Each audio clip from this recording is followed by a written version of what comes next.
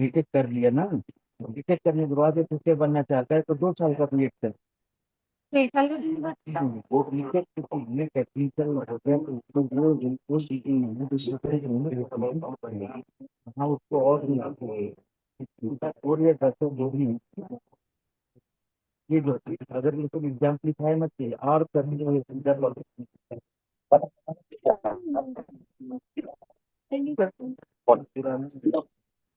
नहीं नहीं मैंने नहीं नहीं ये आपकी बात है ना, कैलकुलेट छोड़ दीजिए ये छोड़ दीजिए स्ट्रक्चर जो है, हालांकि तो इतना बोल सकते इसमें 4 कंपोनेंट जो कराना है, बस ये 4 कंपोनेंट जो है इनको कैलकुलम को इतना किया है। लेकिन इसको मत तो बोलिए आप फिर आप अभी अभी पूरे रेडी करो, पहले नहीं, पहले कोई कोई नहीं प्राइवेट या बट अभी मैंडेट है। ये तो सबका सेम ही है ना बिल्कुल। सिक्स कंपोनेंट क्योंकि ये वाला वो है जो 4 साल का आइटम करके आया, नहीं 4 साल का बीए ग्रेजुएशन करके आया। ये बेसिकली जो एमए करके आया।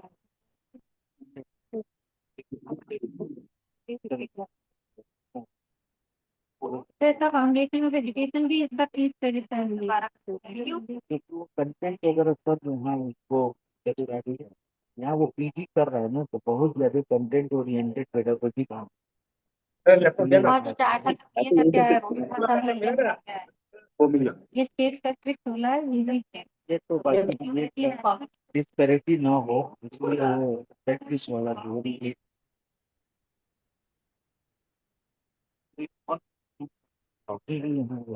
शिक्षण में ये वाला नहीं ये क्या क्या मिल गया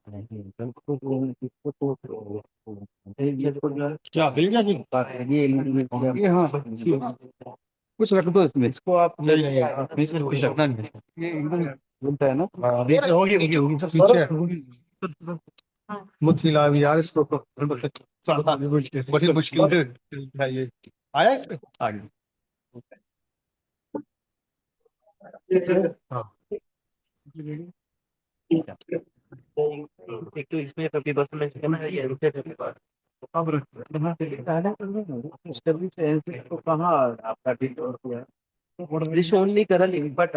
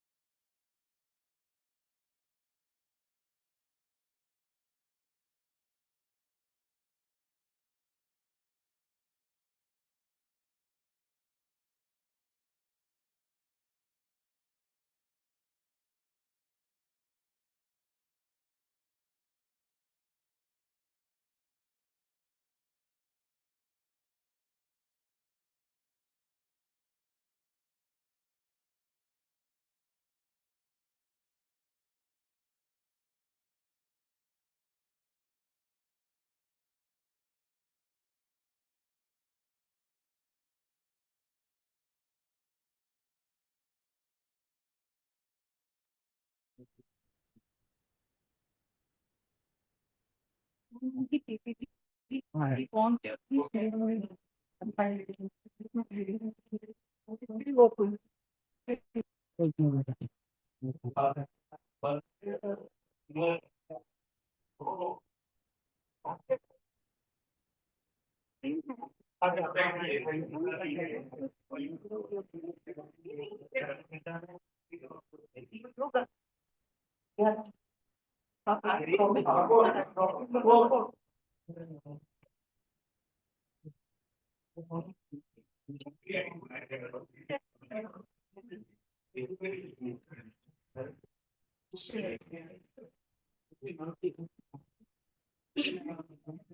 Hello, check, check. Hello, testing, check, check.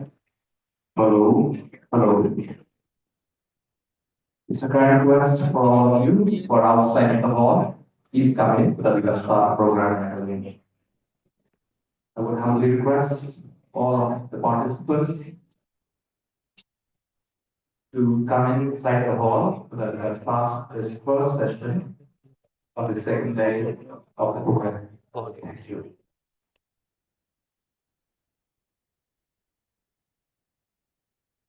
Respected members who are in the hall, can take your seats right away.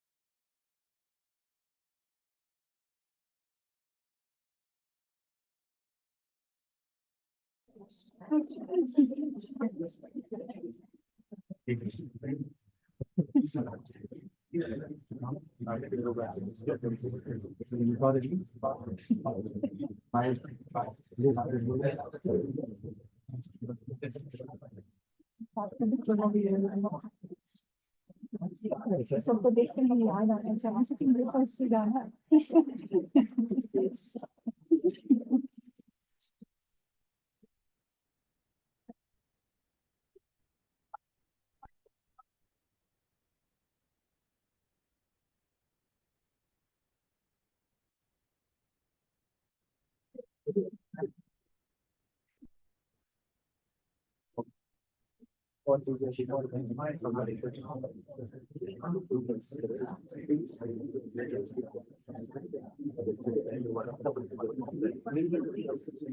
लगवा दो स्क्रीन खाली जा रही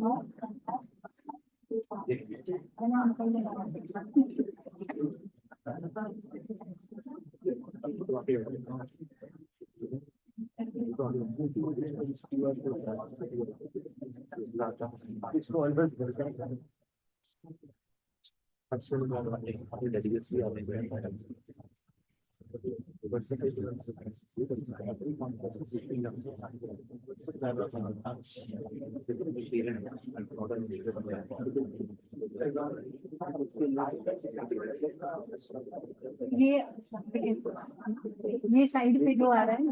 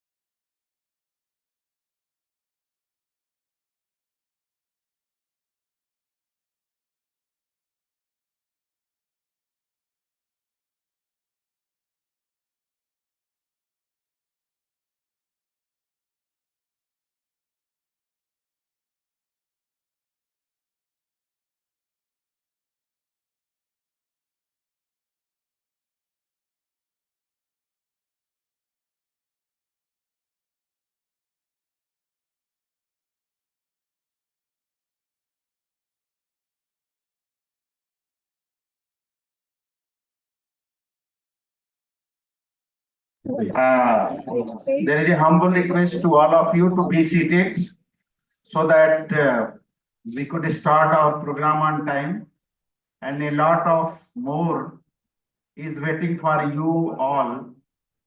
So what we have served tomorrow as a information about the new scenario in the country, about the teacher education sector. Apart from that, so many good news and so many upcoming programs, especially for the most favorable program of the B.Ed, especially, which is one of the highly liked program in the gone days. There would be some important information about that. And also in the basket of teacher education program, 2 to 3 more programs are there that would be certainly giving you a lot of happiness when you will listen about the formal discussion and the information sharing on that. So you might be aware about the thing. So certainly in a brief, I would like to recapitulate the tomorrow's coverage. So NCTE, the Government of India, one of the organization who is taking care about the teacher education sector, has taken a note about the satisfactory conduct of the first National Conclave.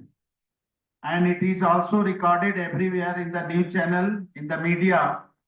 And for that, we really want to congratulate to the NEHU team, led by Vice Chancellor and Professor Brindaman.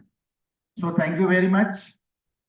One more thing, that NCT has brought the packet of the certain national documents which we would like to hand over to the representative of the each 12 states. So it's my humble request that when we will call for the name for the state representative, some of the senior officer and officials of the 12 state of the northern region, they should come forward to receive that packet, because in that NCT has endeavored to prepare the document in the languages which are practiced or which are the language of that particular state. So that is here, and that is one of the token of love to the concerned participants who are here, taken pain to be with us. So thank you very much. With that, we are going to start our formal session, third plenary session, that is about the another program of the teacher education. Thank you.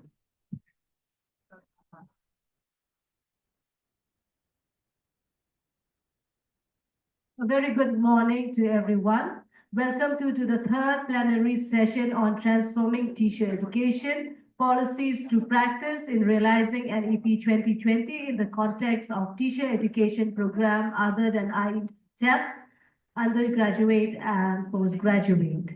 So our experts for today, I would like to invite the experts to the dais. Professor Pankaj Arora, CP NCTE. Please come to the dais, sir. Ms. Abhilasha Jha, Mishra, MS NCTE. Then Professor Sailesh N. Sala, Chairperson, WRC NCTE, who will also be our moderator for the day. Then we have Professor Entu Prasad, VC, Azim Primji University. Then followed by Professor Seema Dhawan, HNB Gwalior University, and Professor Brenda Baisley. So we invite all our experts to the dais. Thank you.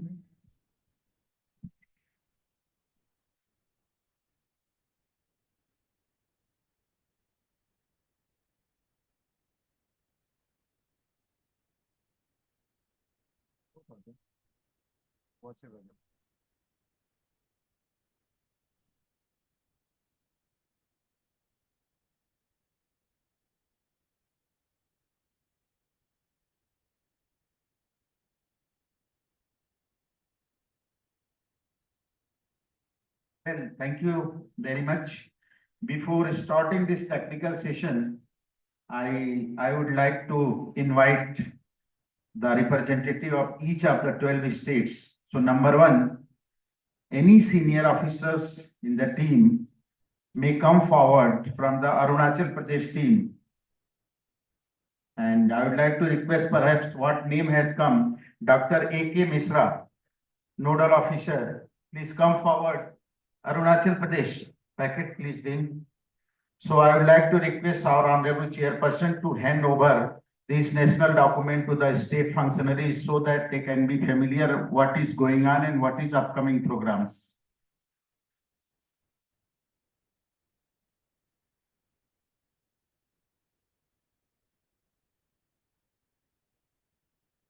This is an effort of NCT to translate the national document into the regional languages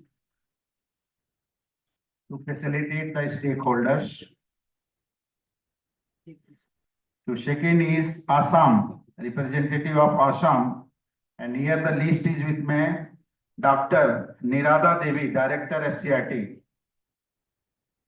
Okay, so is there any member from, please come forward. And this is again the bundle of the national documents, and they are translated into Assamese. And this is only an attempt of NCT to bring the document very closer.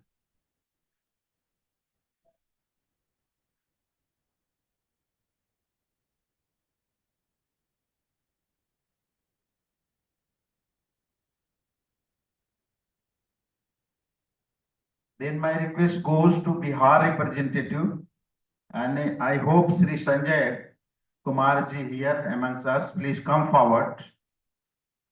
The principal diet.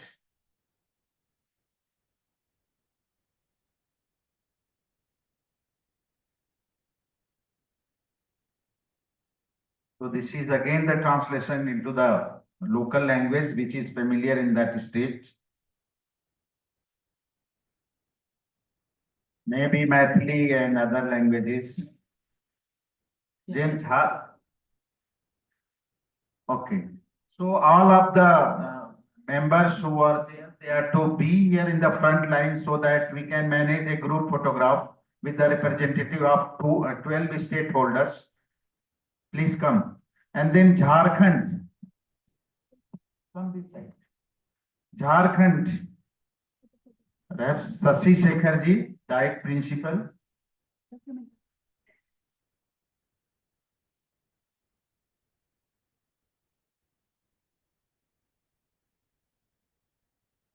So this is the translation of the document, NPST, NNM, ITEP, and so on and so forth. And this is also available in the public domain.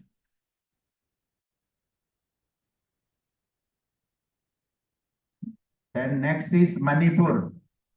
The representative of Manipur is requested to come forward. Manipur, please.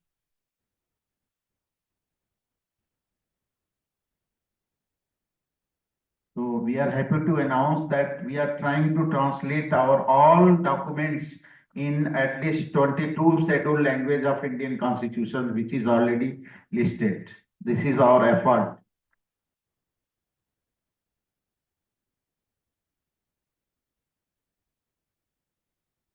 Then next is Mizoram, representative of Mizoram. I think DIET, SCRT, and they are there in our list.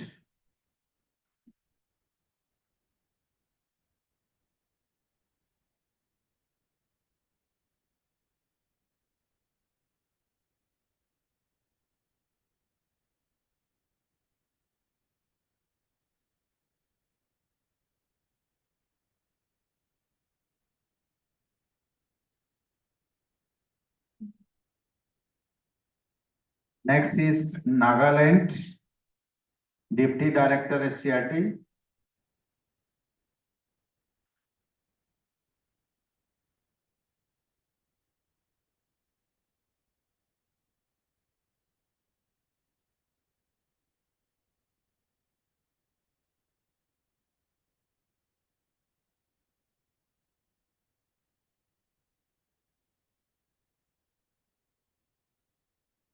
Nagaland.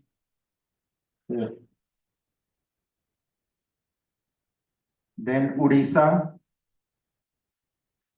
Perhaps Manas Kumar Nayak sir is here, Assistant Director.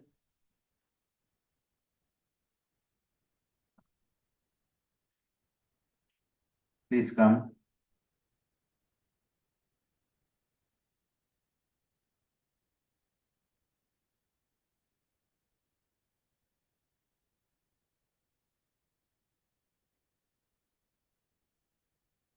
Next, Sikkim.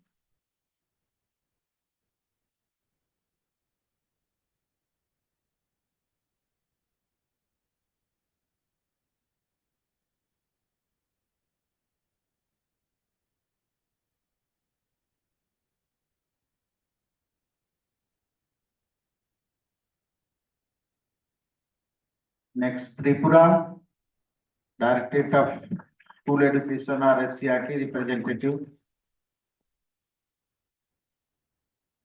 And then after that, Tripura.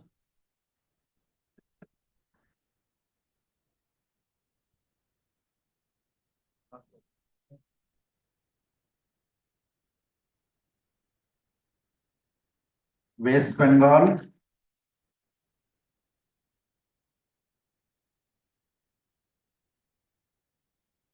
West Bengal.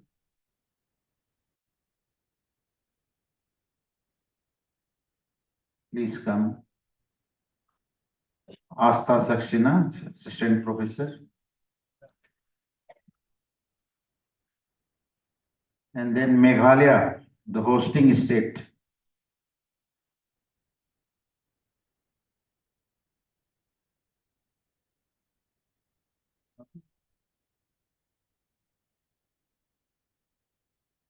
Is from West Bengal.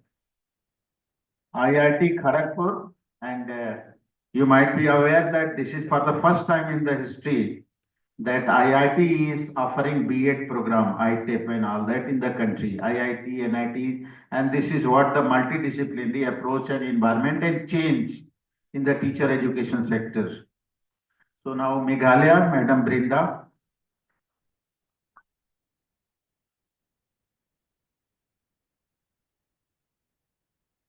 So this is all about. With that, I would like to request the representative of all these 12 states come forward on dais to have a photograph with our member secretary and then chairperson and other these experts of the team and panelists. So please come. I would like to mention here that we have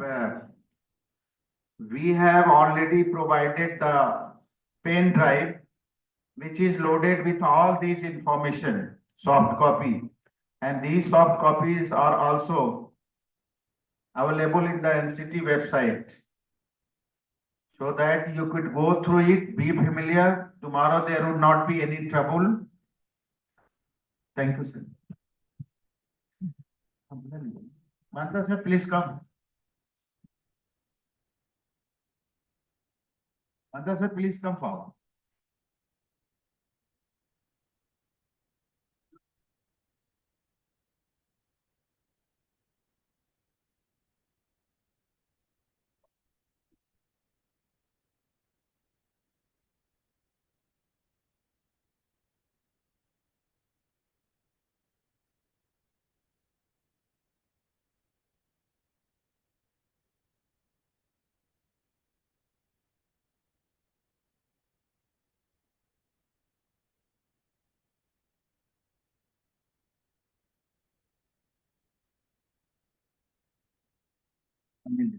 Thank you very much. And here I would like to quote that sometime memory fades, but photograph does not. Thank you very much. Thank you so much, sir, for presentation just now. I would now request Professor Elizabeth Hansing to please come to the dais in facilitating our panelists for the day.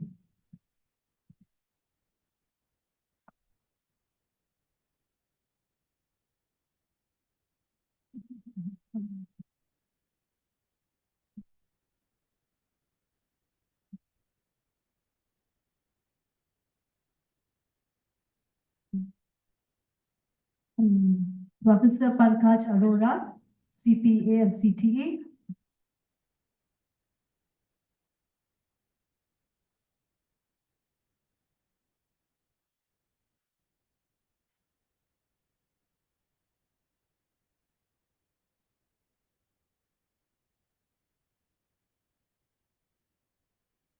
Ms. Abhilasha Jha Misra, MS and CTE.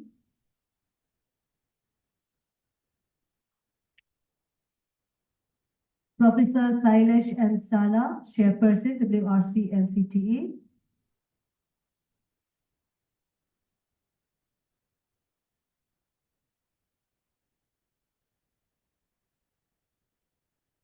Professor Intu Prasad, VC Azim Premji University.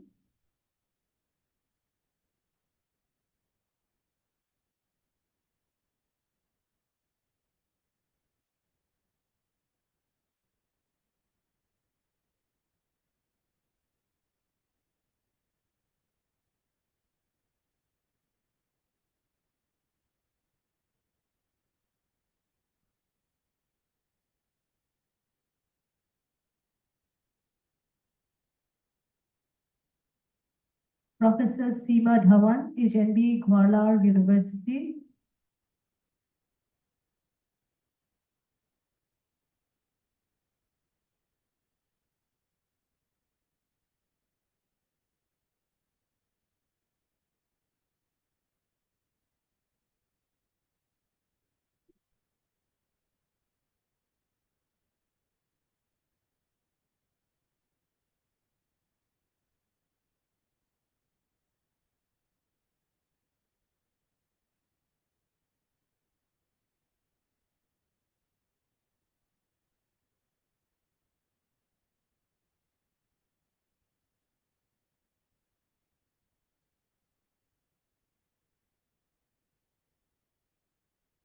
Professor Brenda Basley.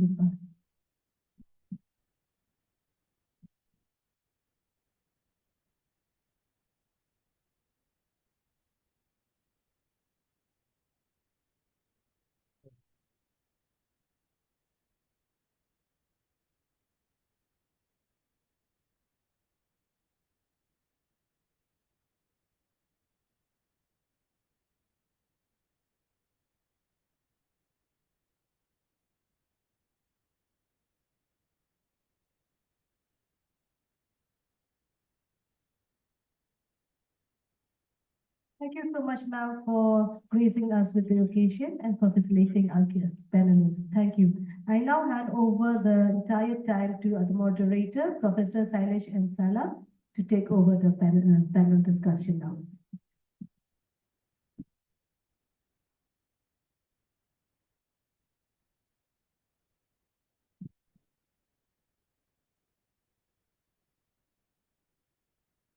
Good morning. In third plenary session, on the dais, Chairperson of NCTE, Professor Pankaj Arora, Member Secretary Abhilasha Mishra Jha, in our expert panel, Professor Indu Prasad, Vice Chancellor, Azim Premji University, Professor Seema Dhawan, Central University, Garhwal, and Brindaji. In this session, we are discussing our new program initiative by the NCTE in alignment of NEP 2020 reforms with newly designed UG and PG teacher education program such as 1 year B.Ed, 2 year B.Ed, 1 year M.Ed, 2 year M.Ed, and particularly in this session, we focus on the policy directive, newly structured norms and standards, curriculum frameworks, suggestive syllabi, and the integration of multidisciplinary approaches from expert and practitioners. So I hand it over to our chairperson NCTE, Professor Pankaj Arora.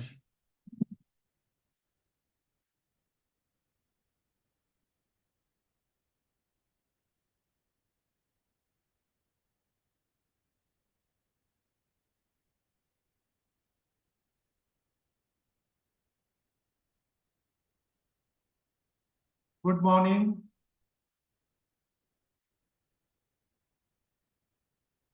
Respected Ms. Abhilasha Ji, Member Secretary NCTE, respected Professor Shailesh Ensala Sir, Chairperson, Western Region Committee NCTE, and moderator for this session. Respected Professor Indu Prasad Ji, Vice Chancellor, Azim Premji University. Respected Professor Seema Dhawan Ji, Professor from Himati Nandan Bahuguna, Garhwal University, also co-chair for two-year B.Ed program committee. Professor Brindaji, for host and representatives from B.Ed 1 year committee. Induji is representative of PG committee, M.Ed committee. Honorable dignitaries, esteemed educators, distinguished guests, and dear students. Good morning to you all. I hope you had a great breakfast in the morning. Our gracious host at NEHU have truly left no stone unturned in making us feel warmly welcomed at this place of NEHU, Shillong. And yesterday's intense brainstorming, three very structured, very focused sessions, I am absolutely stunned by the depth of thoughts, the wealth of experiences, and the sheer intellectual vigor of this auditorium. Yesterday was a day of deliberation, debate, and deep reflections. What we witnessed was not just a gathering of educators, it was a collective wisdom of India's finest minds in this hall. These were coming together for a cause, and the cause was to improve quality of teacher education in Bharat. And for that cause, we have been deliberating in this conclave since last morning. And I believe we must continue this intellectual journey today as well. After all, history tells us that when minds engage in deep contemplation, something transformative emerges. And the theme of this conference itself is transforming teacher education towards Viksit Bharat 2047. As I said yesterday, just as churning of the ocean, Samudra Manthan, which has started yesterday from this great place of Shillong, and this Samudra Manthan exercise will be done in different regions, different states of India in the coming 2 months. And we will be having समुद्र मंथन जब होता है तो उसमें कुछ जहर निकलता है और कुछ अमृत निकलता है। जहर हम एनसीटी वालों के लिए छोड़ दीजिएगा, हमारे कंठ में बाबा शिव ने हमें ये ताकत बख्शी है कि हम उस कंठ को धार के भी जीवित रहेंगे, और उस अमृत को हम चाहते हैं भारत में सब जगह फैले, और उस अमृत के साथ teacher education must get a new vision, new meaning, and transformative vision. Today we shift our focus from ITAP. Yesterday in first plenary session, we had detailed discussion on ITAP program. ITAP के 5 forms: ITAP core program, ITAP yoga education, physical education, art education, and language education हमने discuss किया detail में, और उसके ऊपर बहुत अच्छा discussion में फीडबैक भी आया। आज का इस सेशन का focus is on 2-year B.Ed program, 1-year B.Ed program, Master in Education M.Ed program, full-time 1 year and part-time 2 year. So dedicated session will be helping us understand dimensions of NEP 2020, which has proposed to bring these 4 programs in line. These programs must evolve in the way that are meaningful, practical, and future ready. Let us reflect on the past for a moment. Before the introduction of NEP 2020, teacher education in India faced several structural and qualitative challenges. Operating in the fragmented manner with one-size-fits-all approach. I am saying this with a responsibility. When I say one-size-fits-all approach, because we had one B.Ed program which was fitting to all the aspirants for school teaching. Now we are here with 3 different programs, not one size fits all, but different size as per the needs of the stakeholder, need of an aspirant school teacher. If person is coming after class 12, 5 specialized ITAP programs are there. As Professor Indu Prasad yesterday helped us understand why these 5 programs, because we do not want to compromise with the quality of any specialization.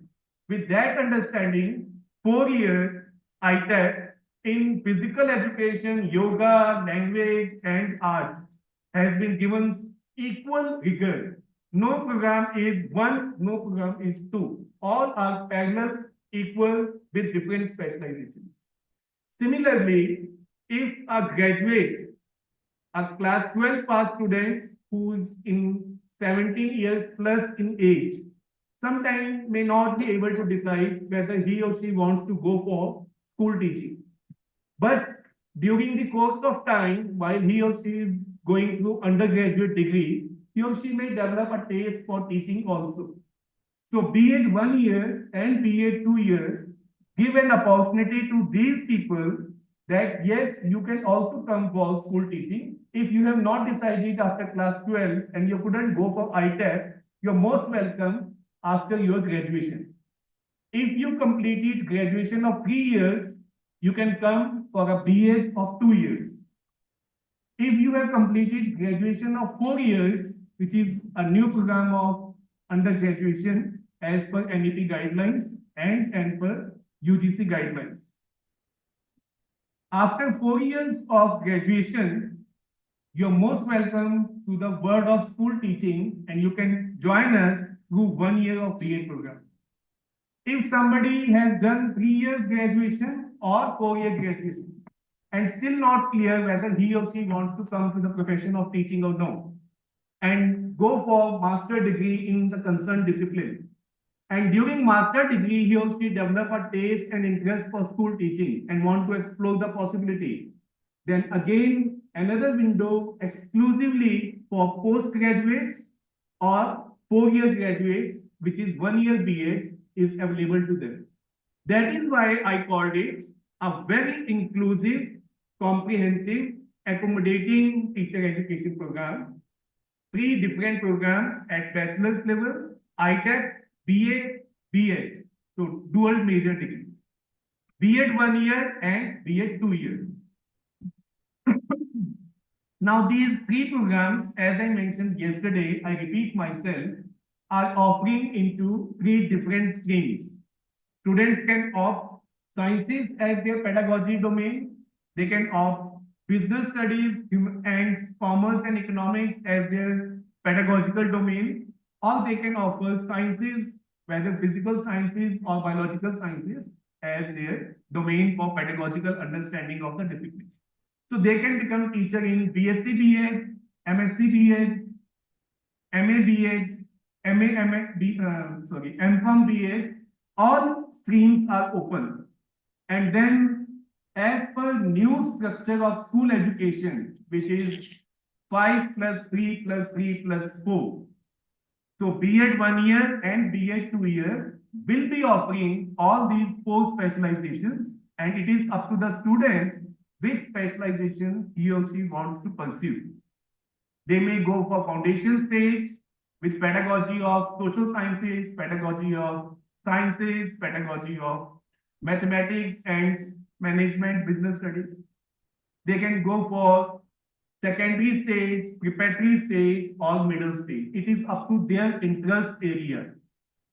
So again, as I explained yesterday, that ITEP is offering 4 stage specializations and 3 stream specializations. In total, it is offering 12 specializations, 4 multiplied by 3. Same is with B.Ed 1 year and B.Ed 2 year. People from sciences, humanities, social sciences, languages can come for B.Ed. They can opt any of the 4 stages, and they can become school teacher of that specialized stage and that specialized cognitive domain of their subject knowledge. Before introduction of NEP 2020, as I mentioned, there was a fragmented manner teacher education, which was proposing one size fits all approach.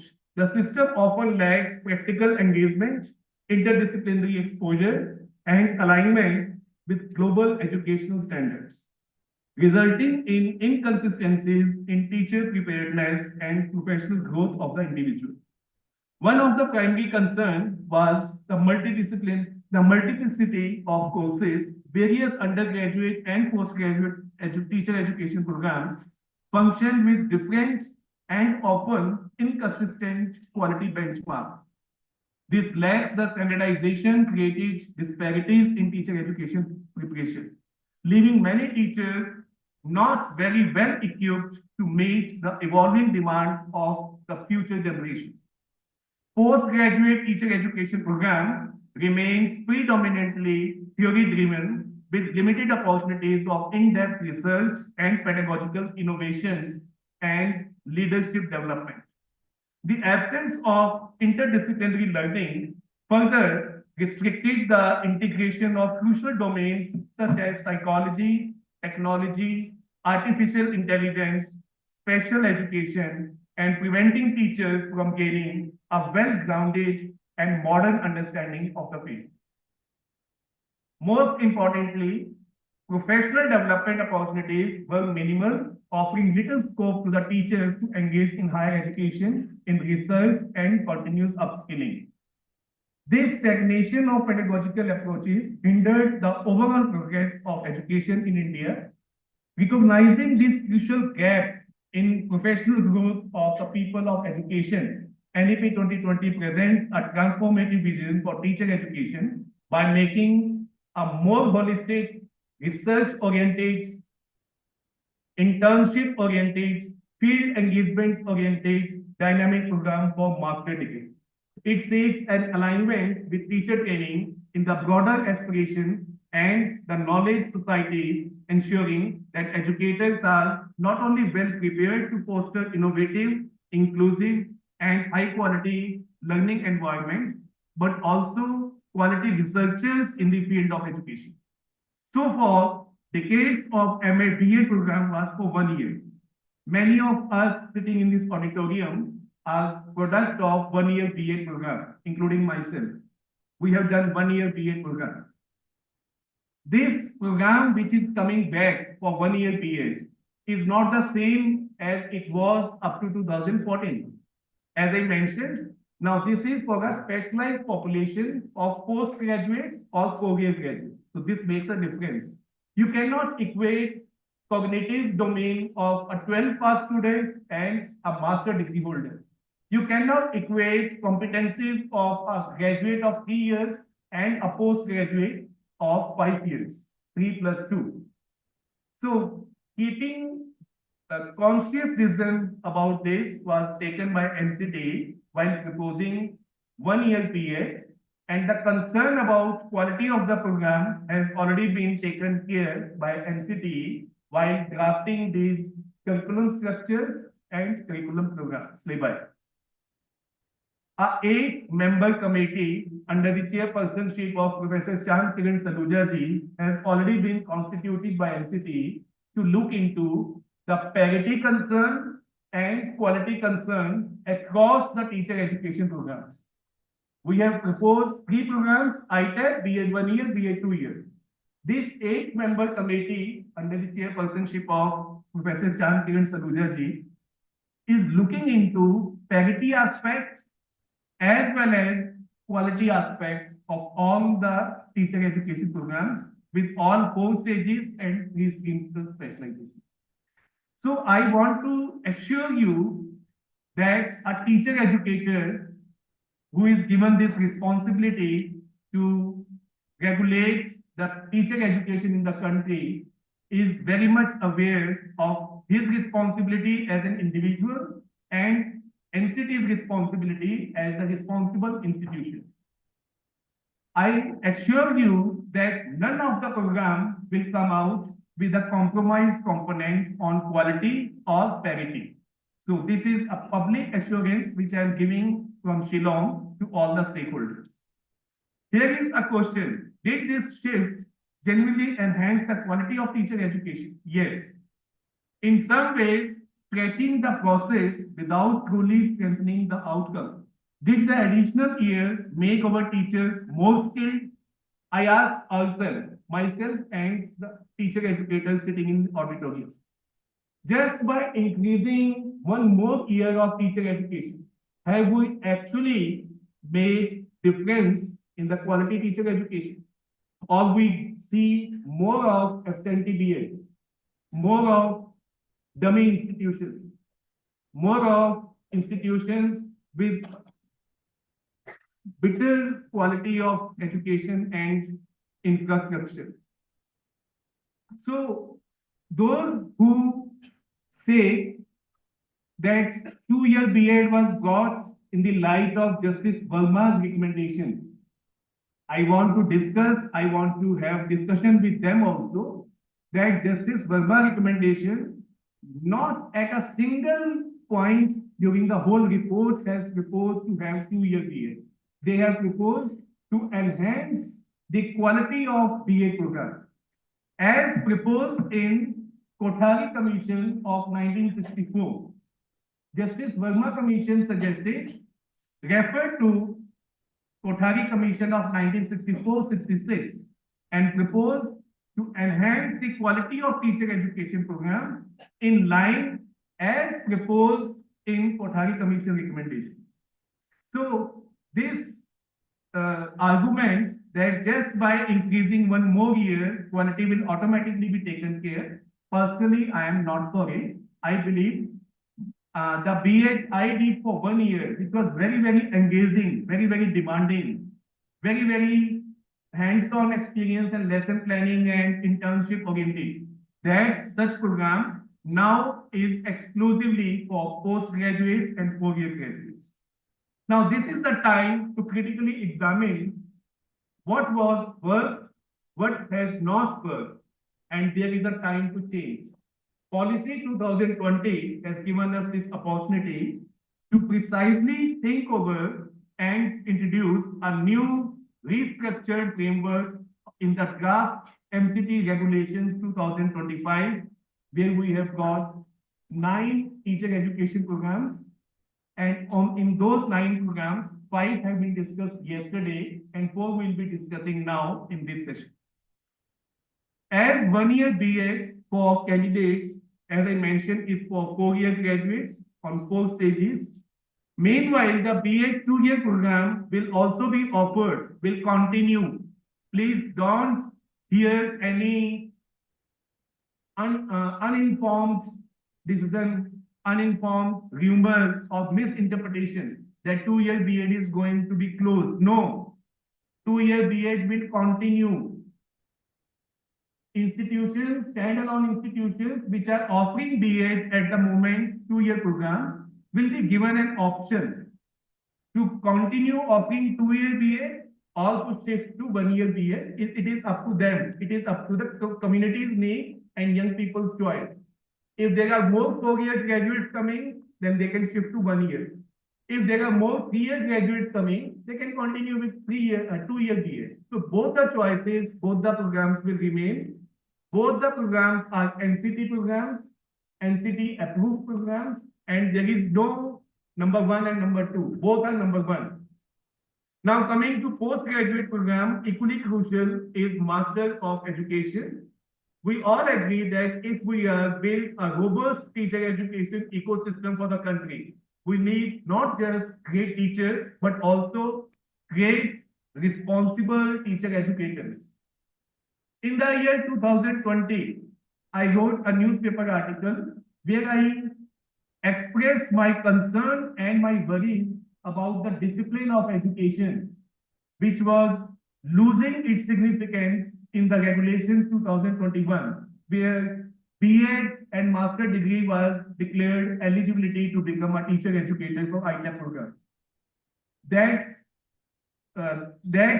provision has also been reviewed, and in the new ITAP regulation, which is Appendix 1 of 2025 regulation, this, I will not say mistake, but this gap has been filled, and now to become a teacher educator, master degree in education has been made a compulsory qualification for all the 9 programs of teacher education. Undertake a few framework we propose for M.Ed. Who can do M.Ed? Anybody who has done 4 years of ITAP program, or has done B.Ed of 1 year, or has done B.Ed of 2 years. So anybody with bachelor's degree in education can come for master degree in education. This is an intensive research-driven program aimed at producing highly skilled teacher educators, academic mentors, and educational policy researchers. We are proposing 2 master degree programs, one as full-time for the people who want to continue their education after their bachelor degree, want to pursue master degree as full-time course for 1 year. And for the education professionals, whether they are in school, whether they are in SCRT, NCRT, textbook writer, curriculum developer, participants of CBSE, etc. They can do, if they are willing to go for master degree in education, they are most welcome to come for M.Ed part-time, which will be for 2 years. This M.Ed part-time is again not a new idea of NCTE. University of Delhi and Gandhigram University in Ahmedabad have been running this program for more than 50 years after independence. Pankaj Arora standing before you, it himself is a product of M.Ed part-time from University of Delhi. And M.Ed part-time gave me a better exposure because I was working in a school as a school teacher that time and pursuing my master degree in the evening hours from Central Institute of Education, University of Delhi. This 2-year M.Ed part-time for working professionals will enable those already in education sector to pursue advanced studies without taking a career break, without taking 1 year paid or without paid leave. They can pursue in the school, they are experimenting education, they are trying their innovative ideas, and in M.Ed classes, they are relating those theoretical understandings with the practical exposure. So hand in hand, these experiences can go, and for them, this opportunity has been got. Let me tell you something. Thank you. This format has already been successfully implemented in 2 universities, as I mentioned earlier. Now, before I conclude, I want to emphasize something important. These structural changes are not only one piece of puzzle, because ultimately a well-structured program is only as good as it's implemented.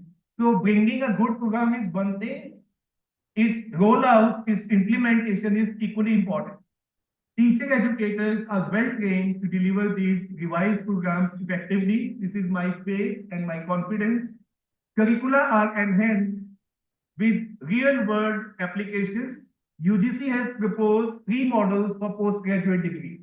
One is research-centric 40-credit program for 1 year. Another is coursework-centric M.Ed master degree for 40 credits, 1 year. And third is combination of the two, coursework as well as intense research integration. NCTE is proposing master degree 1 year as a combination of both. Part of it is coursework and part of it is research based. Induji will give you details about that. Now, I will conclude by repeating my small point that these deliberations, these discussions are just the beginning of a new era in the world of teacher education. I urge you all to engage critically, deliberate rigorously, challenge assumptions, and most importantly, contribute your valuable feedback to us before 8 March. 8 March is the closing date for first phase of feedback. It is not that after that NCTE will not hear to the feedback. We all know programs evolve with the time.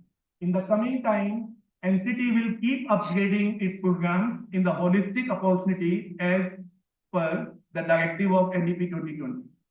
With this, let us begin today's deliberation and understand B.Ed 1 year, 2 year, M.Ed 1 year, 2 year in the right spirit and try to give right message to the future generation of teacher educators and our educational institutions. Thank you. Namaskar.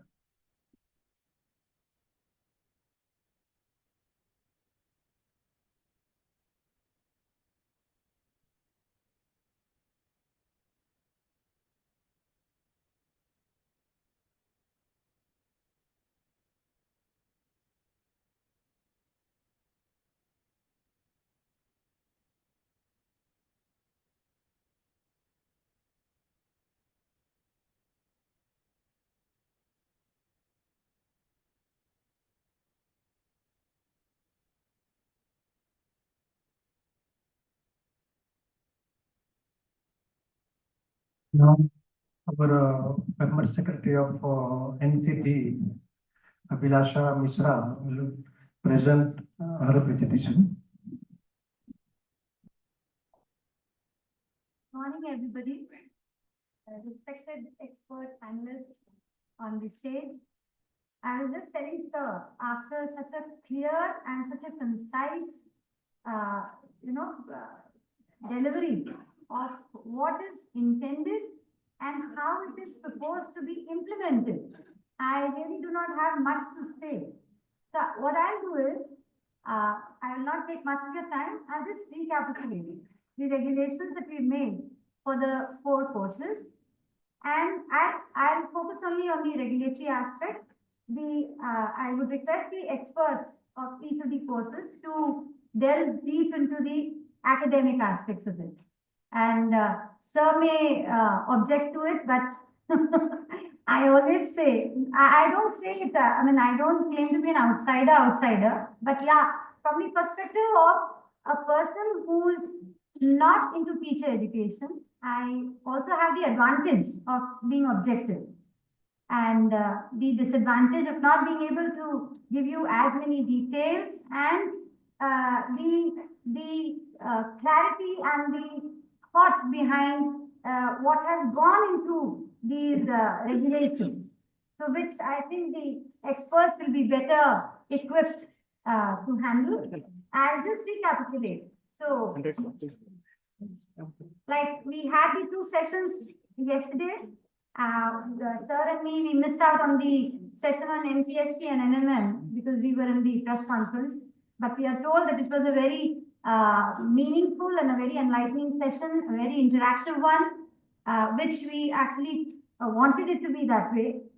Because by now, I think each one of you would have, experienced that this is what we actually wanted. We wanted to hear from you, and we wanted to learn as to what are the challenges and what are the experiences that the people in the field are facing, so that we could incorporate those learnings into the regulations, because the regulations are for people, for individuals, they are a one-in-a-lifetime opportunity. So we should be pouring our hearts out, our minds into them, because I don't think that regulations are made, year on and year on. They are made for years together.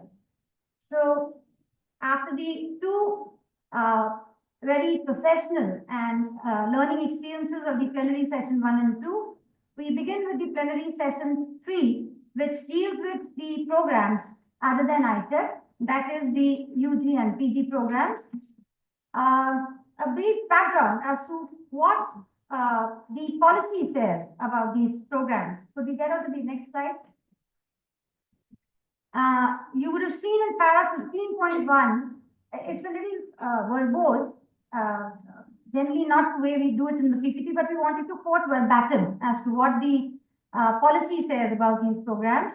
In para 15.1 of NEP 2020, see, what I feel is that here is a policy document that is trying to not just structure the teacher education on the lines of liberal disciplines and bring them into a multidisciplinary environment, but it's also trying to raise the stature and the standard and the quality of teacher education based on, again, my understanding, on 3 fundamental principles. One is the experience that the teacher education sector has had till now.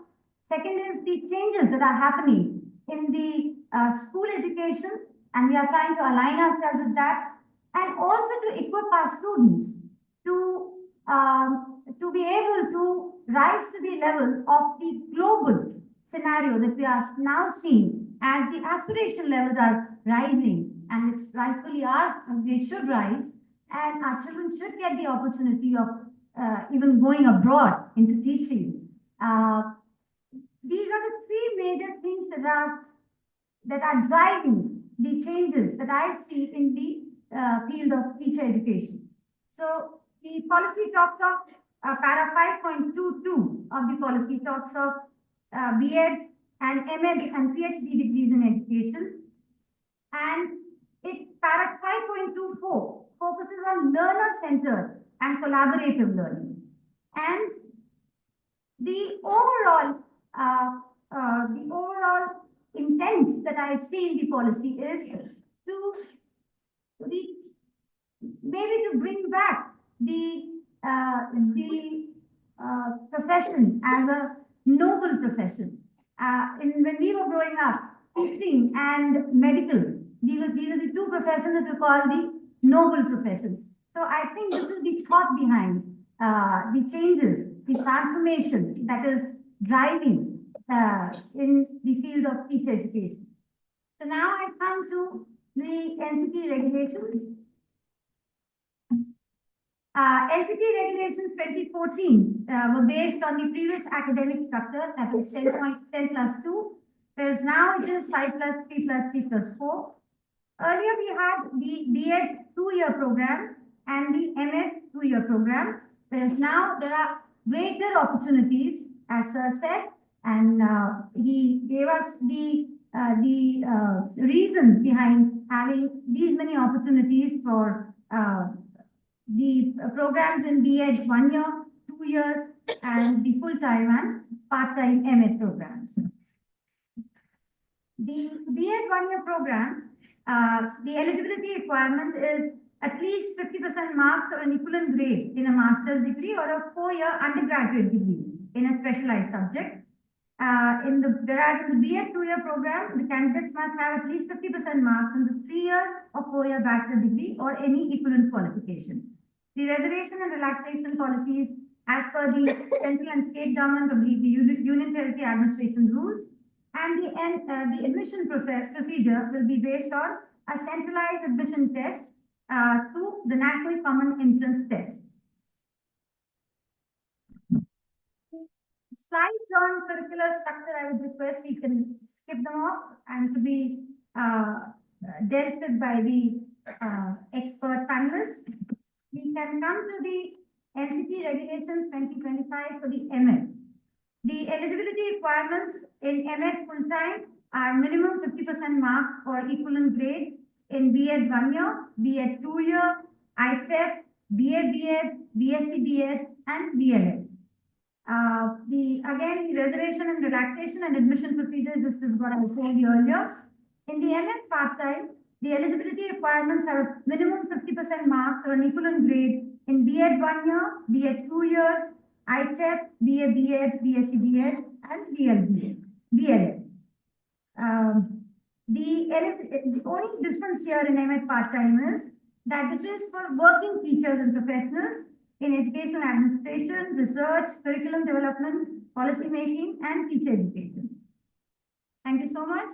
With this, I think the expert panelists will take it forward from this. Thank you.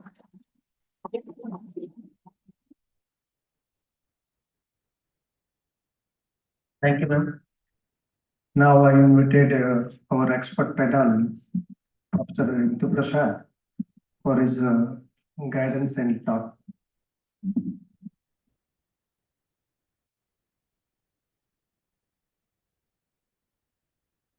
Good morning. We'll begin with the M.Ed then. Okay. So I'll just talk you through the M.Ed program that is being proposed. Yeah. We're still in the process of closing the curriculum and the syllabus. The broad structure is mostly approved, but the details are going to take a little more time, and the committees are working on each component of the curricular structure.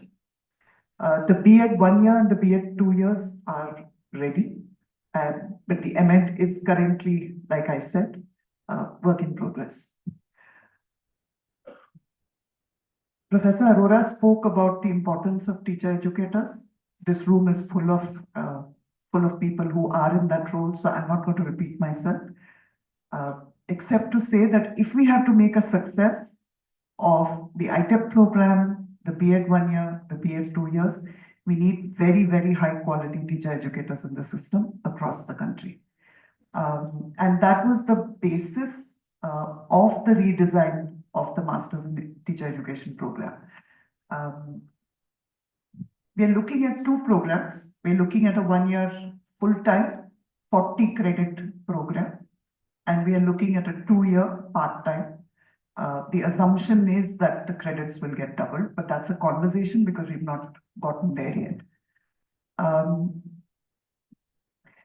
There were two thoughts during the discussion of the M.Ed program. One, that because it is going to be, as time goes on, for students who have already been through a 4-year teacher education program, it is important to build on that. So in terms of breadth, so you're looking at perspectives in education, you're looking at key areas of focus in the area of specialization. I'll talk a little more about that. You're also looking at research and field practice and a dissertation. So there are several things. So you're going to broaden capacities, broaden abilities while providing depth.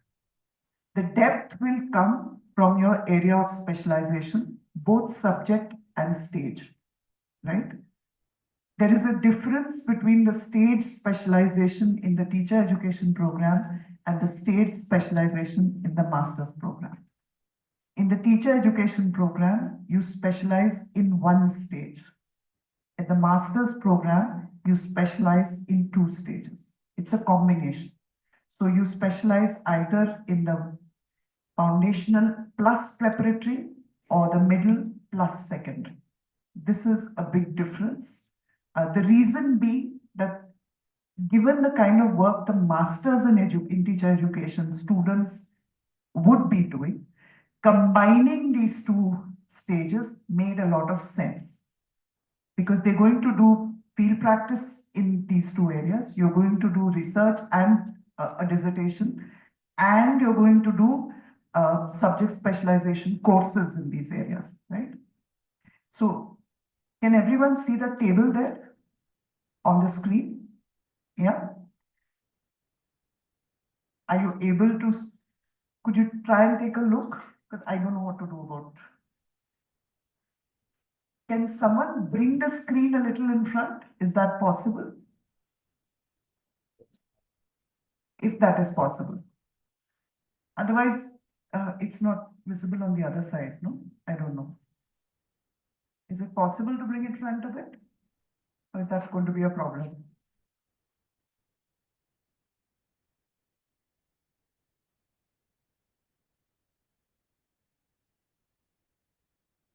I can see. Then they can't see. They can't see. It's going to take 2 minutes. Okay.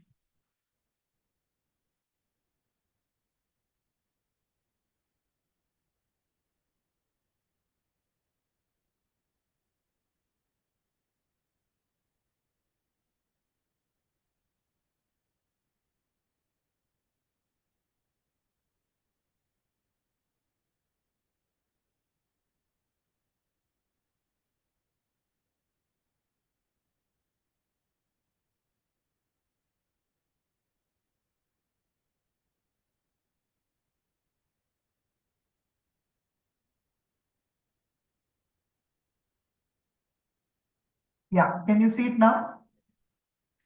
Right. Then come in front here. Who said no? Come in front. Come right in front.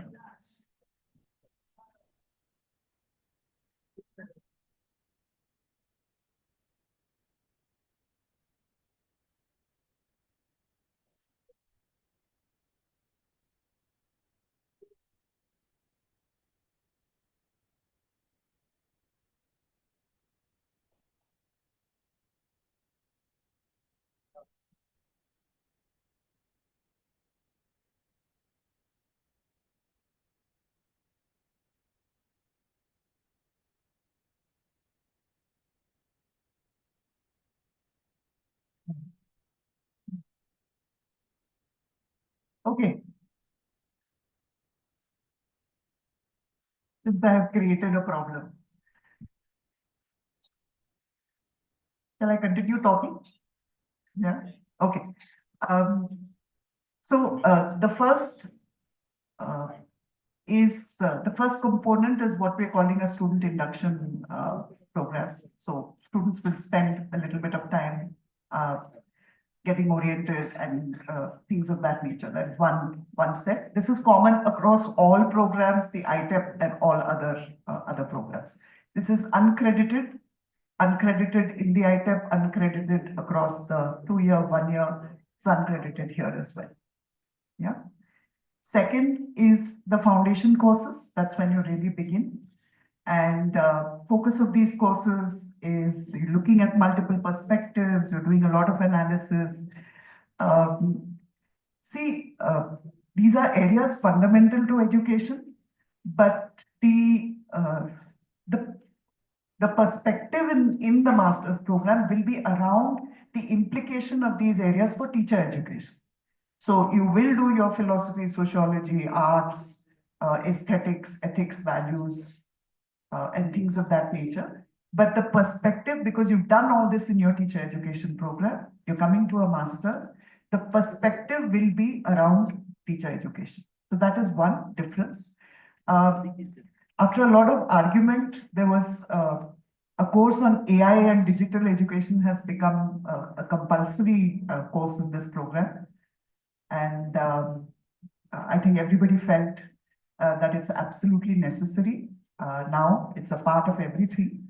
And it's good for teacher educators also to have that kind of understanding. So that is that big piece. The second big piece is 2 elective courses out of a set. I'll talk once you get that slide up. I'll talk about it. The third piece is the stage and subject specialization. Like I said, you specialize in either foundation plus preparatory or middle plus secondary. And you do 2 courses in each, right? 2 courses in specialization 1 and 2 courses in specialization 2. Both these courses are based on the subject that you choose. So you could choose between science, social science, language, what else?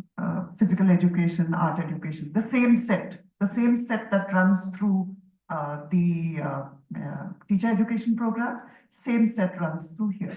So if I choose the first specialization, I choose foundation plus preparatory. I will do course 1 on science education in foundation and preparatory. Course 1 will focus a lot on the curricular frameworks, textbook analysis, that kind of thing. And I will do course 2, which will focus on pedagogy, assessment, evaluation. The focus again is on teacher education, not on student education. You've done it in your teacher education program. So in the master's, the focus is on how does this work when you teach teachers, when you teach young people to become teachers. That's the focus, right? So these are 4 credits of these courses. And then there is the second part of your specialization, which is field practice and field research, which is directly connected to your stage and subject-specific specialization. So the specialization continues. The stage that you have chosen, the subject that you have chosen, you do courses in it, which is row 4 in the table, if you can take a look.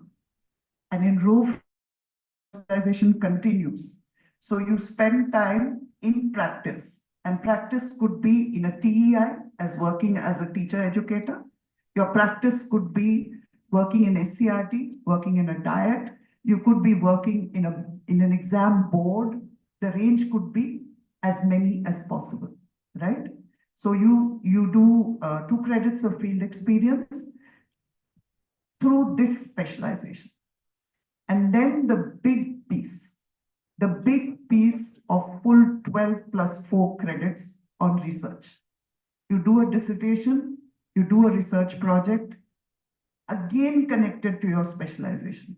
So row 4 in pink, row 5 in green, and row 6 in blue. All 3 are connected to your specialization.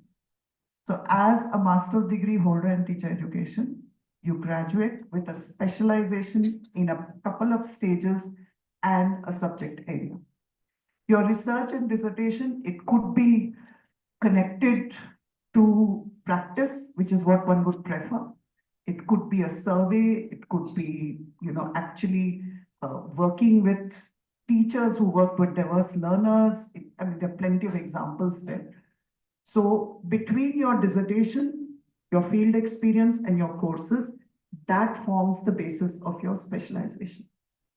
There is a 4-credit course on research methods, which you would do before you get into your dissertation. Semester 1 is 20 credits, semester 2 is 20 credits. It's pretty much a very, very packed course. It's a very, very packed program. This is broadly what the program is going to be about. So you have a set of perspectives, 14 credits on perspectives, and 16 plus 4, 20 plus 2, 22 credits around your specialization. That's the distribution of the program. This redesign for the 2-year part-time has not happened yet.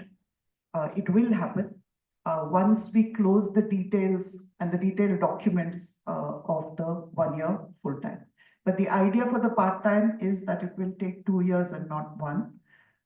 It will be spread in a way that helps practicing teachers or other practitioners to really access this program. At this point, the thinking is that it will not have an online component. It will be physical. So it will have to be close to your area of work. At this point, that's the thinking. We'll have to talk a little more. We'll have to talk to many more people and try and see exactly how that will work. So it will work like in the morning, you're in school, or in the day, you're in school, and in the evening, you're in your master's class, right? Or in the weekends, you're in your master's class. At this point, that's the thinking. Like I said, we'll have some more conversations around whether we can introduce a blended component. I'm not terribly sure. Many of us in the curriculum group have strong views on this. And as you know, every curricular exercise is a battle. And we'll have to see, which are the ideas that make more sense to most people. So broadly, that's the structure.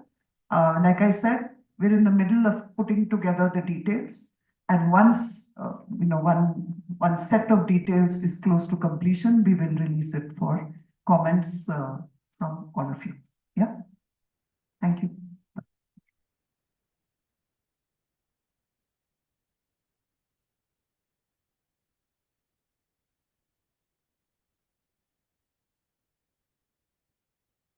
Thank you for your explanation regarding the structure of the master programs. Now I invite request to Professor Seema Dhawan for the education program newly designed by the NCTE.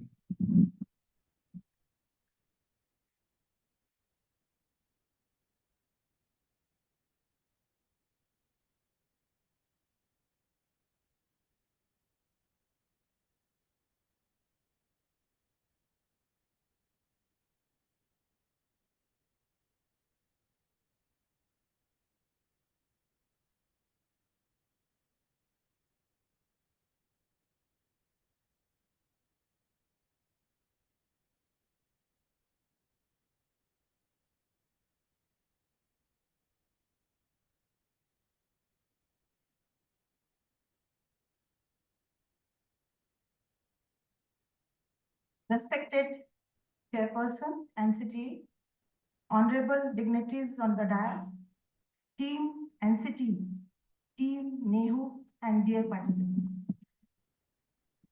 I support Goal 4, which is related to quality education. And our NEP document is based on this SDG 4, quality education. So I'm here to discuss the Bachelor of Education program, B.Ed 2-year. And we all know that we have this NEP 2020 document, which is very much forward-looking, and it is a vision for India's education system at all levels.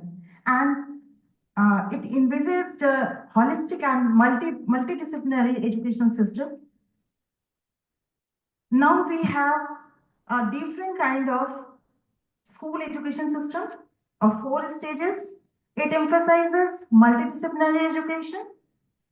Of course, ITEP, which is introduced by NCTE, and it emphasizes inclusivity, that everyone matters, no one should be left behind. So all these are the aspects of NEP which should be incorporated in any teacher education program. It emphasizes India's culture, India's tradition, India's ethos, and of course, digital pedagogy, the skills required for digital platform, and the internship, the skill-oriented program. Also, it calls for integration of art, integration of technology, and integration of sports as well as yoga in the curriculum, and for this ullas, for lifelong learning for all, and the learning outcomes based curriculum. So looking to all these aspects for the quality education, as per NEP 2020, it highlights that for quality education is the key to more vibrant, socially engaged, cooperative communities and a happier, cohesive, cultured, producive, innovative, progressive, and prosperous nation. So, in the way this quality education is directly linked to our nation development. And for that, for this B.Ed 2-year program is reviewed as per the light of NEP 2020. So, we have addressed the National Higher Education Qualification Framework, National Credit Framework, credit-based courses, and there is integration of theory, projects, and practicum as highlighted in the qualification frameworks, community engagement and service point, and it is very much skill-based. Professional practice and internship has been included in this program.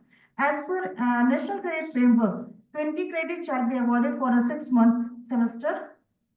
Since this is a 2-year B.Ed program, so there will be 4 semesters. So 80 credits, and there is flexibility. So total program is for 84 credits, and this NEP, it calls to prepare teachers to address the complex needs of students in the 21st century. So looking all this, this Bachelor of Education program, it will lead to the degree, B.Ed degree of 2 years, and it has been described in the Appendix 6.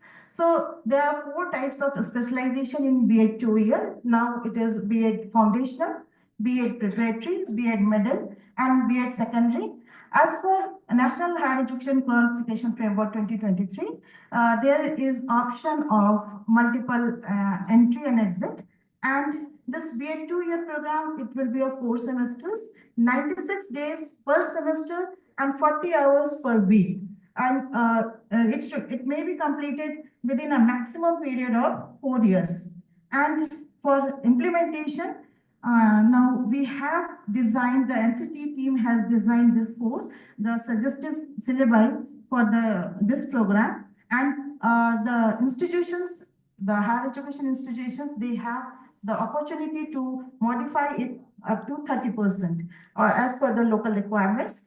And it is very much outcome-based approach has been used in this designing this curriculum, and the focus is on the graduate attributes and stage-specific attributes, as well as the professional competences which are required for a teacher, for a quality teacher. So there are 5 curricular areas. These are foundations of education. 30 credits has been given to foundations of education, and 35.71% of all the credits. And second curricular area is the stage-specific content cum pedagogy of 16 credit. Ability enhancement and value-added courses, 16 credit is there. And for school experience internship, 20 credit is given. And for community engagement and service, 2 credit is allotted for that. The whole course, there is integration of classroom teaching, that is the theory, the internship, and practicum is an integral component of all the courses. So total credit is of 84 for this 2-year B.Ed program. And for the foundation of educations, there are 9 courses: education for Indian education, child development, philosophical and sociological perspective, assessment and evaluation, school leadership, curriculum planning, that is also stage specific, and education and technology, school system, in how to create an inclusive school. And there is one elective courses that can be chosen from the basket of courses has been given. For the stage specific, 2 subjects can be chosen, can be opt, but for the foundation of education, there is no choice. All 8 courses they have to, they are mandatory. And for the ability enhancement and value-added courses, there are 7 courses. For language proficiency, all these courses are related to the development of competencies that are required for a quality teacher. Education policy analysis, integration of art, Indian ethos, ICT enable, understanding self, and education for global citizenship. For the internship, there are 6 aspects. One is the pre-internship. Then school observation is there. Schools-based research is promoted. Internship and teaching in the school. And then this is the new thing which has been added in this B.Ed 2-year program, that is digital and open pedagogy. That the schools which that the skills which are required, the competences which are required for digital platform, and creating teaching learning materials. So all these are about the courses of B.Ed 2-year program. So for Indian to include the Indian traditions or the Indian ethos to promote, there is one course of 4 credit of Indian ethos and teachers. And of course, for integrating the technology, emphasis has been given to the educational technology course, that is for 4 credit, and also a skill enhancing course is there, for a value added course is there for ICT enabled teaching in classroom.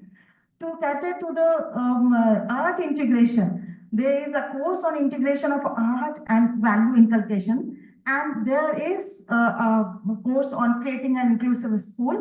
What is required to develop the sensitivity towards all, for all, this to cater the diversity that exists in the classroom. This course highlights this part. And we all know that now we are talking about mental health and well-being. So for this, understanding the self, this course has been introduced in this B.Ed 2-year program. Of course, there is an internship and school-based research is highlighted. It is promoted in this program. And the most important, that is the digital and open pedagogy, which is a new course. And all the courses have practicum aspect. And there is one course for community engagement and service, especially for lifelong learners. So now the B.Ed trainees, they will be given the opportunity to know about, they have to register in the last platform and then work accordingly. So these all courses, the general attributes for graduate attributes has been taken care of. And of course, the stage specific capacities, because every stage, whether it is foundational, middle, preparatory, or secondary, the learners are different. So some specific skills are required. So that stage specific capacities, focus on those stage specific capacities, in addition to the professional competencies that are required. So with the combination, with the integration of all these 3, there are 4 types of B.Ed 2-year with the specialization in foundational, preparatory, and secondary has been designed. So I thank you all.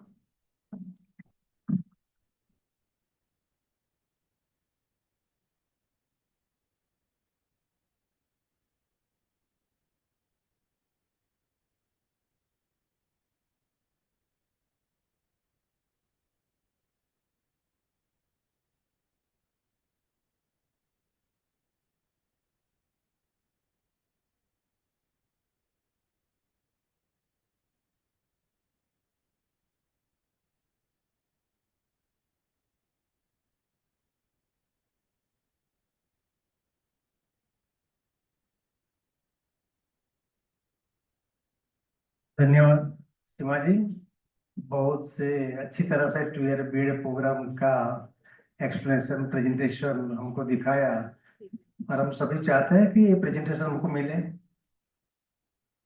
आप लोग चाहते हैं तो ये presentation सीमा जी सबको share हो, ऐसा कुछ प्रयोजन एनसीटी के करेंगे। तो सीमा जी तो खुले दिल की है, हाँ बोल दिया और तुरंत दे दिया, तो अच्छा है। एक बार जोरदार तालियां हो जाए सीमा जी के लिए। तो अभी हमारे नेक्स्ट एक्सपर्ट पैनल में जो है प्रोफेसर वृंदा जी, वो नेहरू यूनिवर्सिटी से ही है, तो 1 ईयर B.Ed प्रोग्राम के बारे में अपना प्रेजेंटेशन देगी वो।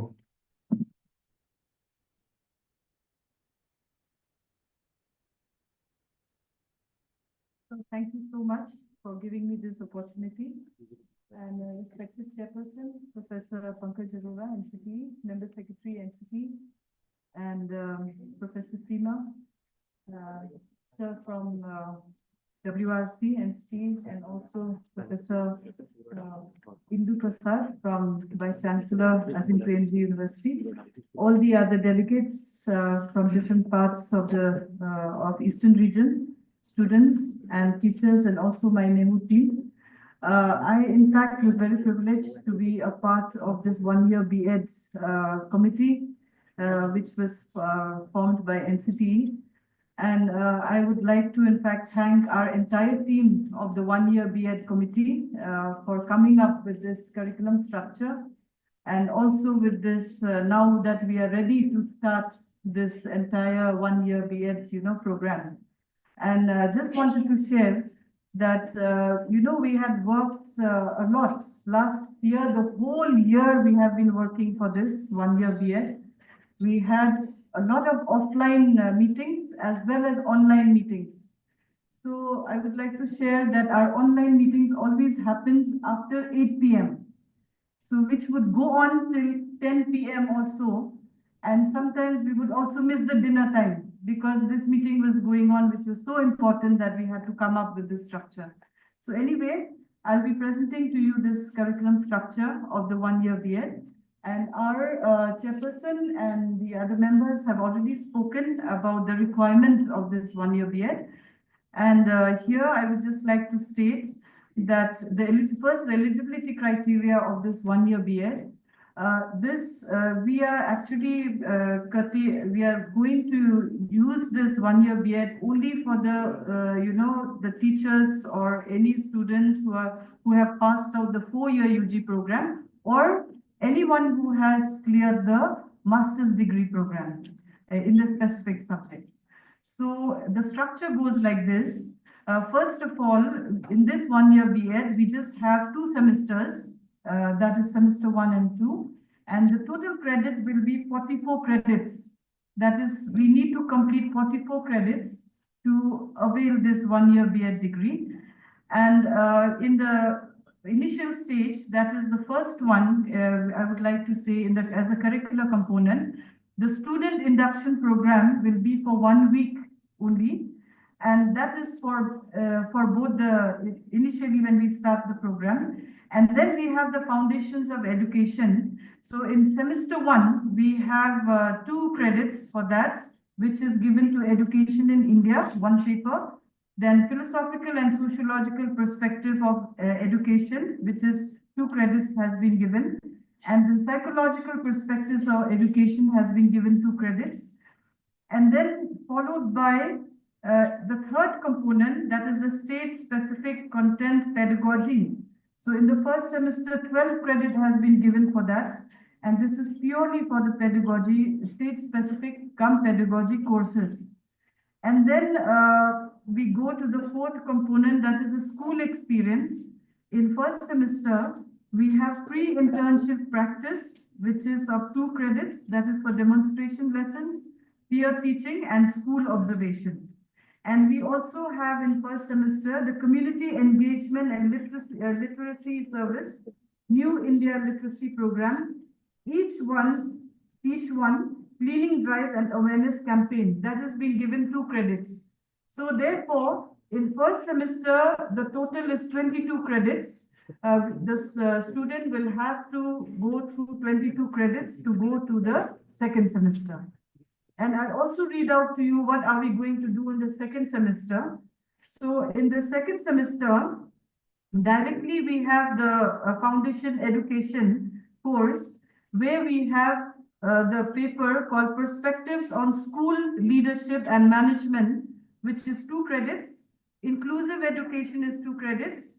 Then foundation of education, which is all the elective papers, which is, I'll just read out to you, like assessment and evaluation, then adolescents education, education for mental health, education for sustainable development and global citizenship, then emerging technologies in education, then art education, which is performing and visual, understanding India, Indian ethos and knowledge system, then teacher education, yoga and understanding, then understanding self, active citizenship and democratic values, which is another option, then gender education, guidance and counseling, human rights education, peace education, tribal education, economics of education, environmental education, education and industry, and any other relevant course which is decided by the university or the institution.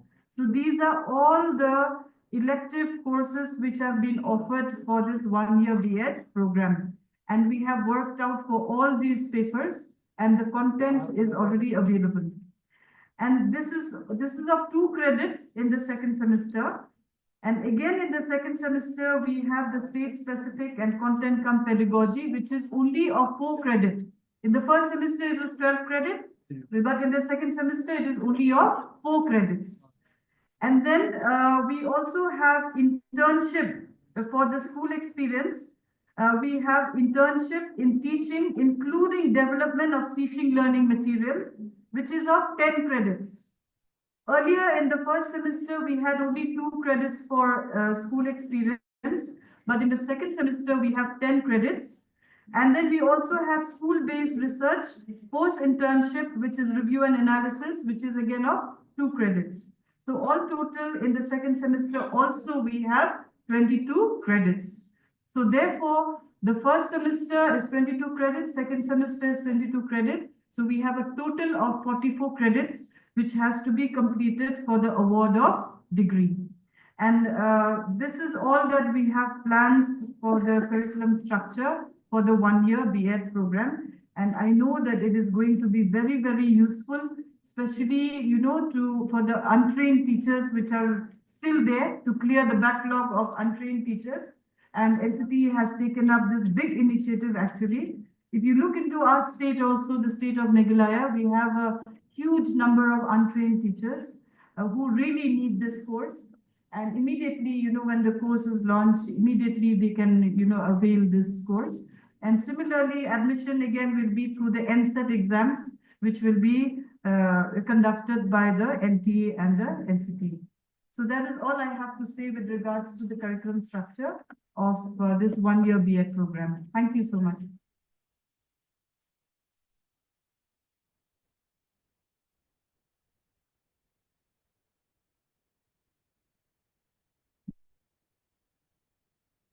For doing such a good presentation regarding the B.Ed one-year programs. Now the session is open. It become now interactive session. Those are any kind of questions regarding one-year B.Ed program, two-year B.Ed program, one-year Master of Education program, or two-year education program. So this session is open for all. Okay, anyone can ask.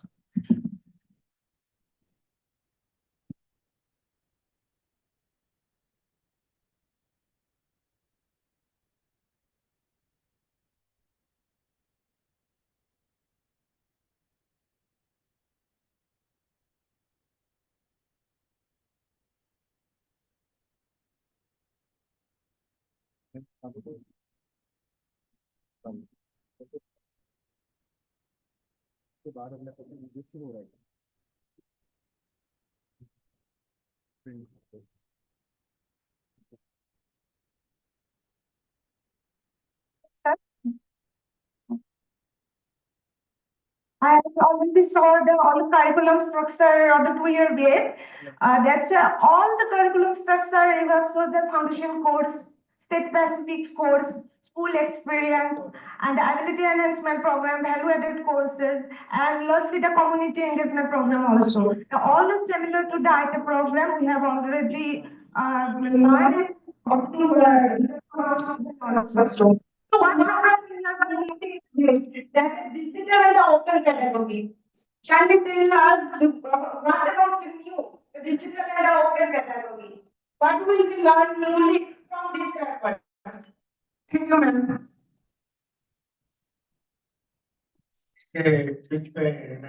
Chairman sir of NCT professor Manoj और नेताओं कुछ बात करना चाहते हैं आपसे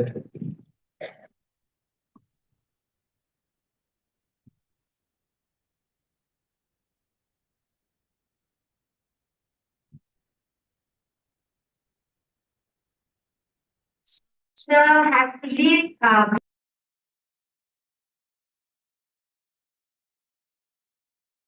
And then we'll carry on with the session further.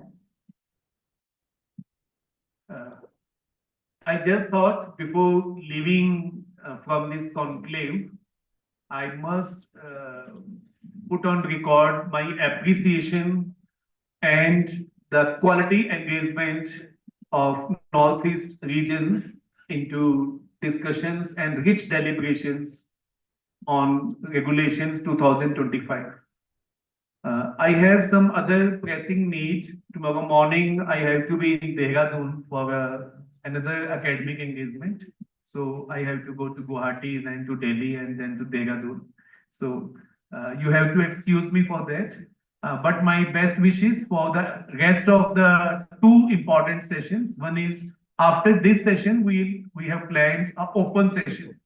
So in open session, our experts would be taking more questions on any aspect of the regulations 2025. And then valedictory session, where we'll help you with the help of all the participants, we'll work out the roadmap ahead. How should we proceed in the right direction under the guidance of NEP 2020? So my good wishes to all of you. NCTE is a public institution where we all are partners. Formally, we are sitting there to collect ideas from all parts of the country and to consolidate them into quality teacher education programs. Thank you very much. Namaskar.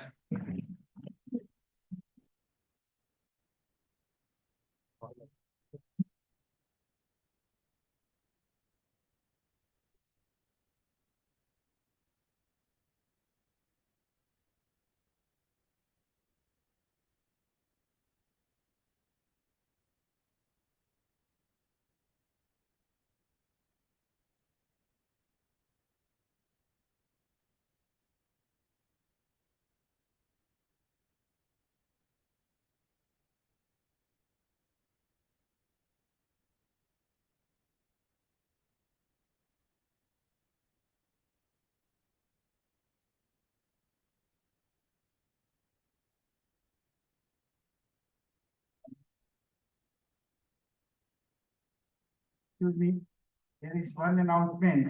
I would like to invite the nodal officer of NPST and NNM appointed by the state authority.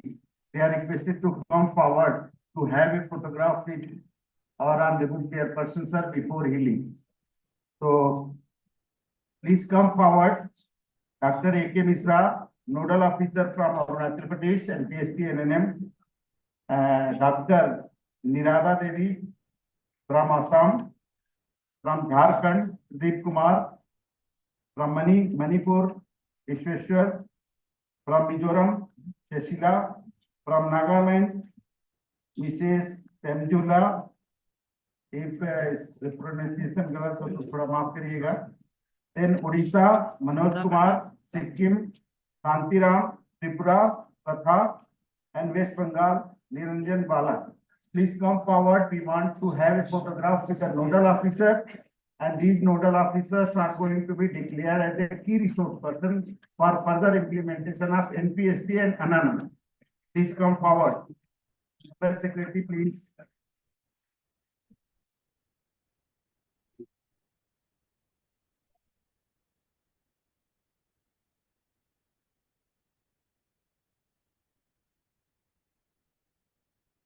Those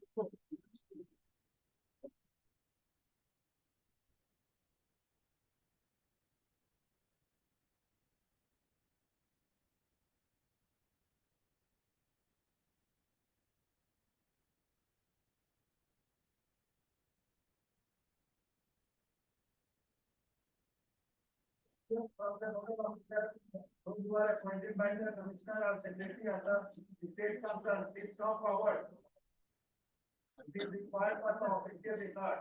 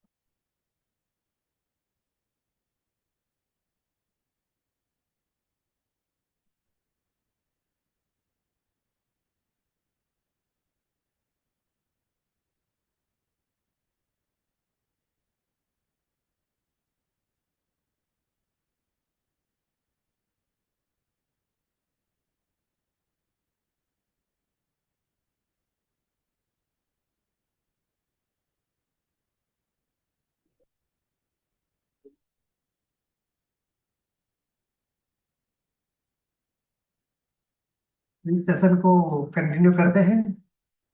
हाँ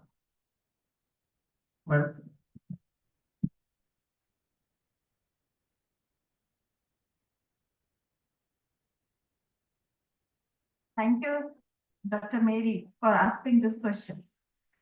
So there are many aspects when we introduce this course, that is Open Pedagogy, 2-credit course. One is that the teachers, they should know how to search the available content on the net, which are available on the net, and how to use them in their teaching learning process. So one thing is to identify the OER which is available on the net, and then to use them in the teaching learning process. The second part is that to design the lesson plan integrating all these resources which are available. So some kind of skills are required to integrate the OERs, whether it is a PDF or any audiovisual or audio or emails or any other resources which are available. So one thing is to integrate them in their lesson plan and design the lesson plan, and then to deliver that lesson plan in online platform. So using any online platform to deliver these lesson plans. Second thing is that one more thing is there, that as per NEP 2020, it highlights that Technological competences should be there in the teachers. They should be developed in the teachers. The teachers must be competent to use all these things. Looking to the COVID time, we all moved to online education. So a teacher must know how to use all these platforms, how to create the even how to create the OERs or the content which can be used in online platform. The second part is that this course, it includes the word open. It means openness is there. So now there is a different perspective that the learners, they can be involved in the process of creating knowledge. They can be a co-creator. That is the main aspect. So in this course, the trainees, they have to develop 6 online lesson plan they have to design and deliver on any of the digital platform. They have to create a group. They must know how to create a group and then how to transact that lesson in that digital platform. That is the main purpose.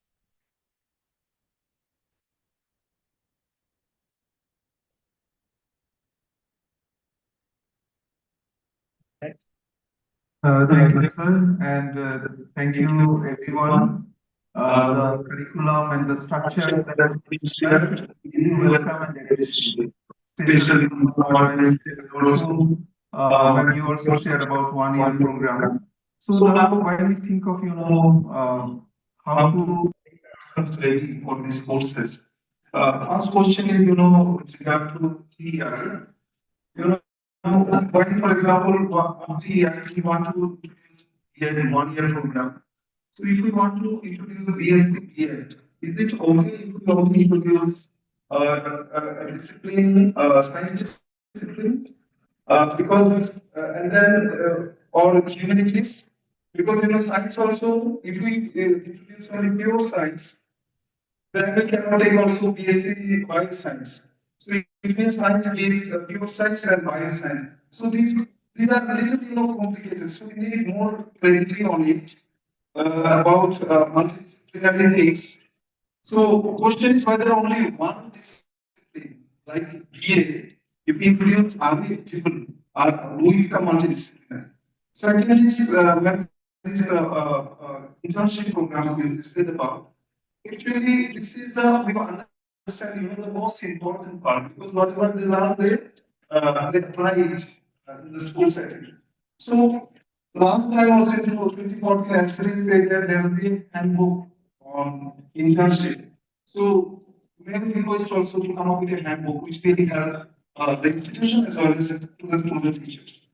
And also like every professional course when they do, there is also a stipend related to internship. So, and they also go to different schools and a lot of logistical arrangements are there. So, can there be also a kind of things we can propose? And, sorry,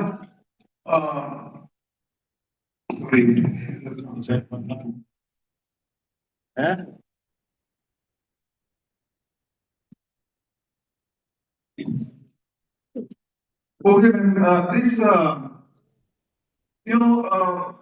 because many queries are there, things are new, so naturally there will be doubts and queries. So if anyone does now edit part time, we are introducing it. That's also very welcome. Can there be also B.Ed part time? Those who have done their B.Ed. So will there be any such course, or will there be any such bridge course? If I have done my ITEP for secondary, can we go also ITEP middle or foundational stage and later on if we want to change? And another thing, I'm from IASC. We know, and there are many guys are also present, and some was also mentioning many financial aids are given to diet for implementing various programs. But CTs and IASC, we are not receiving any financial grants. But for carrying out this research and all, we require, now infrastructural requirements are there. So from central facility, make some arrangements or because our existence also, we need to also in a transition phase, cities and IAC. And there's so many decades they have been imparting teacher education. So what kind of support you are thinking of providing to ISCs and cities? So these are some of the questions we have, and we request you all to, help us. Thank you.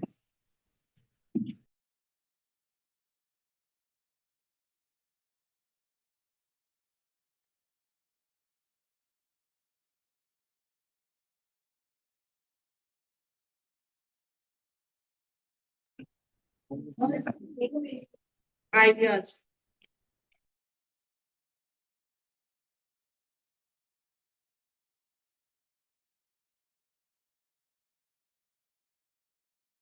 Now we are moving towards multidisciplinary approach.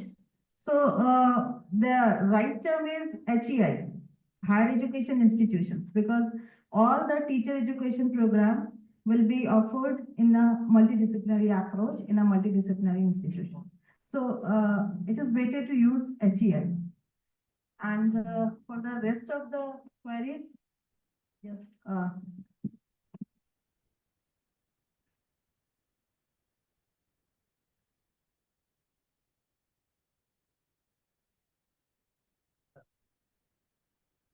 The major change that, or the transformation is the right word that the most appropriate word that I can use is, that we see is the transformation of the teacher education institutions into multidisciplinary institutions. Of what the understanding is at the NCTE, and that I would like to share, is bringing the teacher education into the same or similar kind of structure as that of liberal disciplines, offering them in an environment where there are multiple disciplines that are being offered. So that is why, if you would have read the regulation, I'll just read it. It has encapsulated the National Education Policy and the UGC's definition. It says, higher education institutions offering a diverse range of subjects integrating multiple disciplines. So if it is just a single discipline, then it doesn't fit into the definition of multidisciplinary. And as I understand, this is a transformation, this is a transition, and it would throw up challenges. And there is a document by the UGC which has guidelines on how to transform into multidisciplinary institutions. So those are the guidelines which you would be following to see whether the higher education institution falls into the category of multidisciplinary or not. So this is one part of the question. I would also like to speak with regards to, what you said regarding the subject specific, whether BSc, B.Ed, B.Ed and the BCom B.Ed. So I can speak on the 1-year B.Ed, which we had discussed. Suppose now, these are state specific courses. Suppose a person has decided to do a BA B.Ed.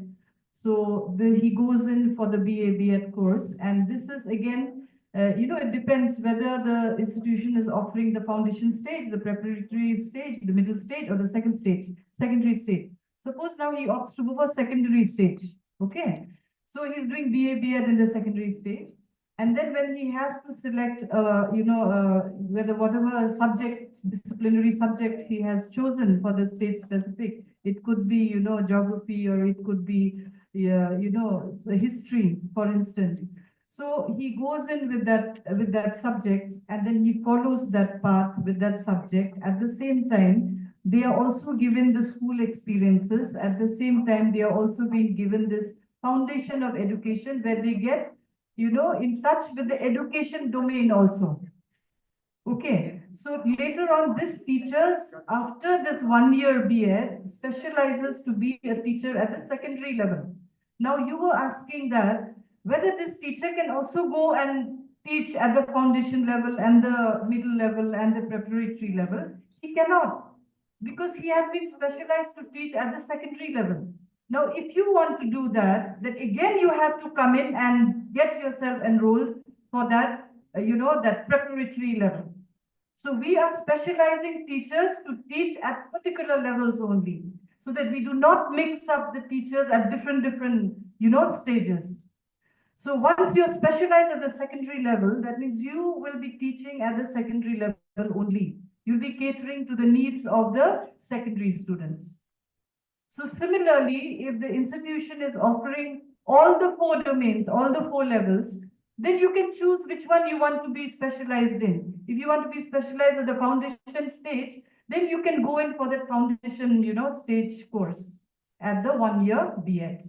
So it depends on what the institution is providing. Right now, if you see most of the institutions, they are offering the secondary level, because the students who will be passing out from the secondary level, the teachers who will be going and teaching at the secondary level, they are already well acquainted with the curriculum structure of the old course, not the new NEP course. So they will be trained, and these students will be going in for the colleges later on. So that is why, because we still do not have that foundation level, is just coming up now. NEP started in 2023 actually properly at the school level. So they are just in class 1 and class 2 now. So therefore, more teachers are actually required at that level. So that's what I wanted to say. Thank you.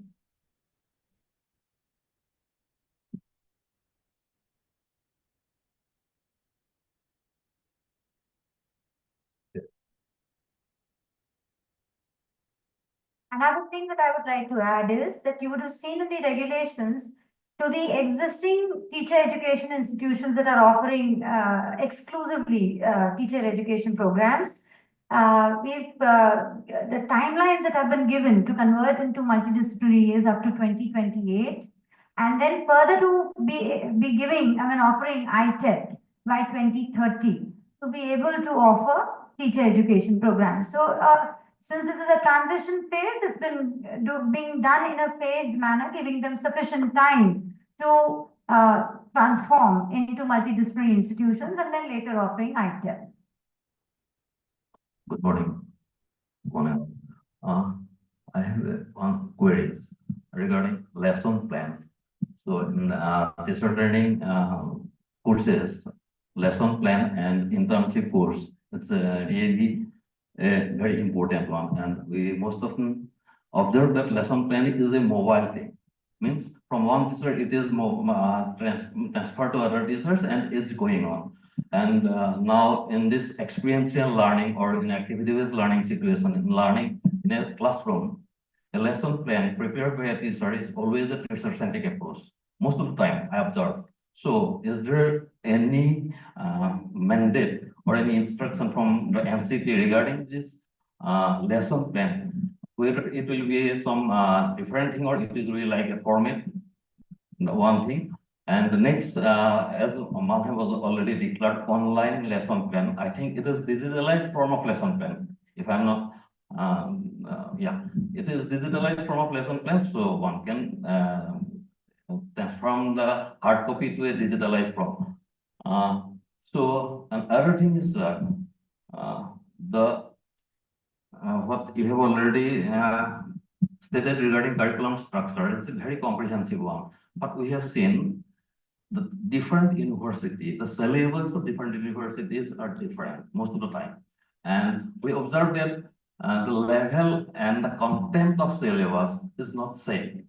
Will there be any mandate? Otherwise, the same courses, same degree, but from different universities, the values may differ. So will there be any mandate from your end so that for whole India, there will be structure and value and the quality will be remain same in for different universities?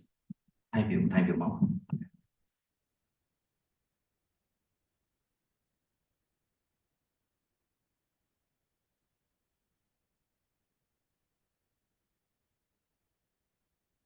Thank you for your question, but I would like to answer the earlier one also. You asked for CT and IIT. These centers are again in higher education institution. So that question is there. So their role will be, as usual, they are in the multidisciplinary institutions, so they can come forward in that way. Coming to your question, one is related to the lesson plan. So, NEP emphasizes experiential learning. So, and it highlights that every students, every learner should be involved in the process of learning. They should be given opportunity to participate in the process of learning. So now it is the responsibility of every teacher educator to offer opportunity for the trainees. They should learn how to integrate all these things, how to give opportunity to the learners to involve in the process of learning. So how to involve them, that is the main part. So it is now your duty how you design yourself, how you promote this involvement, and how you promote the participation of the learners. So the NEP emphasizes experiential learning. What is important in the experiential learning is the reflection part. So how the knowledge is being constructed in the classroom, and how the students, they will be competent, they will be made competent to reflect themselves. That is the important part. So definitely the traditional lesson plan is now going to be changed, and you are the role models. You can be a role model in designing all these kind of learning experiences. Coming to the second question, that is the general curriculum or the syllabi. This was the curriculum framework which we are discussing here. This is the main structure, the suggestive curriculum, the suggestive syllabi, which will be implemented to all the universities, to all the higher education institutions. So this is one structure we are giving to the NCTE suggesting this model syllabi for all the teacher education programs. So there will be only one structure. Yes, there is an option of modifying the curriculum 30% as per the local requirement. The university or the institution, they can modify that syllabus. So it is there. We are here to present to discuss that structure only. Thank you.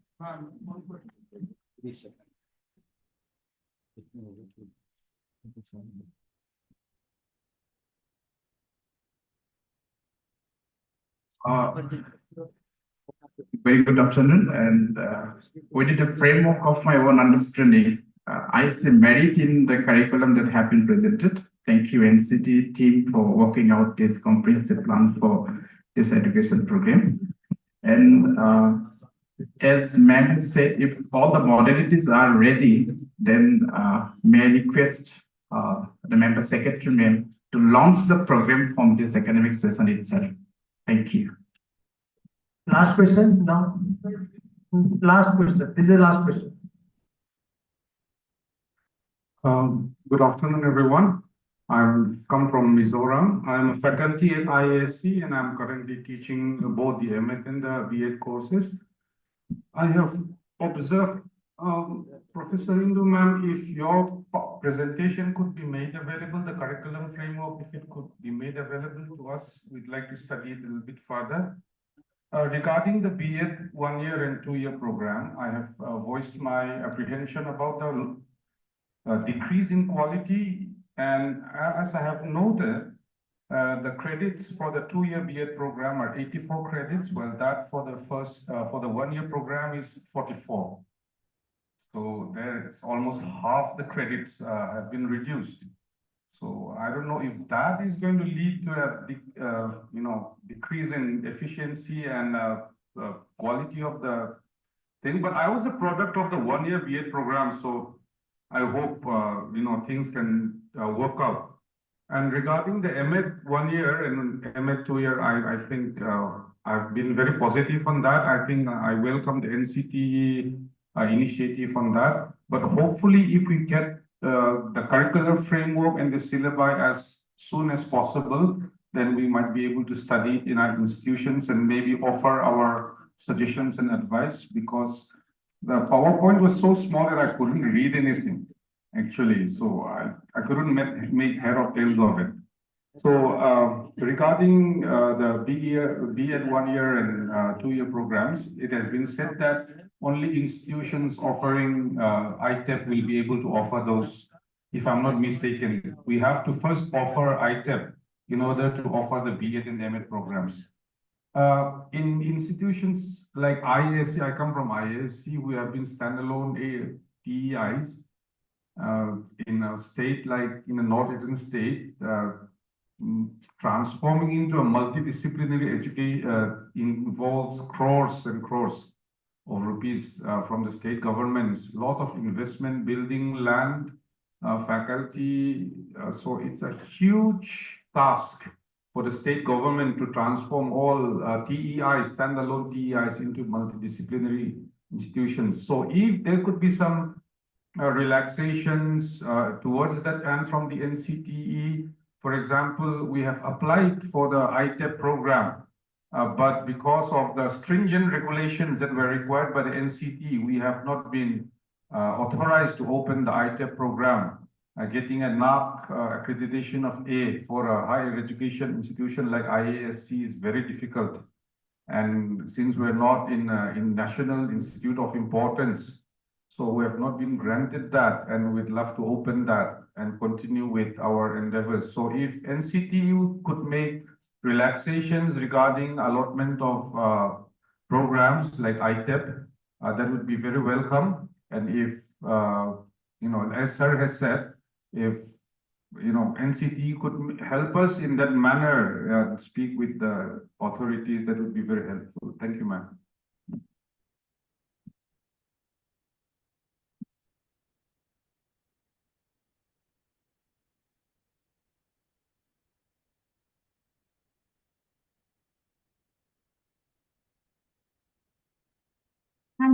I'll take the regulatory aspects of the questions, and the experts can take the academic ones. One thing is that we'll be opening the portal for these 9 programs this year, and they can be offered from the next year, that is 2026. So the first question. The second question is, only the institutions offering ITEP will be able to offer B.Ed in the future. That is why initially I said that there is a time frame that is there for it. 2028 need to transform into multidisciplinary, and 2030 to be able to offer ITEP, and then onwards they can offer B.Ed. As far as the transformation into multidisciplinary is concerned, I suggest that you could read up the document of UGC on transforming institutions, higher education institutions into multidisciplinary institutions. There are lots of collaborative models that have been suggested in that, so that one need not start everything afresh. And we would not like to suggest the models to be adopted by the institutions. They are free to adopt those models the way it suits them, their present infrastructure, with whom they could collaborate, so that we would leave to the institutions to decide for themselves. Thank you. Okay. Many questions in your mind, I know, but due to some time constraint, so in break time or in lunch time, you can ask directly to our expert panel, expert members, your questions and get the answer. So in the end of this session, I hand over to the Professor Indu Prasad for the concluding remarks. Thank you. See, there are going to be a whole set of new programs, and there are going to be a whole set of challenges associated with new programs, the way they always are. I have 2-3 suggestions. Before that, I'll just respond to the gentleman who spoke. The M.Ed frame it will be released as soon as the documents are final. It is going to take about, say, a month or so before both the curriculum document and the syllabi document are complete. After that, it will get released. It's not yet, the books, the handbooks are not final yet, right? So as soon as they're final, they'll get released. And then we will release them for feedback, right? I would request everybody to take the time to read all these documents very carefully. See, very often our responses are coming out of very, very genuine apprehensions and fears. There's no question about that. But if you read the documents carefully, a lot of things are in those documents. So all the 4 ITAP documents, all the documents for the 1 year, the 2 year, and the EMET that will come, along with the original ITAP curriculum framework. If you take a look at all of them in a reasonable amount of detail, many questions do get answered. That's one. The second, this principle I think is important for everyone to remember, that you do have flexibility of working around many of those things. This 30% flexibility is a very serious thing, and it's something that everyone should take full advantage of, because your contexts are different. Each of our ways of doing things are different. The third thing, important to also look at the National Credit Framework, because actually the number of hours you take for the credit, the kind of structure you put in place inside your courses is now based on the National Credit Framework. That's an important document to look at. It will also help you in your working across institutions, and some of the questions on quality, etc., that have come up. Those also come up. Those may be responded to through the National Credit Framework. I would have one request from all the institutions. Please don't look at NCTE for everything. You are all people with a great amount of experience. And when you ask a question of a standard lesson plan, it worries me a lot. Because I believe the richness of your own experience, that lesson plan structure has to come from there. It can't come from a national centralized body. It really worries me. So what comes from the national centralized body is an exemplar, but you build on your own experience to create something like a lesson plan. And that's where the richness of that lesson planning comes through. The importance is in the idea of planning for teaching. Planning for teaching is critical. Otherwise, you don't teach well. You don't walk into a classroom without a plan. But what plan you use comes from your own experience and your own understanding. That cannot come from somewhere else. The components will be similar, but the way you do it is your own. And that is what you need to bring to all the curricula and syllabus that is in teacher education. Second, universities and institutions must have the capability of creating your own. And that's where creating something that is useful on the ground, that's where it comes. It can't come centrally. The frame will be central, but what you put inside it really has to come from your own understanding, your own experience, and your own needs. And that is where all these programs will end up being successful. Thank you very much. And we will break now. And then what happens? One little announcement I need to make. While we have the 4th session on experience sharing after the tea break, there will be a parallel session for the sensitization and capacity building of nodal officers on NPST and NNN. So I would request them to gather in the VIP hall, the room here where we generally have tea. So while we are having the experience sharing session here, the nodal officers can have their parallel session in that room. Thank you so much.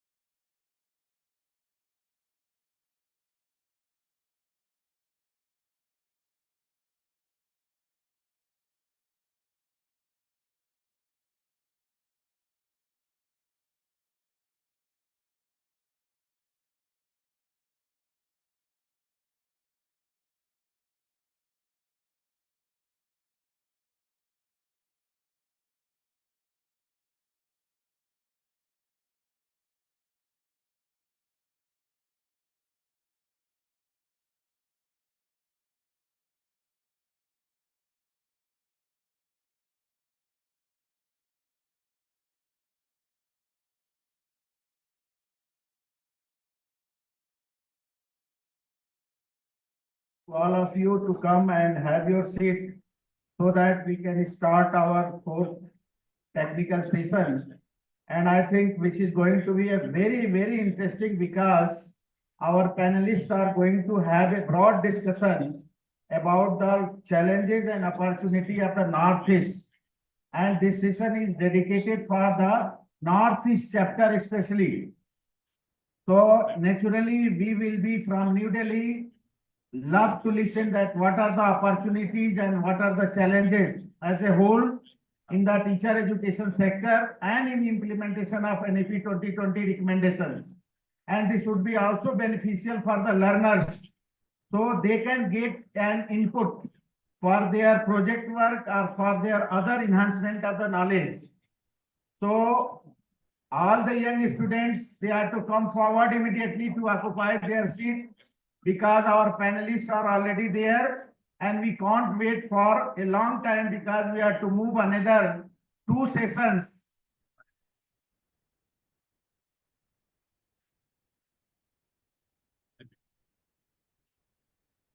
So the faculty of NEHU are requested just to ask the students and other members and other participants to have their seats.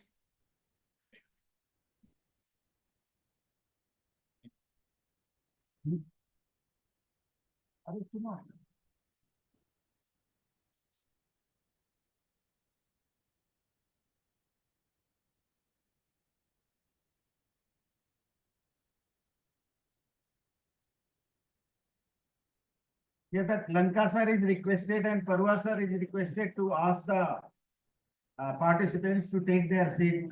Please follow up because it is already going 1. And we are running late for 40 minutes. So the more you will late, the more your lunch will be getting, I think, cold and colder.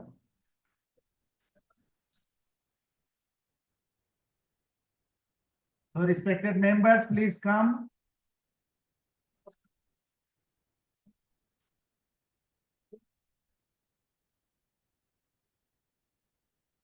Meanwhile, I would like to request to the representative of Assam,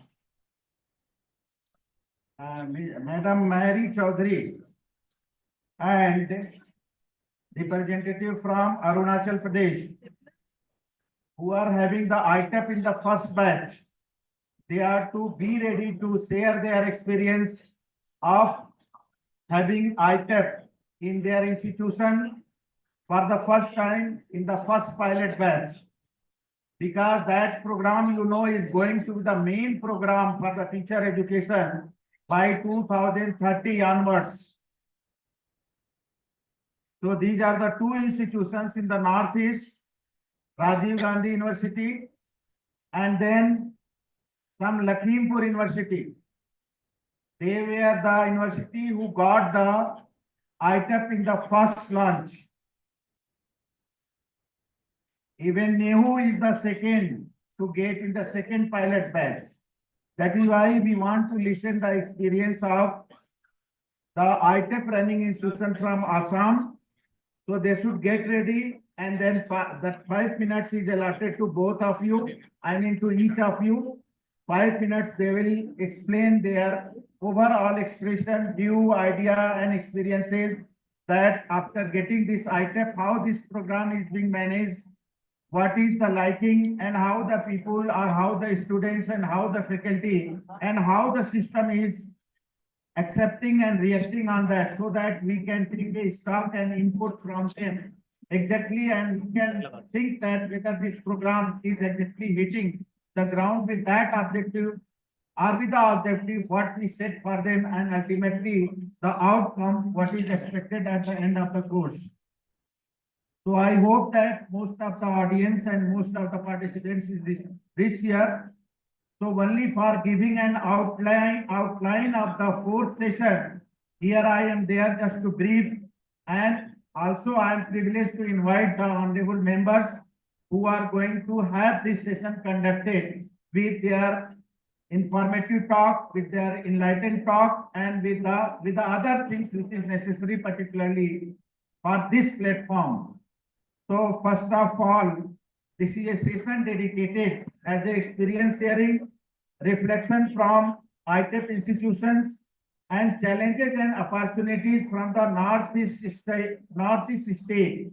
I mean, we can say in one way, it is the seven sisters, that is there. So I'm privileged to invite Professor Nilima Bhagwati just to have a seat on the dais to chair this session. Professor Brinda Vezel to join the session on the dais as a moderator. Professor Dibyajot Mahanta sir, Chairperson ERC, please join the dais with this panel. Professor Jala sir, Chairperson WRC, please come and have a seat.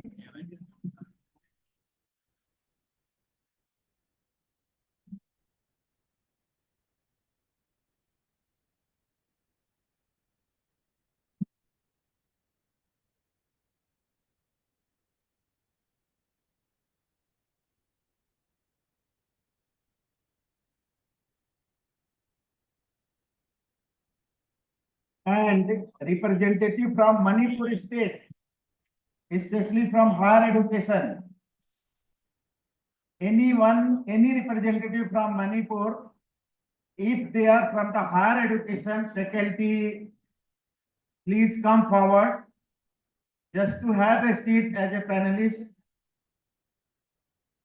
Manipur team. Otherwise, list is there. Please come. Yeah. Okay. So JS Joint Secretary from Manipur is shortly to join, and then representative from Nagaland, especially from higher education, because we and our audience will listen what are the opportunity here in the Northeast, especially in the education sector, followed by the challenges, and those challenges should be very, very specific. That should not be generic, because the generic challenges are everywhere and anyone can presume that these are the bottleneck, communication, and then transportation, then hill and terrain. These are the common things. Everybody is known about these challenges, and somewhere these are the challenges, no doubt, but they are the gift also to us. So apart from that, we will love to listen the specific challenges along with the opportunity, so that we may move into it too deep for a deep thinking through our expert.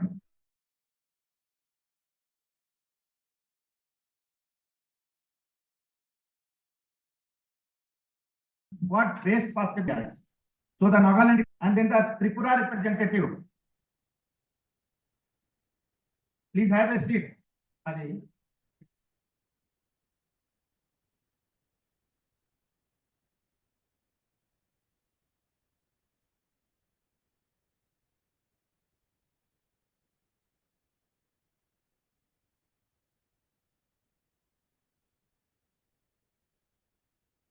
We are trying to listen almost all the 12 states, but some of them are accommodated here and some of them we are accommodating in our validity session. So only four to five states we are going to have, and rest we will listen in the validity. So Manipur, Nagaland, Tripura. And I think Secretary Manipur is on the way. Yeah, please. So who is left? Sikkim. No, Tripura, Nagaland, Manipur. Assam, sir, Assam we are going to invite to listen their experience on ITEP.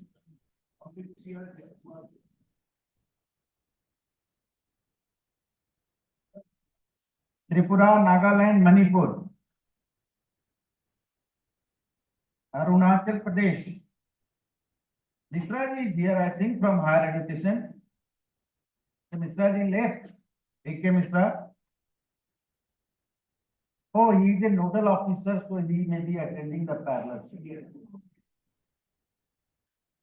So I think with this briefing, first with that audience, and we will love to listen the experience of Assam and experience of Arunachal Pradesh as a first to introduce the ITEP in 2023.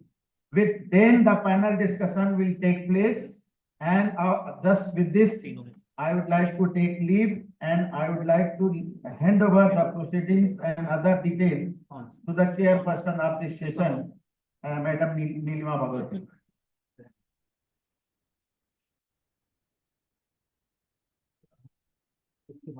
Introduction from Anna, sir. Just after this introduction,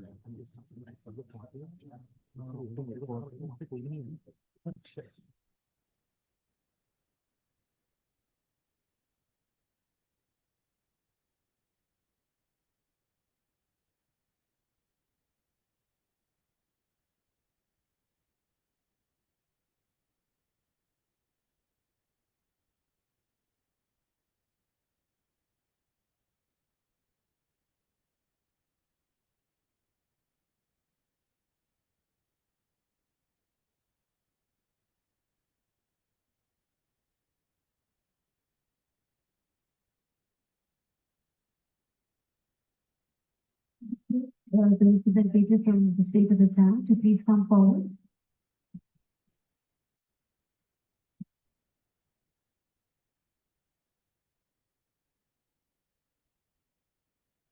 Afternoon, everyone, on the dais and off the dais. As the moderator of the session, I would like to just mention that we have focal points of discussion here, which Vedi has already mentioned. Number one is advancing NEP in Northeast in context of teacher education. Number two is challenges and opportunities. And number three is reflection, experience sharing of ITEP. And we have a chairperson here, Professor Nilima Bhagwati, who is also the governing body member of NCTE. And I would like to hand over the session to Professor Nilima for chairing the session, and I would be moderating after that. And as mentioned, we have various states here. Like, for instance, we have Arunachal Pradesh, Assam, Manipur, Nagaland, Tripura, and Mizoram is also there, which is in the audience. So I will hand over the time first to the chairperson, Professor Nilima Bhagwati. Ma'am.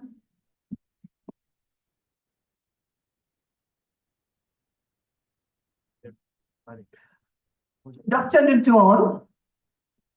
Thanks God, this session is going to be before lunch, so nobody will have nap right now. Hoping so. So this is indeed challenging for all of us, the session to be. Now, what is happening? Let me start with the word challenge. Challenge is always followed by opportunities. We have opportunities, but we don't like to explore sometimes, or we don't like to look forward. How can we avail opportunity? So same is coming to this very historic resurgence which has come into teacher education, and we cannot hope anything better than what we got this time.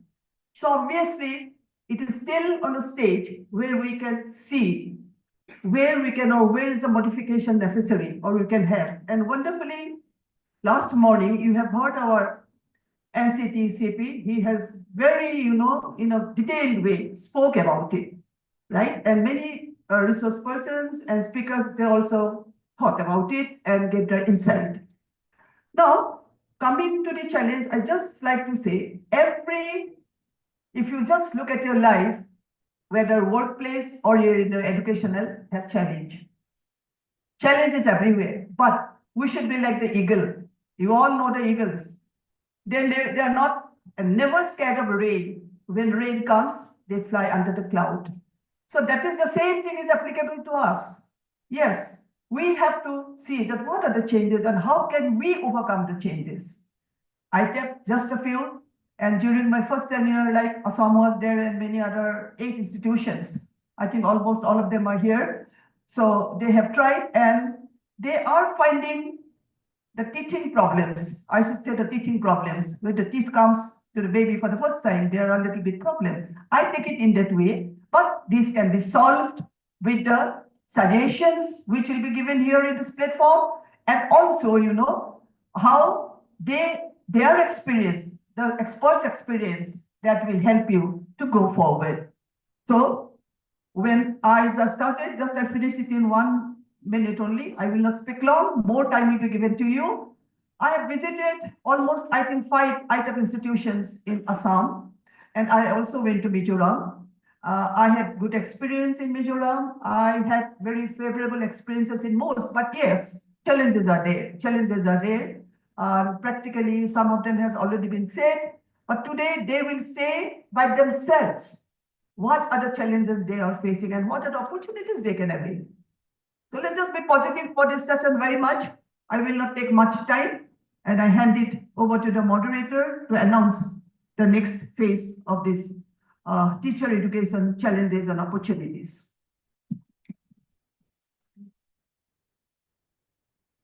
Okay, thank you, ma'am. So right now, we would be starting with the first one, that is the experience sharing from the 3 ITEP institutions. I think we have, you're from the 3 different states. And did you start the ITEP in your states? Not yet. No, it's not national. Okay, so we are going with this experience sharing where we will be giving time for 10 minutes each. So 5 minutes? Okay, 5 minutes each. And so I would like to invite the first institution from Assam, who has started ITEP. So kindly come here. He can introduce himself.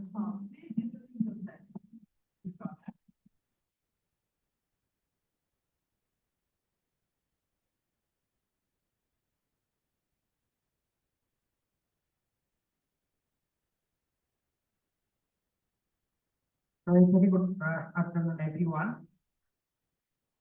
At the very outset, I owe my heartfelt gratitude to all the dignitaries on the dais and also up the dais. Since the time limit has already been instructed by our moderators and the esteemed members, so I have to stick to that, no doubt.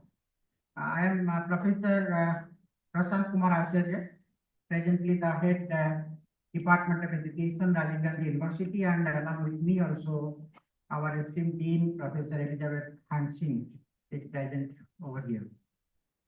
So, firstly, I feel it's a privilege that in the entire Northeastern region, that only 2 higher education institutions, apart from some of the colleges of Assam, that is Rajiv Gandhi University and also the NIT Tripura, have got recognition for the ITEP program on the first phase, that is on final study basis. So for this, once again, I am very, very thankful to NCTE for giving recognitions to run the program in Rajiv Gandhi universities.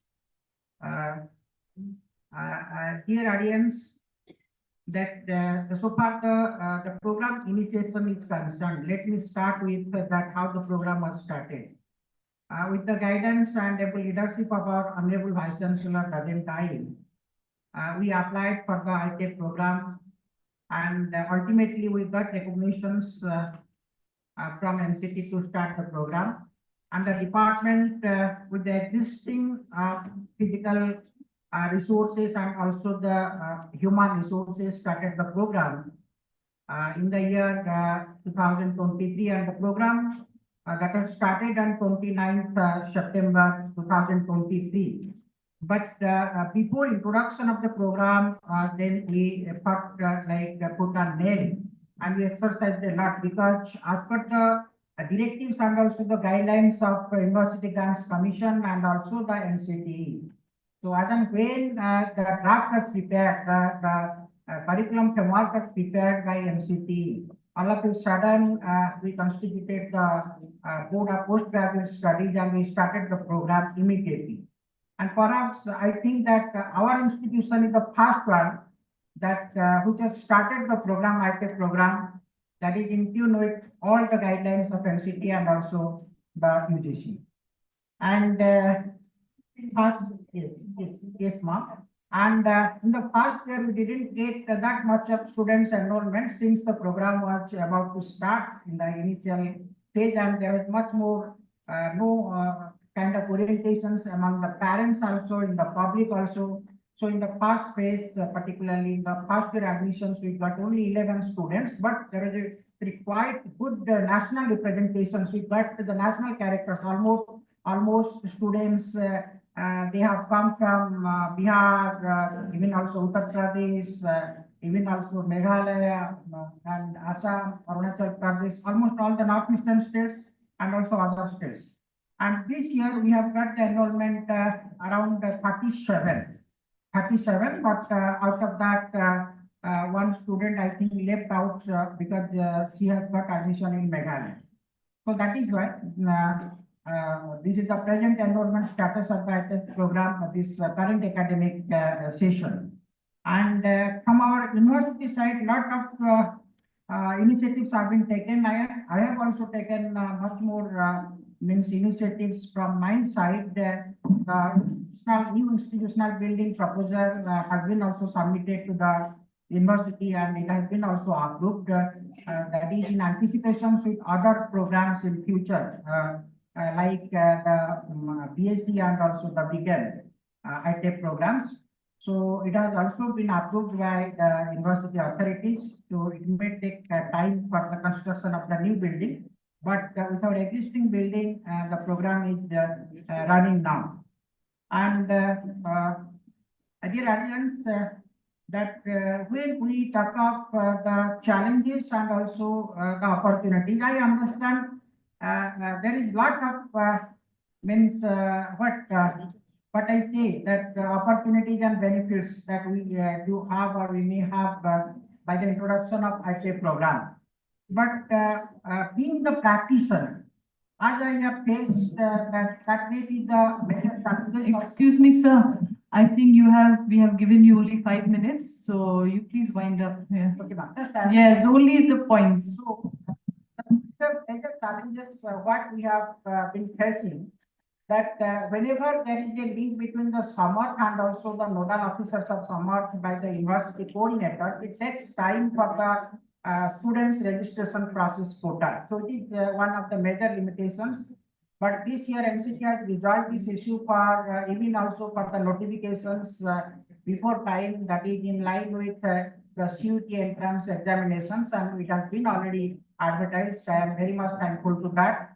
And other thing, that there is no much more parental awareness and public awareness, because many people, they do not know what is the benefit of this ITEP program and what is the meaning of the dual major degree.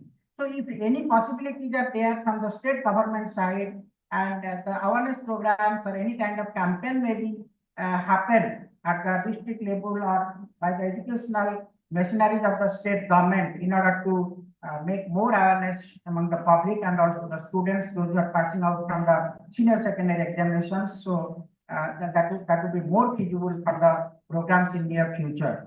And other challenges that what we face, we do not know, because the second batch is going on. And almost all the universities, they have started the 4-year undergraduate programs as per NEP 2022. So when we run the ITEP program. Okay, I think, thank you very much. We have mentioned some of the challenges. And you can also write it to us. Okay, if there are some more. Fine. Thank you so much. It has been noted, whatever you said. Okay, thank you so much. The time is only 5 minutes, so please be pinpointed. Just focus on the challenges. Okay. Yeah. Writing. If you are interested, then you can also give us in writing. We have the next state, which is Assam. So, madam, you kindly give us very briefly about the experiences of ITEP in your institution. Good afternoon, all of dignitaries, and ma'ams. We have got recognition for ITEP. At first, I am very thankful to NCTE to give such a beautiful program for our students and for our learners. So that's why at first, the first session of the 23 to 24, we got recognition for the B.Ed. That time our units is limited on the 56. But luckily we have got the 48 admission of the students. So this is for our joy and enjoyment for our universities. But in the next session on the 24-25, we got recognition for the BSc B.Ed. Then that time, but we have suffered some problem regarding the admission because science students are not aware about the NCTE entrance and the BSc B.Ed has a problem. So that's why with this related, already Asatya sir have also said that the admission regarding the admission regarding our CUT program. So almost a similar time at the admission time our process is going on. So that's why sometimes NCTE entrance will be late. The last year also same problem we have been faced because student cannot be wait for the BSc B.Ed and B.Ed for entrance and result will also come very late. So we have faced this problem mainly. So I kindly request to the NCTE, the entrance exam will be organized at a proper time when the students will be attend the program timely at the time of the general admission of the B.Ed program or the CUT program. Thank you very much. Thank you. One more state who has started ITEP program. Which state?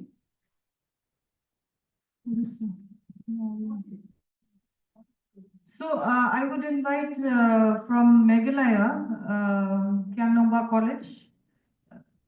Meghalaya, we have two institutions who have started ITEP. So yes, he's there. Peter, please come.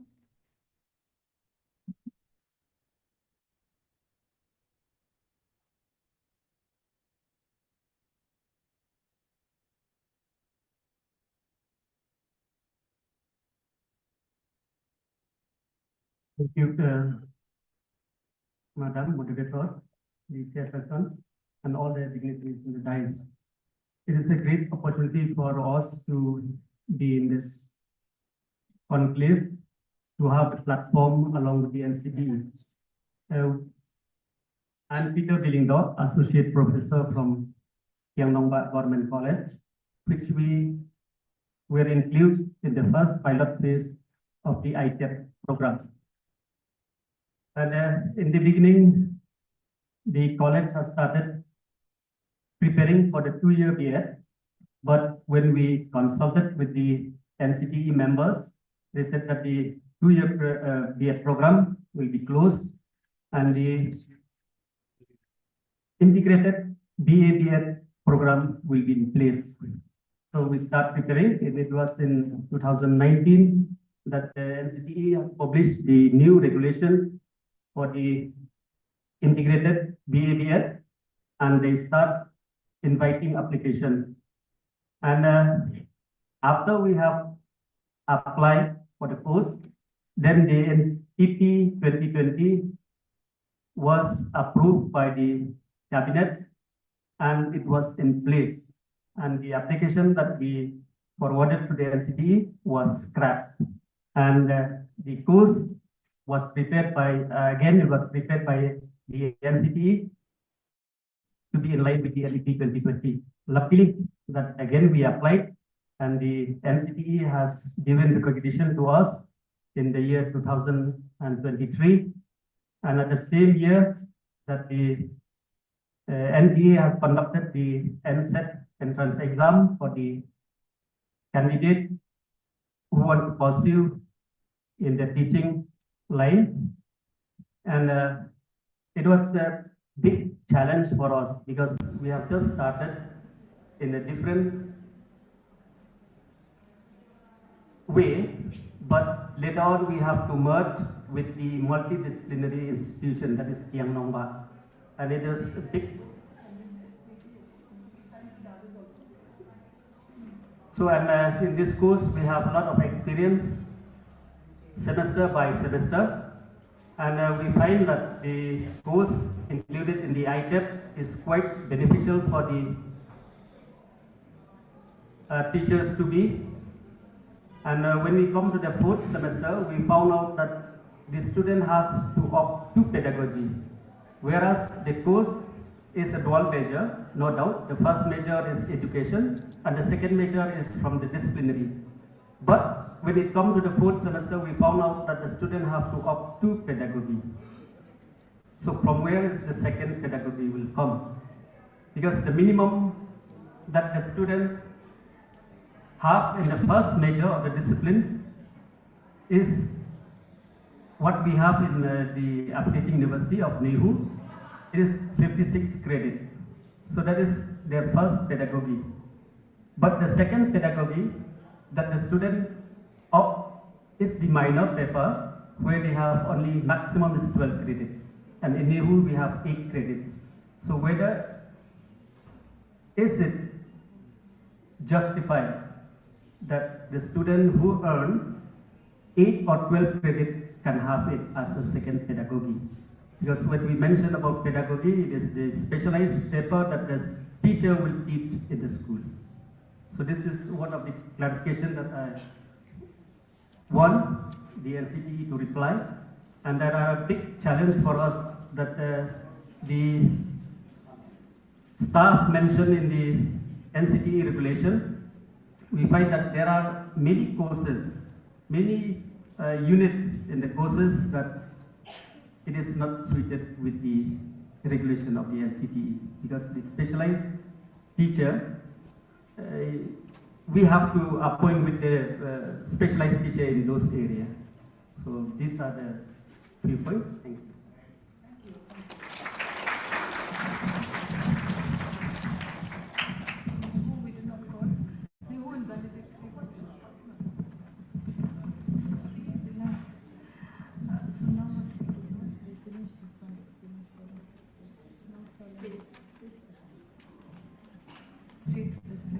Okay, we are done with the first part, that is experience sharing of 3 ITEP institutions, and now we will be going to the next one, and that is the state specific. So we have here, in the northeast we have many states like Arunachal, Assam, Manipur, Nagaland, Tripura, Mizoram, Sikkim. So we would like to also hear from the state representatives of the different states. Here we have 3 states representatives seated with us here. I think we can start with Nagaland. Your experience?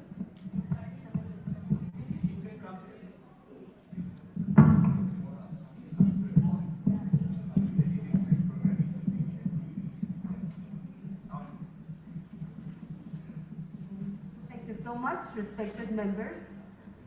For giving me time, I'll be taking a short time to report something on Nagaland. I'm from a city from Nagaland, and I'll report it like this. We have 2 cities, government cities in Nagaland, and 6 private cities in Nagaland. None are multidisciplinary yet. And we have around 5 general multidisciplinary colleges in Nagaland, and therefore, after announcement of this ITEP program, one of the multidisciplinary institution, government institution, applied for the ITEP program, but maybe due to many deficiencies, it was not recognized. So till today, we don't have any ITEP program implemented in our state. And at this stage in Nagaland, we are trying to request the government to upgrade the 2 cities into multidisciplinary institutions by strengthening and improving in terms of faculty strength and infrastructure, and make it into multidisciplinary to be able to start ITEP program and the many other programs that NCTE has come up with. And the other thing is that still so many people are not aware of the many things which has come up, these new things, and then we are trying to make people understand in the directorate, in the higher education institutions and the stakeholders, and therefore it is going to take a little time for us, maybe around 2-3 years, to be able to become multidisciplinary and to start ITEP and the other programs. So that is all about Nagaland. Thank you so much. Thank you. And now can we have the representative from Manipur?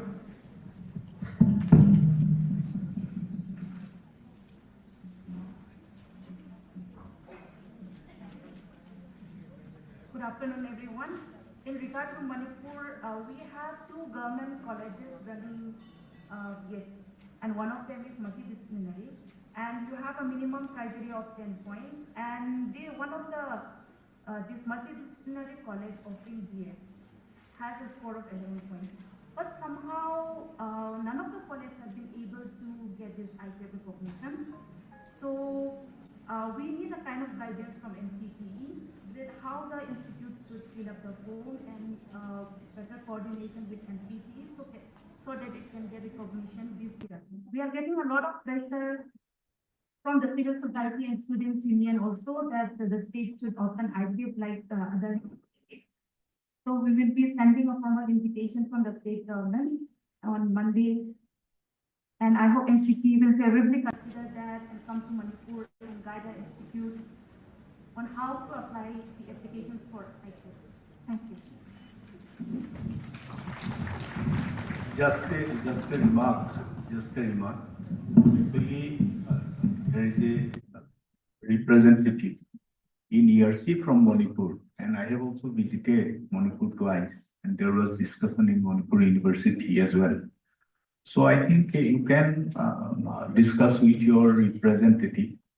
And Elizabeth, Madam, she is also a state representative here. So I think you can take help from those people also as well. Thank you.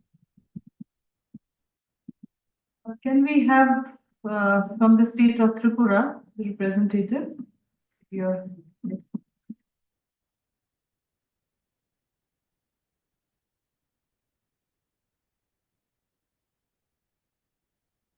Good afternoon, everyone, and I thank the NCTE to create this platform.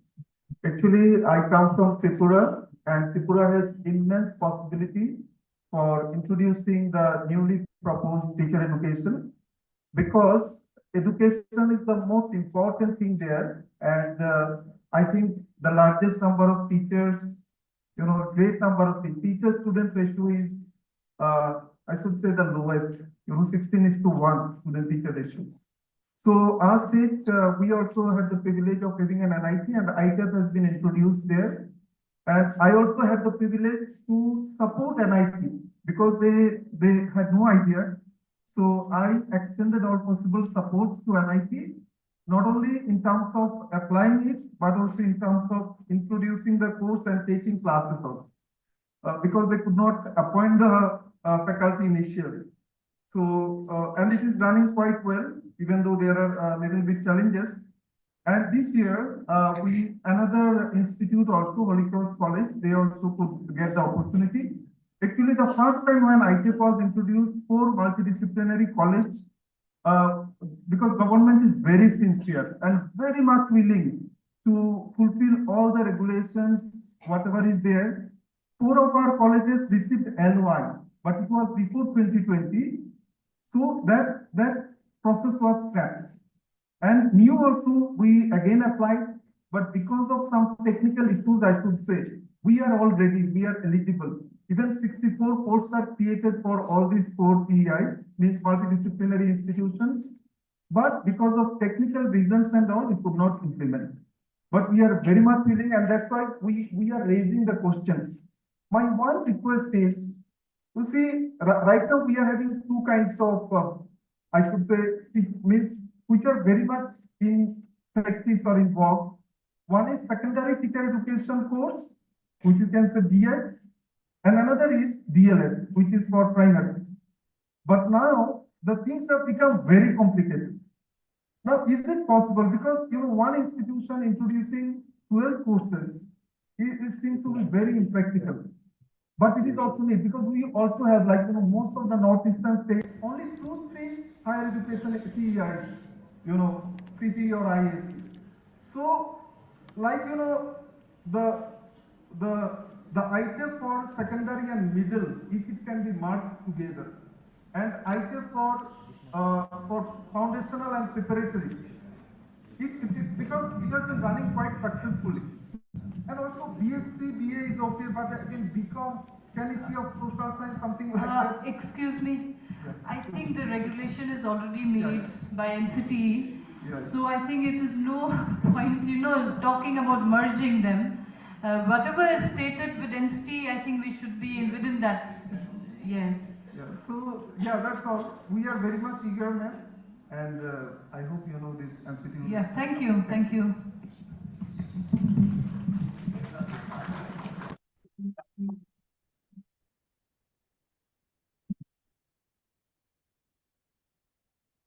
We also have this feedback session.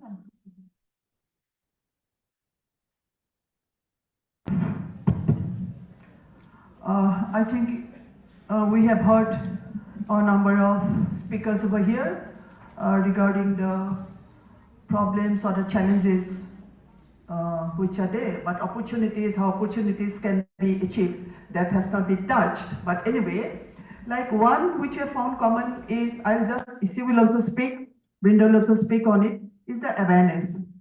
Let me just tell you one thing, that for awareness, we better not look at the government side, that they will send something, they are also busily, working people and all. So why not? Why not from ourselves? Those who are teacher educators retired, that yesterday we talked about mentors, mentorship and all that. So to tell you frankly, I have not received, but I know I am a GB member, but from my end, I went to all the colleges of ITEP just to inquire what are the problems, what is going on, and creating awareness. So that is, I request you to take up this issue. You all can do it. You all can do it, awareness, empowering the students. You have to see you can target to be the students in your respective colleges. That is one of the way. I think like that, not Lakhimpur, I don't know he is here or not, the representative who came. Yes, I think you have targeted some students to aware, right? In the first year.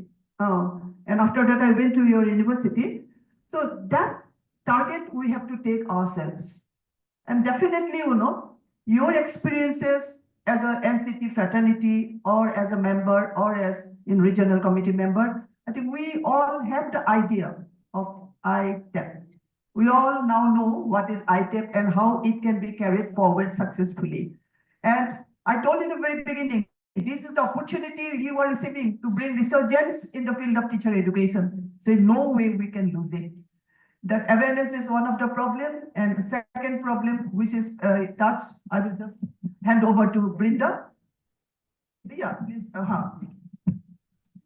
So I am just sharing some of my experiences from Assam. So Assam government, for your information, there are nearly 48 private B.Ed colleges and 10 or 12 government colleges. So Assam government has recently given an order that all those government colleges, teacher education colleges will be a second campus of one provincialized college, which is very nearby. Therefore, that is a kind of collaboration with two government colleges. But collaboration of government provincialized college with private college is not encouraged there in Assam. Only in between government teacher education institutions and provincialized colleges, government has taken the decision in this regard. So this is an example for other states also. You can take it forward that way. Another point is that education is in the concurrent list. Therefore, for appointment, for supporting the institutions, the government should come up. Suppose if the government is interested that at least one ITEP institution should be there in the state, then the government should facilitate that institution. Because when we have scrutinized the applications received in ERC, we found that many deficiencies are there. Even many institutions, they do not have the land document. So that is one very crucial aspect. Even Supreme Court has mandated that educational institutions should have fire safety measures. Even those institutions which have applied for ITEM, many of them are not having the fire safety measures there. So it is not that the institution will apply for item, but it is for self-defense, for the safety of the children that should be made. Ramp and other facilities for those who are differently able, that should be there. It is not that you are going to apply ITEP, so you have to keep those facilities. But these are needed in the ground level. So these are some, matters which a college can take up with the government. And finally, already our member secretary has stated it. The colleges, if the government desires, they can initiate the collaboration as per the directives of UGC. There is a long list. So the government can discuss the ground realities.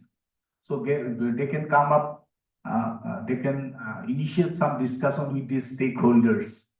So also there is a possibility of sharing staff from one government college to the another. So by the process of rationalizing this staff, government can also initiate those things. So these are my little experiences, which I feel, yes. Okay. So you can start from my end also. Okay. Oh, over to you. So okay.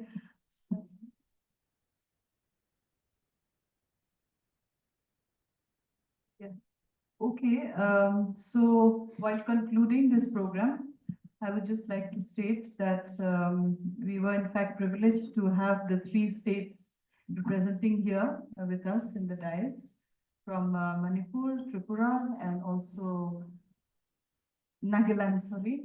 So we heard, what they have shared, and plus we have also heard from the other institutes where you have spoken about the experiences. And summing up, in fact, I would just like to say what I heard from RGU, that is Rajiv Gandhi's university, with regards to ITEP, that summer portal problem that we are having. I think that problem is actually a university problem, and because summer portal is for everyone. And if you have a good internet connection, that should not be an issue. Sometimes the traffic is heavy, maybe, probably because everybody is using at the same time. So, and another one is public awareness, which I feel it's not only for RGU, but it's for everybody. With regards to Meghalaya also, we did have public awareness with regards to ITEP. We did have a press conference. Our Vice Chancellor had taken an initiative to have a press conference with regards to awareness of ITEP. So that way, all the rural areas, the villages and all, they came to know immediately that NEHU is going to start ITEP. And then we started getting phone calls from everywhere that how do we, apply for this ITEP? What do we do? Many parents have also called up stating that their children are going to sit for class 12 exam and they want to, study the ITEP. So that is where we gave the awareness. So this thing can be taken up institutionally and also in the state-wise. And from Assam, where we have come to know that the results of the entrance exam of NCET, yes, we agree that this time from NCTE there was little bit of luck with result of ITEP, because this was the first time that we have launched the NCET, exam through the NTA. And obviously, when it is first time, we don't want that there should be any problems. So therefore, little bit of time was taken so that everything would go in a proper manner. And in the next coming session, I don't think this problem will be there. Yes, we do not have any prerogative to go to NTA. That is a separate portal altogether. Yes. And with regards to Meghalaya Kyangnomba, we're talking about the pedagogy in the 4th semester. I think that we will be discussing it later, and you can send it by email also to NCTE so that this can be taken up at the higher level. And so I'd like to inform you another point. NCTE has 4 regions. WRC is one region where Professor Jala is the chairperson. He is my colleague there. So in each of the regions, the state government can nominate one person from the higher education department or anyone. So he can represent in the committee meetings. So Dr. Mitra is there, Dr. Elizabeth is there. They are my colleagues in ERC.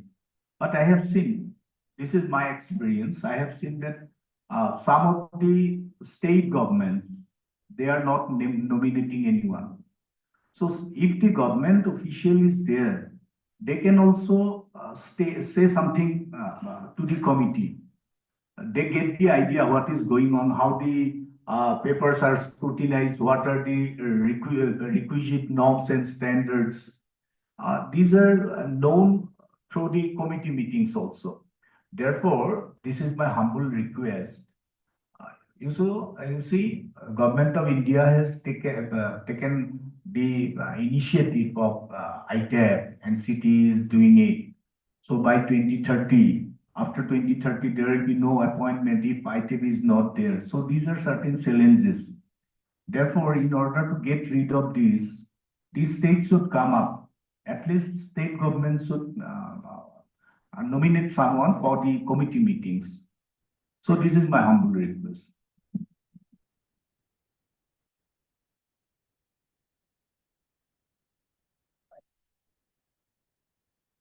Okay, just looking at the watch, it is going to be 2. So yeah, for any sort of interactive question answer from the persons over here, from the members, very precisely, very specific question. Okay, not more than that. Okay, maximum up to 3 only, but brief. Yes, please, it's open to the house. Oh, yes, you can also give in writing. If nobody, oh, yes, okay.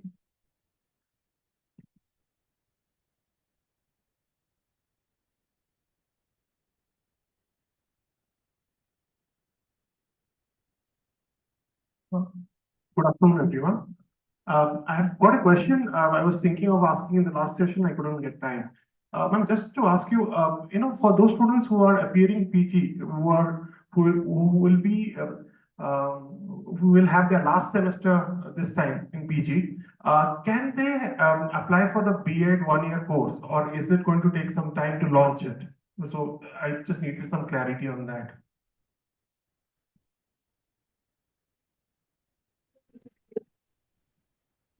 Maybe, or cannot say for yet, it all upon CA.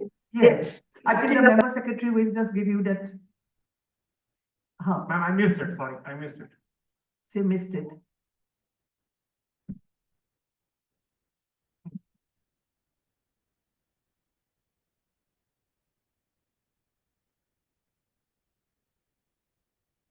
Oh, okay, got it. Thank you. Thank you. Thank you.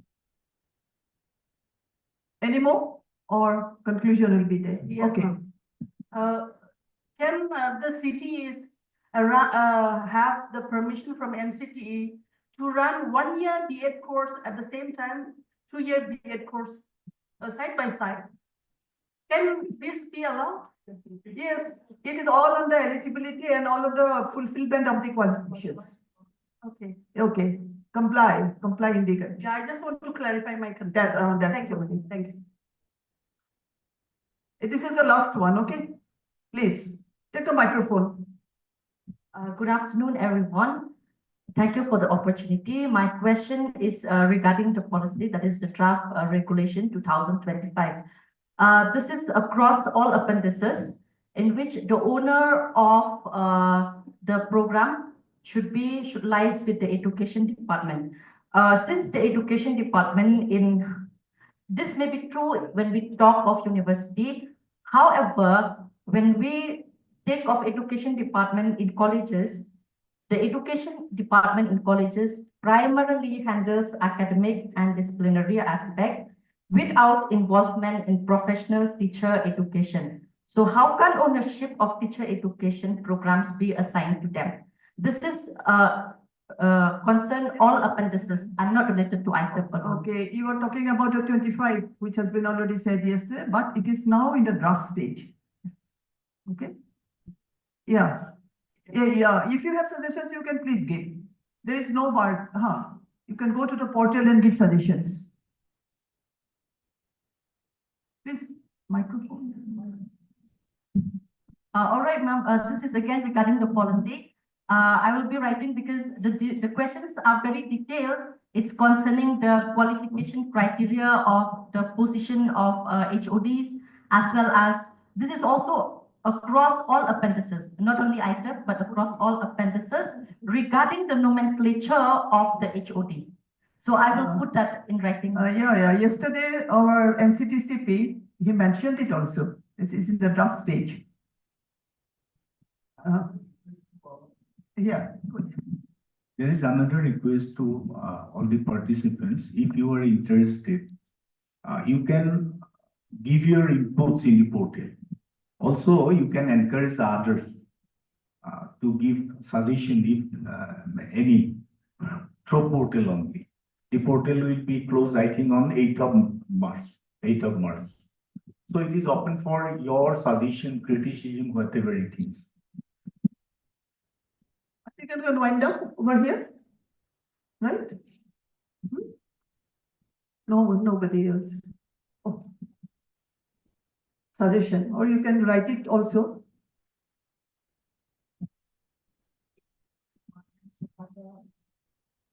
I do not know the future idea after completion of the program, means first batch of the program. Because at the university level, the question of equivalence, degree of equivalence. So when vertical mobility question arises, so how the other departments, they will take admissions, the students, those who are passing out from the ITEP program. So in terms of equivalence of the credit and also the course. Because many of the departments, they also will take a very rigid decisions because it is different kind of program that is not undergraduate programs. So can NCT take any initiative and discuss with UGC in regard to that? University director on island. Thank you, ma'am. These are the university.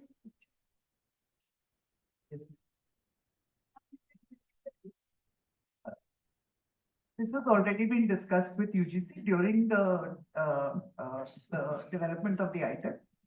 It is an absolutely equivalent program to all other undergrad programs. Students have two routes to go into the postgraduate. One is to do a postgraduate program in education, and the other is to do a postgraduate program in the discipline that they have taken. So that has already established the equivalence. It's there in the, it will be there in the UGC portal as well. So there should not be any problem with it. Okay, ma'am. Then it's ma'am. Thank you, ma'am. Thank you so much. Thank you, ma'am.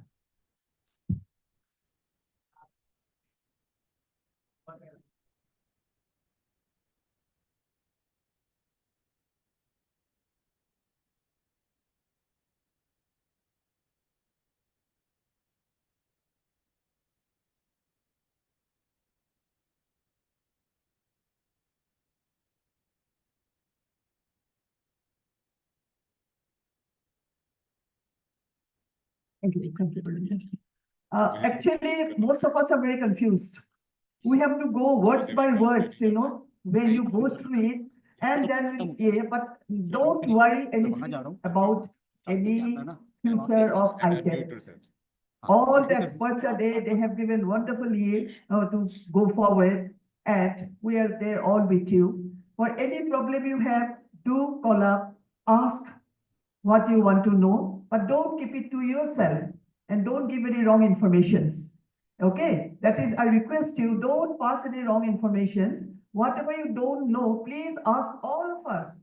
All of us who are here and our NCT officials are there to know what is behind.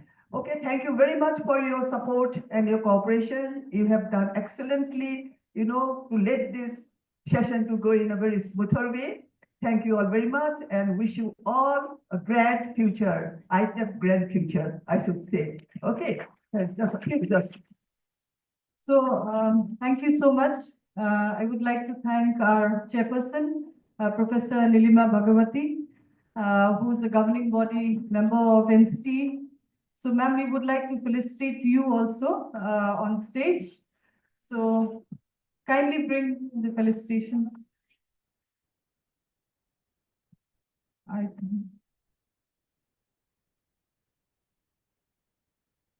Ma'am, we would like to felicitate you from. Yes, yes, ma'am. Come on.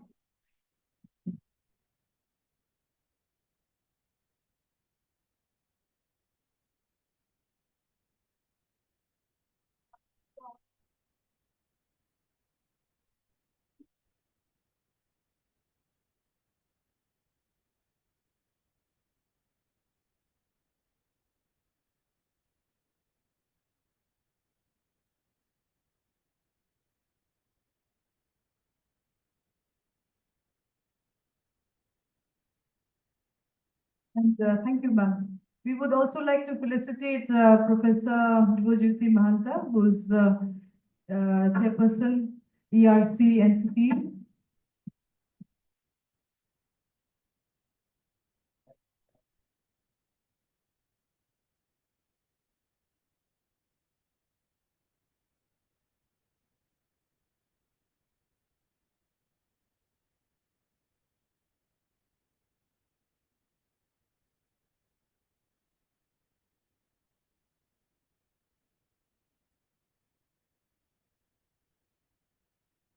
I'm asking these wonderful people that how do you know I will wear blue today because you brought this blue for me.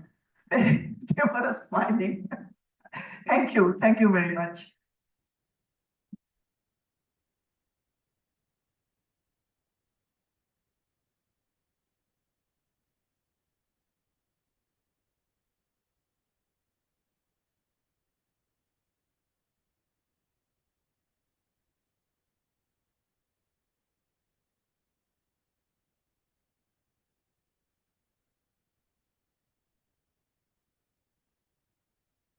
So much. So we are concluding this session now. Thank you.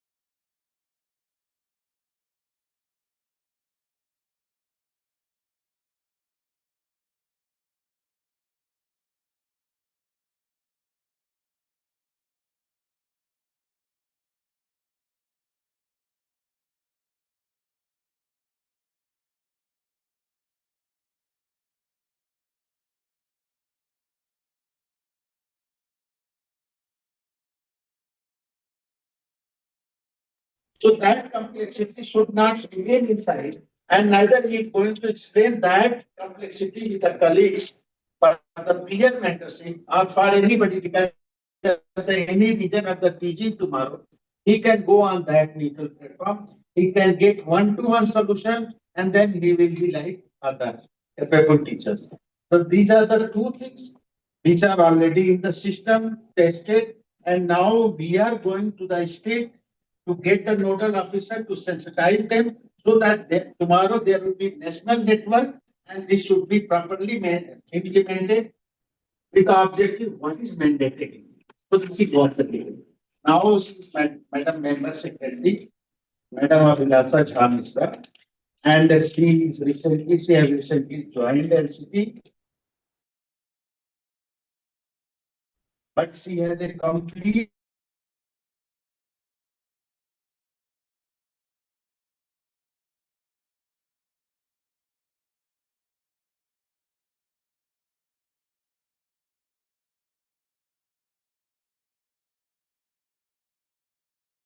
first to give the orientation and capacity building to the mentor in the region-wise area.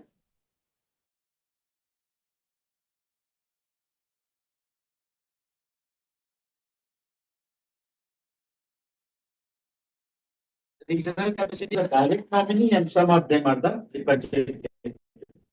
So now I would like to listen, Madam, as a message to you.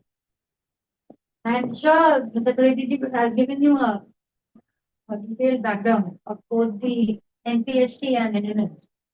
See, we took this as an opportunity because while we were here and the representatives are here, we wanted to make most of this opportunity, because we would be replicating the same thing that we are doing here in the other three regions as well. So while we are working on the development of the software for implementation of these two projects, NPSC and NMN, on a global scale, we expect that you take it forward in your respect and knowledge about these two projects, so that when we launch it in a few months on global level, global scale, we should be able to make use of these two projects to their fullest. So this is the idea behind having the most out of the opportunity of your presence here. Both the programs, like the brief that I have been given, and the depth in which I have gone, both have wonderful programs for in-service teachers.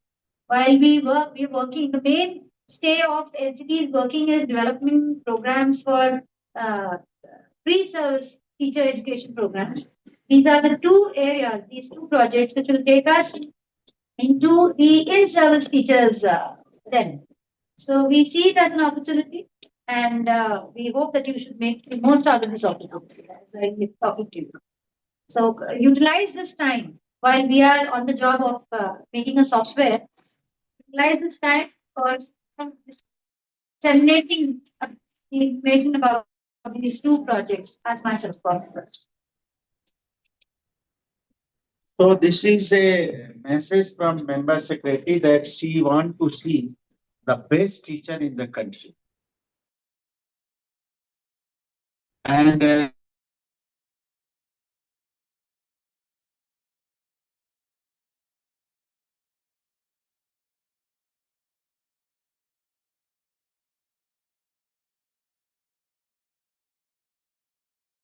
other than children, the teacher, student teachers, as we call it, or the ones who've taken this teacher education programs, if they have opportunities to go abroad, we are also working. Government of India has given us a project to work on that also.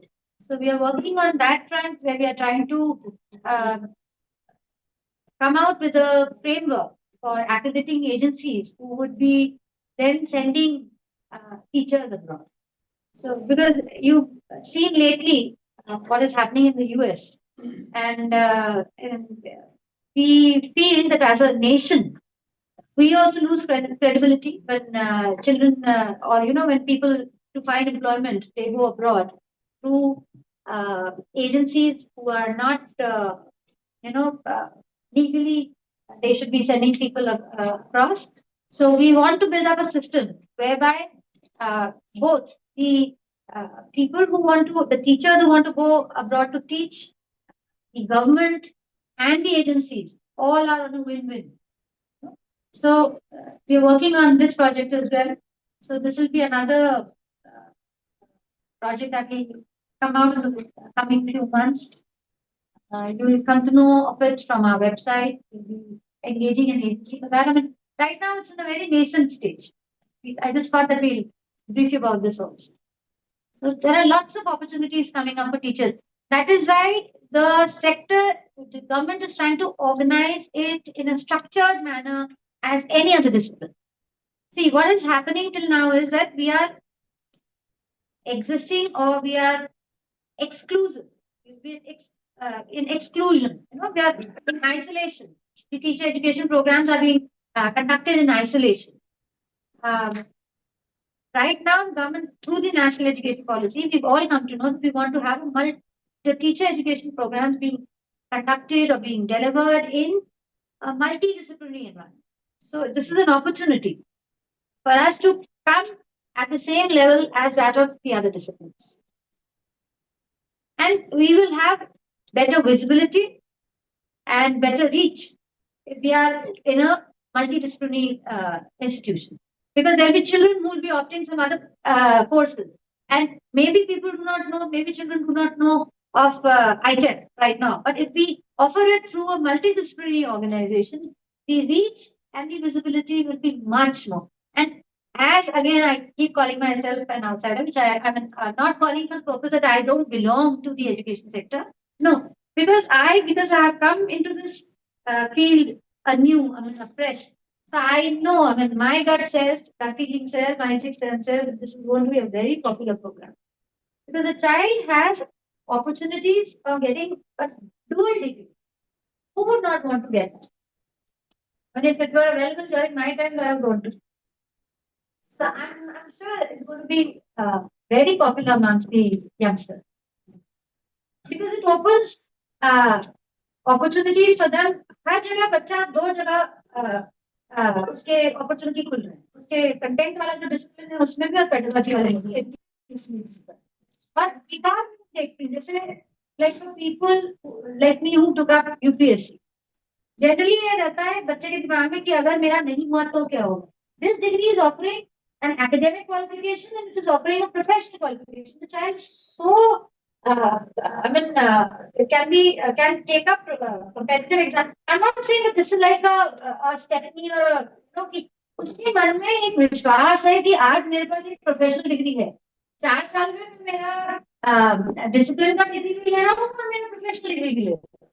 So this is, I think, going to be a very popular project. It all depends on how we take it across, how positively we look at it. See, we as teacher education institutions have to look at the policy and then orient ourselves accordingly. We should not do it the other way. That because I'm a standalone institution, how will I now do it in a multi-discipline? This is, we can look at it as a challenge, we can look at it as an opportunity, we can look at it as a problem. The prism is yours, how you want to look at it. So that is why all this effort. I hope all of us are going to make the most out of this opportunity. Thank you. Now, anybody for 5 minutes only, anybody want to say anything and 5 minutes. One question sir, आपका NMM के regarding एक question है. एक व्यक्ति जब register करेगा तो mentor के लिए भी कर सकता है, मेंटी को भी कर सकता है. There are two separate things: the eligibility of the mentee and mentorship. छोटा सा सजेशन दे जैसे हमने अभी अपना वो खोला है इनको एक ITEC के लिए हमने ये सॉरी रेगुलेशन के लिए हमने आपको वो दिया है ना कि you can raise your queries or your feedback, your suggestions. You can give it. We should give one portal opening in the portal for NMM and NPST as well. Okay, we are going to give the link. Collate all the queries, come out with an FAQ, and put it on the website.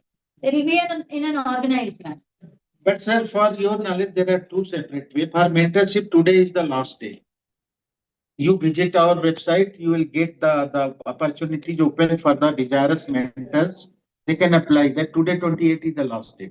If you want and you have that eligibility criteria, you apply for that, automatic screening would be there, and then mentorship would be there. But we will not freeze it like today last day.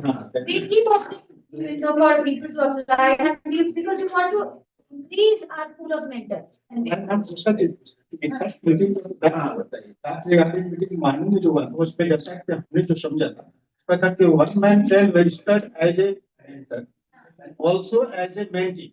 क्योंकि एक teacher को किसी चीज में किसी का mentor बन सकता है, लेकिन वो किसी दूसरे का वो मेंटी भी है, वही मैं जानना चाहता था. No sir, you can register, but there is a process of selection of the mentor.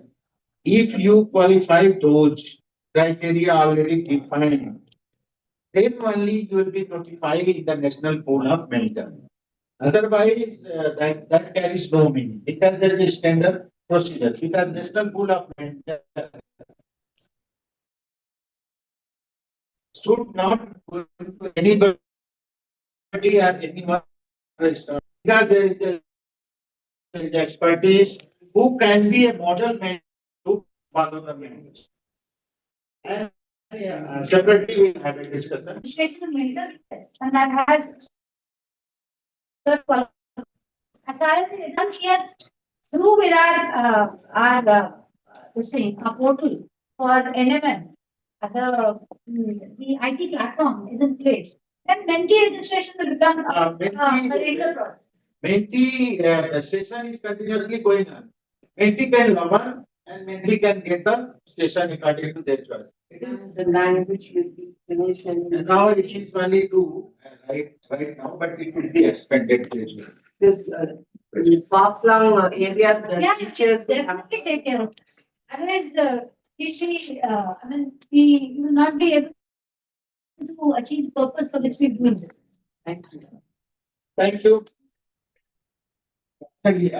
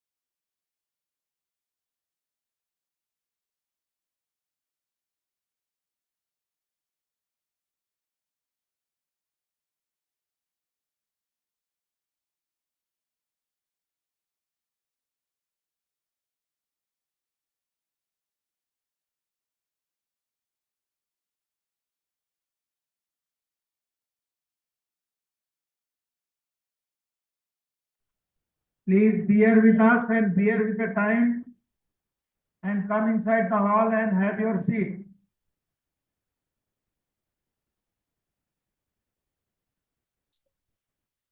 Chanchal madam, ask the children to take their seat. Please.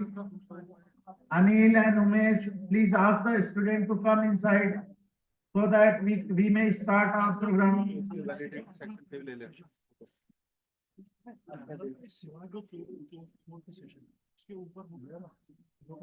Please request the students to occupy their seat.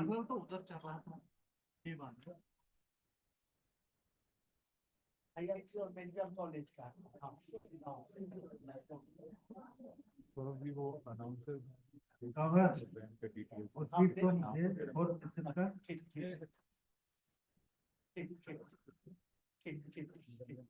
Ma'am, please move around and ask them to come inside, those who are taking food still.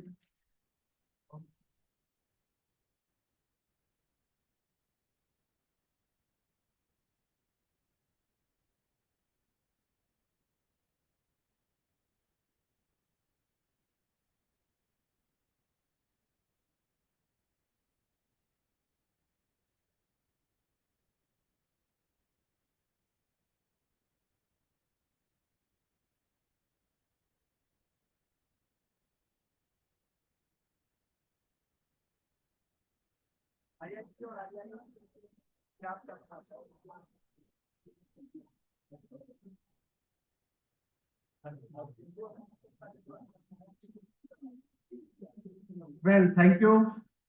I think the valedictory session is on now, and with the humble and benign request, I would like to request Honorable Professor Indu Prasad Madam to join us on the dais. Madam Member Secretary NCT, kindly come on the dais, and Professor Brinda from NEHU. I am requesting all three respected members and honorable professors to come on dais along with our member secretaries.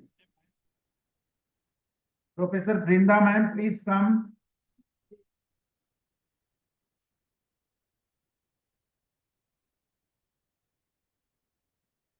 And keep all those things, that distribution and other thing will take place later on. We have to recapitulate and we have to bind our programs with what we have learned and what we have gathered out of these 2 days of the marathon discussion.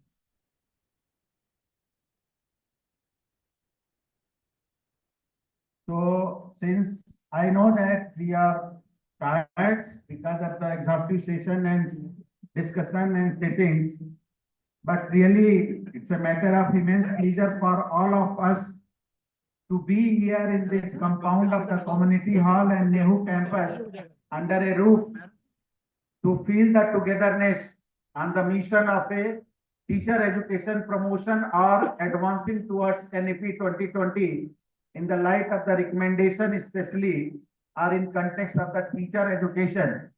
So simply I would like to mention here and request to all of you to have a sincere visit on NCTE website, because NCTE website is now updated and uploaded with so many informations which are latest and which are the creation of the new inventive and emerging challenges based on all those.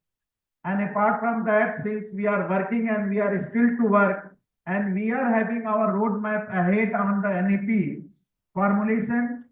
So it's my sincere request to the student as well as the teaching fraternity to have a continuous understanding of chapter 15, chapter 5 and chapter 4 of NEP recommendation.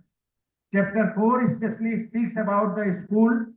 Chapter 5 especially speaks about the teacher. And chapter 15 of the NEP especially focus on the teacher education. And these are the three areas, and they have the very limited recommendations. What I am to say here in brief, chapter 15, which is the mandate of NCTE, has only 11 recommendations.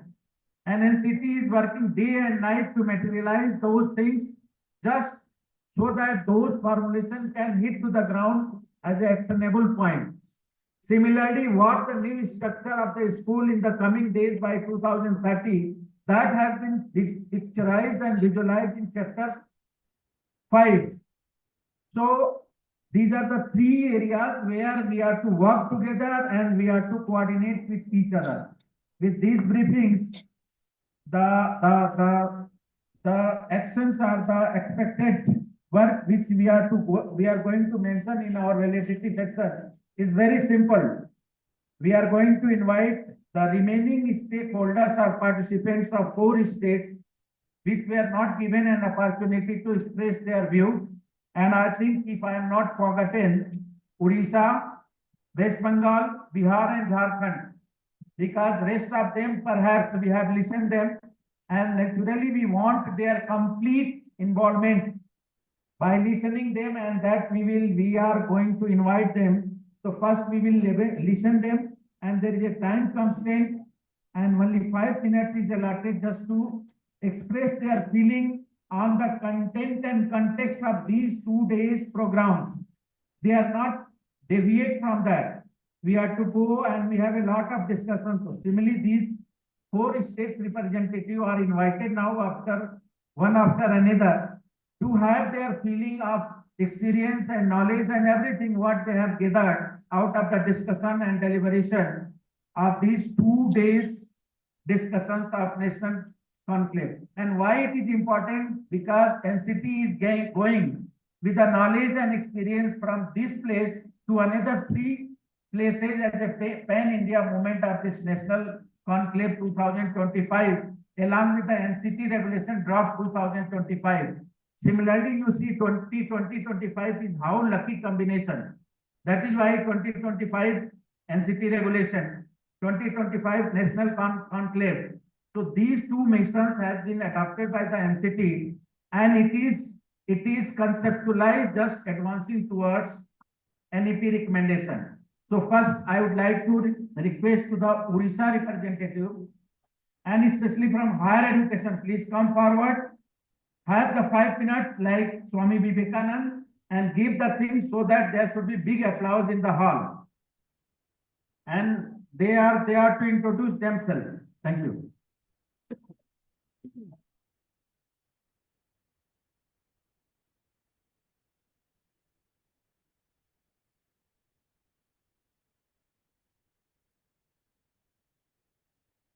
Good afternoon, one and all present over here. So, my name is Rajendra Behra. I'm representing MPC Autonomous College, where we are fortunate enough to start the first batch in the year 2023-24. I'll straight away go to the point without wasting any time. I think the first couple of challenges that we faced in the first year of admission was the delay in getting the students for the admission process. And that way, we lost a few students who were interested in the joining the teachers ITEP program, but they couldn't join because of the delay in the procedure. So I think NCTE is already taking care of it this year. We will have all the admission process much before time, and I'll thank you NCTE for that. And one more thing that is also I just want to highlight here. What the difficulty that we face if there is a delay in the admission is to combine the students of ITEP with the normal BSc students. Okay, the BSc students gets admission little bit earlier, so it's very difficult to combine the ITEP students with the BSc students. Okay, for the major courses. Okay. And I would be also thankful to NCTE for providing us with the experts in the first year. Okay, and we got a lot of support from them. Whatever doubts we had, the clarification we required, we got a lot of support from the designated experts that the NCTE has provided us, and I'm thankful to NCTE for that. And as far I think the other points has already been covered by the other institutions. So I wouldn't take much time, and I'm thankful for NCTE for the work that is being done, and we will try to do our best from our side to make sure that this is a huge success in the coming future. Okay, thank you so much, everyone. Thank you, sir. Thank you very much, Odisha representative and Odisha as a whole for taking a lead, because the Union Minister of Odisha is, the Union Minister from Odisha is there leading this task. So thank you very much, especially for honoring the time. Then now the time is for the West Bengal, please.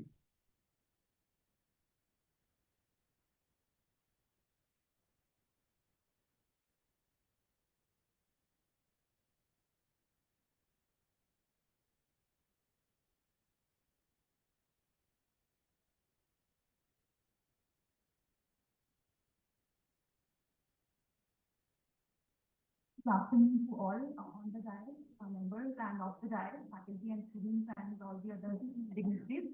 Myself, Asha Saxena, I'm working as an assistant professor, recently joined in IIT Kharagpur.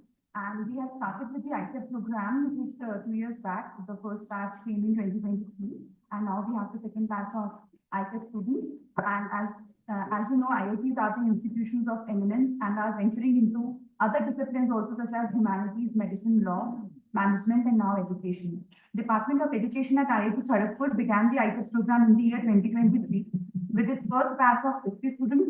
This is the result of the initiative and the progressive outlook of our former director, Professor Virendra Kumar Tiwari sir, and our founding head and dean of the department, Professor N.C. Nayak sir. So far, we have a team of 8 faculty members in chemistry, physics, and education. And the recruitment process is still on for recruiting faculty in the department.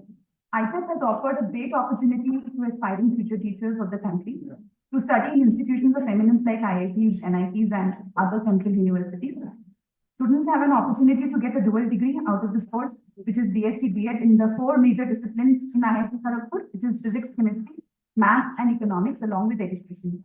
Some challenges that we are facing currently in implementing the ITEP are, first is the overlap in the course curriculum. Many a times students come to us and say that the courses, like some of the courses are overlapping, for example, in pedagogy and in IKS and in philosophy and sociological perspectives of education, which are, happen to be part 1 and part 2 courses and 4 pedagogy courses. And also, as was raised in the previous session, the disciplinary credit load needs to be a little, needs to be increased for the disciplinary majors, because these students who are doing their BSc B.Ed, they aspire for higher degrees like masters. So in the case of IIT, they have to give the JAM or the GATE exam. So for that, they are not getting the eligibility to apply. And so that is like one of the concerns of IIT to have, more courses in the major discipline. So internship program also in IIT needs to be aligned, because we follow a common academic calendar. We are following the academic calendar of B.Tech and other courses like are common. Okay, so their internship is happening at some other time, and in ITEP program we have 4 to 5 internships within the program. So it is becoming a little difficult right now to align the internship program for the ITEP with the other courses. So we are facing a challenge right now in aligning the internship program. And also, one of the suggestions from our HOD has also come up to give some scholarship and stipend for final year students, so that they are retained in the course and they don't feel like to opt out, as the source offer a multiple entry exit option to them. So that's all from my side. Thank you. Thank you very much. And now it's turn for Bihar representative, please. And I think we are happy to have this time management for this session. So congratulations to all 2 speakers.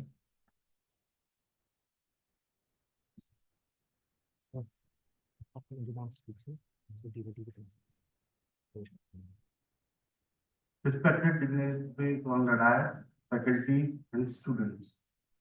I am Sharad Jain, Diet Principal at East Champaran, Motihari from Bihar.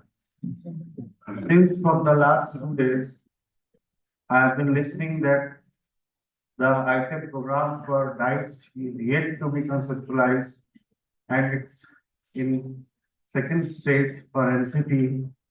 And we in our state also struggling the same. But our focus in our state in Bihar is because we have gone through a large number of recruitment. Like last year, we have recruited around 2 lakhs of teachers. That's why their orientation program and in-service trainings are at full pace. For example, in the last year, we trained around 6 lakh teachers. And this year also, we are in the way of training them the complete cycle of 6 lakh. We have reached 4.5 lakh. So we are doing good at that aspect. But the ITEC program as such in Bihar is struggling hard to go through.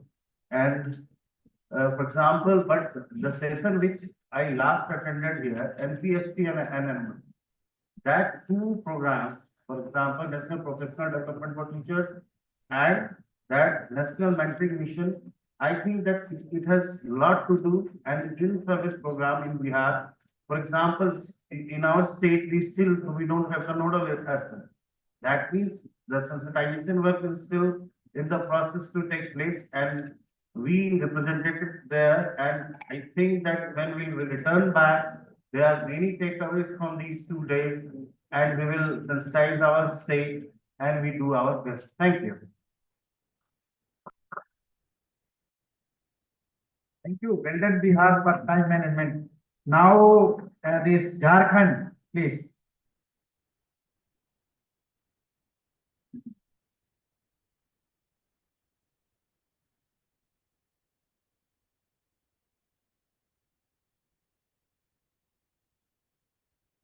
सभी को नमस्कार।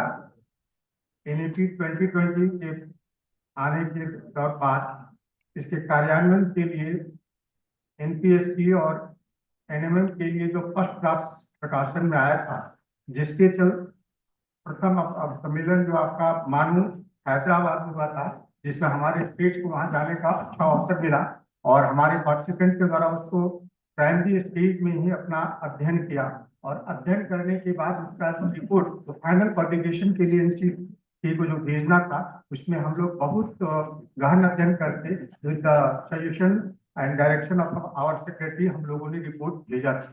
और हम लोग उस कार्य को करने के दौरान इस चीज को हमारे स्टेट के जो SCRT और अर्थ संस्था के जो लोग थे इसको अच्छा से समझ पाए। और इस काम को करने के लिए हमारे डिपार्टमेंट के अंतर्गत हमारे सेक्रेटरी साहब के द्वारा जो भी NCRT से जो डायरेक्शंस जो आते हैं, मैं समझता हूँ कि टीम इंटरेस्ट के साथ उसको हर काम को तुरंत करते हैं। जैसा कि मैंने आपको पहले भी बता चुका है, हमारे राज्य में आपका NPST और NMM के नोडल पदाधिकारी का नोटिफिकेशन हो गया है। प्रयोग ये है कि हमारे यहाँ सेशन चल रहा है, असेंबली सेशन, जिसके चलते वो नहीं आ पाए, और अगर वो आते तो मुझे अच्छा लगता कि बहुत सारी जानकारी उनके द्वारा इस पूरे समूह को दी जाती। आफ्टर ऑल NPST और NMM के द्वारा जो हम लोग अच्छा काम करने का प्रयास कर रहे हैं और निश्चित रूप से इसमें हम लोग अच्छा करेंगे, जैसा कि मैंने आपको पहले बताया। और रिगार्डिंग इन सर्विस ट्रेनिंग जो हम लोग को NMM में जो करना है, उसमें हम लोगों ने काम करने का प्रयास किया है, शुरुआत हो चुका है और अच्छा लगेगा कि यहाँ से जो फीडबैक हम लेकर के जाएंगे, हमारी टीम जो लेके जाएगी, उसको हमको कार्यान्वयन करने में अच्छी सुविधा मिलेगी। अगली बात, हमारे पास जो CPD के अंतर्गत जो हमारा एम्पावरमेंट टीचर्स की जो चल रही है, उसमें हम लोगों ने प्लानिंग करके अच्छा काम किया है और वो हमारा काम प्रोग्रेस में है और हमारे टीचर्स इसमें काफी इंटरेस्ट लेकर के इसको हम लोग देख रहे हैं। उनकी तरफ से बहुत सी क्वारी भी आती है कि आखिर इसमें इसमें हमारा जो 50 आवर्स का जो ट्रेनिंग है, जो एम्पावरमेंट है, उसमें क्या क्या जोड़ा जाएगा। तो दिस इज अंडर प्रोसेस। हम लोग उसमें चाहेंगे कि और कुछ जुड़े। और इंटर्नशिप जो B.Ed का है और 1 ईयर और 2 ईयर की जो बात है, अब उसको तो हम लोग बाद में हम लोग उसका डिसाइड करेंगे, जो अंडर पाइपलाइन है। लेकिन अभी जो हमारे जो B.Ed वगैरह जो काम चल रहा है, उसका इंटर्नशिप का सुपरविजन हमारे SCRT से किया जाता है, ताकि बॉटम लेवल पर उसका काम अच्छा से हो सके। इसी प्रकार से हमारे स्टेट में इस काम को अच्छा ढंग से करने के लिए हम लोग और भी वेबसाइट से जो कुछ भी डाटा प्राप्त करते हैं, उसका हम लोग अध्ययन करते हैं। और जहाँ तक मुझे विश्वास है, यहाँ से जो कुछ भी हम लोग लेकर के जाएंगे, उसका एक तुरंत हम लोग इमीडिएट मीटिंग बुला करके इसके आधार पर हम लोग निगोशिएट करेंगे कि क्या हम लोग कर रहे थे और क्या हम लोगों ने यहाँ करते लेकर हम लोग जो जाएंगे उसका कैसे कार्यान्वयन कर सके। और ताकि हमारे स्टेट को अच्छा लाभ मिल सके। हम लोग मान के चलते हैं कि हमारा स्टेट एक न्यूली फॉर्म स्टेट है और दूसरे स्टेट अच्छा काम कर रहे हैं जो झारखंड के साथ एक साथ बने थे, लेकिन हम लोगों को बहुत कुछ अच्छा करने की जरूरत है और इसके चलते हम लोग काफी इंस्पायर्ड हैं और मैं इस मीटिंग के कार्यान्वयन से काफी प्रभावित हुआ ताकि हम लोगों को और कुछ अच्छा करने का मौका मिले। धन्यवाद।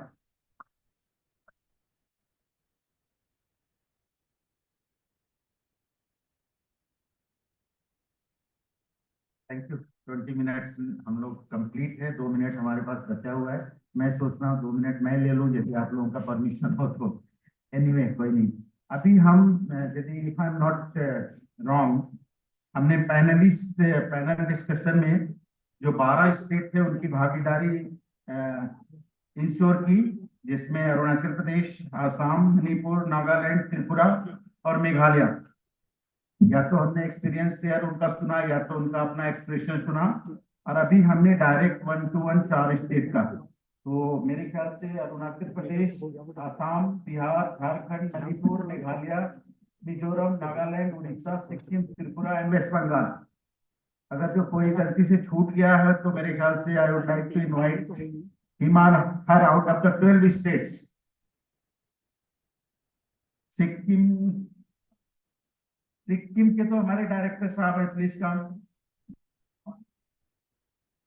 नहीं, but we will listen to you because आपको 2 दिन कैसा लगा थोड़ा सा बताइए। How you feel and how you recommend that NCT should move forward with this agenda to the rest part of the country.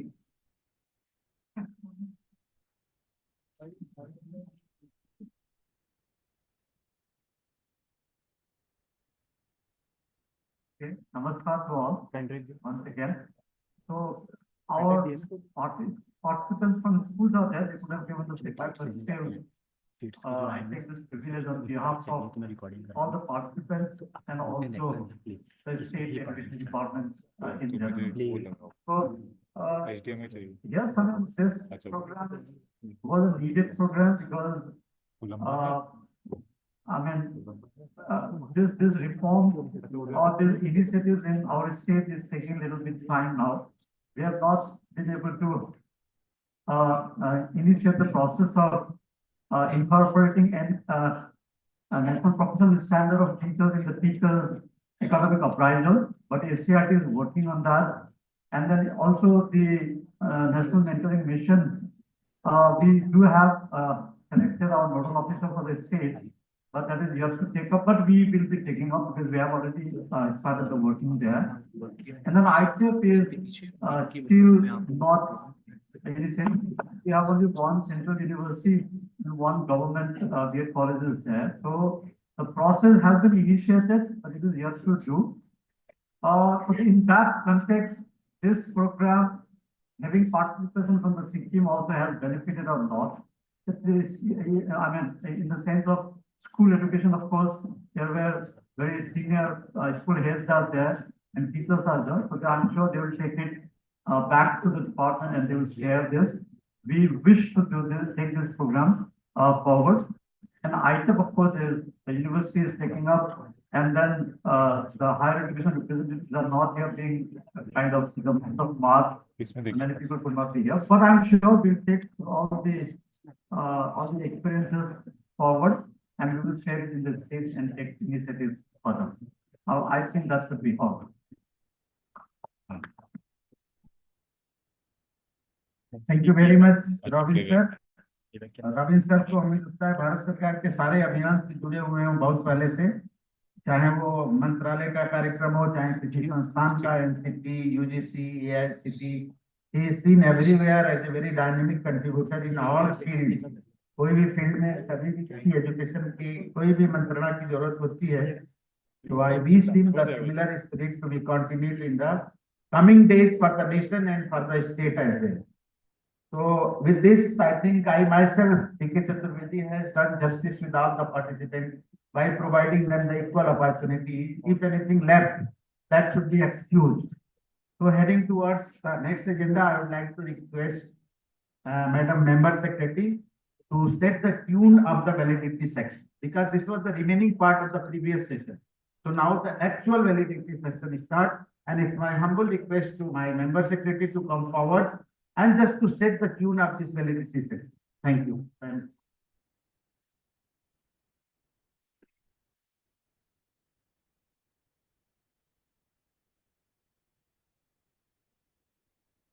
Respected Professor Indu Prasad, Vice Chancellor, Ajin Premji University. Respected Professor Brinda, Head of the Department of Education, NEHU. Respected Professor Nilima Bhagwati, General Body Member of NCTE. Dr. Divyajyoti Mahanta, Chairperson, Eastern Region Committee, NCTE. Professor Sally N. Zala, Chairperson, WRC, NCTE. Professor Indu Prasad, Professor S.C. Roy, Director Navy, Shillong. Professor Jyotsna Tiwari, NCERT. Professor Seema Dhawan. Dr. Ravin Chhetri, Director SCRT Sikkim. Shri Vinay Kumar, Principal Kendriya Vidyalaya, Itanagar. Directors and Deputy Directors of Departments of Higher Education, School Education, SCRT of the 12 participating states in the Eastern region. Deans and HODs of central and state universities, diet principals of all the 12 participating states, their teacher educators, school principals and teachers, faculties and research scholars of NEHU, ISEP and MF students from colleges and universities of Meghalaya. So the long list of citation itself suggests how beautifully has this National Conclave been organized in a collaborative mode. And we've had a very professional, technical, and meaningful sessions the past 2 days now, where we discussed and deliberated upon the regulations 2025, the drafts that have been put in the public domain by NCTE, with specific focus on the 9 programs that are being launched this year. We'll be shortly opening the portal for these 9 programs. We also made use of this opportunity to discuss the projects of NMM, that is a National Mentoring Mission, and NPST, and had a parallel session with the state representatives while we were having the 4th session. The National Conclave was conducted in a collaborative mode to work jointly on the transformation of teacher education towards Viksit Bharat. This is the first series of national conclaves to be held across the country on teacher education shortly, and the learnings that we are taking from here will be emulated in all the national conclaves that we hold shortly. I see this as an opportunity to contribute a bit towards the vision of Viksit Bharat. And here I would also like to take the opportunity to remind all of you that the draft regulations that we put on in the public domain have been done with the precise and the sole purpose of seeking your suggestions and feedback. And I also realized while we were having the sessions yesterday and today, that there are, apart from certain feedbacks or suggestions that you would like to give us, there are few queries based on some genuine concerns and doubts that are there. I would like you to address those as well in the email address that we have shared with you in the portal, so that we can collate all of them and come out with a sort of an FAQ which we can share with you, so as to dispel all doubts, allay all fears, apprehensions, which are quite genuine when we are in a transition phase. So if we are able to allay those apprehensions and rest those doubts, we will be implementing these 9 new programs in a very smooth and in a very professional manner. With this, I take leave of you. Thank you very much for being such patient and such participative audience. Thank you.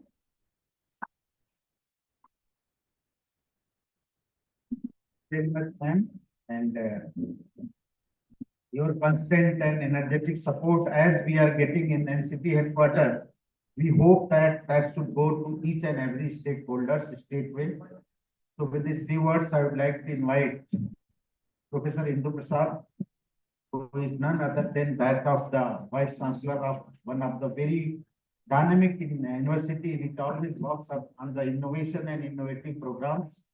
And it's my pleasure to invite her to listen her, and especially we will love to listen the concluding remark from her, that how she is going to wind up this program in her own eyes. Thank you, Madam Indu Prasad, please. Dr. Vediji and I have a very interesting relationship. He's constantly asking me to do something. I am constantly saying, no, I will not do it. And then he gives me some bhajan about Desh Ki Seva and all that, and then I say yes. So this is how this has also happened. No? So I said no. He said, "Arey, aise kaise ho sakta hai?" And I said yes. So this is the nice sort of rhythm we have with one another. Not today, for many years. So I've spoken so many times in the last 2 days. I really don't know what I have left out. But I'll say a few things anyway. First is a very big thank you. Very big thank you to NEHU, a very big thank you to NCTE, and a very big thank you to all of you. This is an incredibly beautiful place, Shillong. NEHU itself is beautiful, and thank you for having all of us here. And thank you for listening, for participating, for being so engaged. I think it's just a very, very good sign, very, very good sign that there is so much interest, there is so much engagement, there is such passionate, lots of questions and lots of challenges. These are always good. These are always good signs that something really good is going to happen. The NEP 2020 is very clear. Teachers are at the center of education. Teachers are the torchbearers of change. And any change in quality of education is completely dependent upon the teacher. So that is what NCTE has picked up. And that is the heart and the soul of all the new programs that we're talking about. The design of the programs, their structure, and the demands they place, both on the institution running it, the students who take the program, and the people who teach the program. It's rigorous theory. It is continuous graded practice, strong connections between them all, and really solid, strong professional development programs, all of them. So they are not going to be easy to implement. In their full spirit, they are not going to be easy to implement. And the idea was not to have programs that are going to be easy to implement. The idea was to create a challenge for all of us to do much, much better than we have done in the last so many years. It's not as though we haven't done things, we have, but now it's time to raise the notch significantly. I'd like to thank everybody who spoke about each of the programs, detailed them. But I have one request of all of you.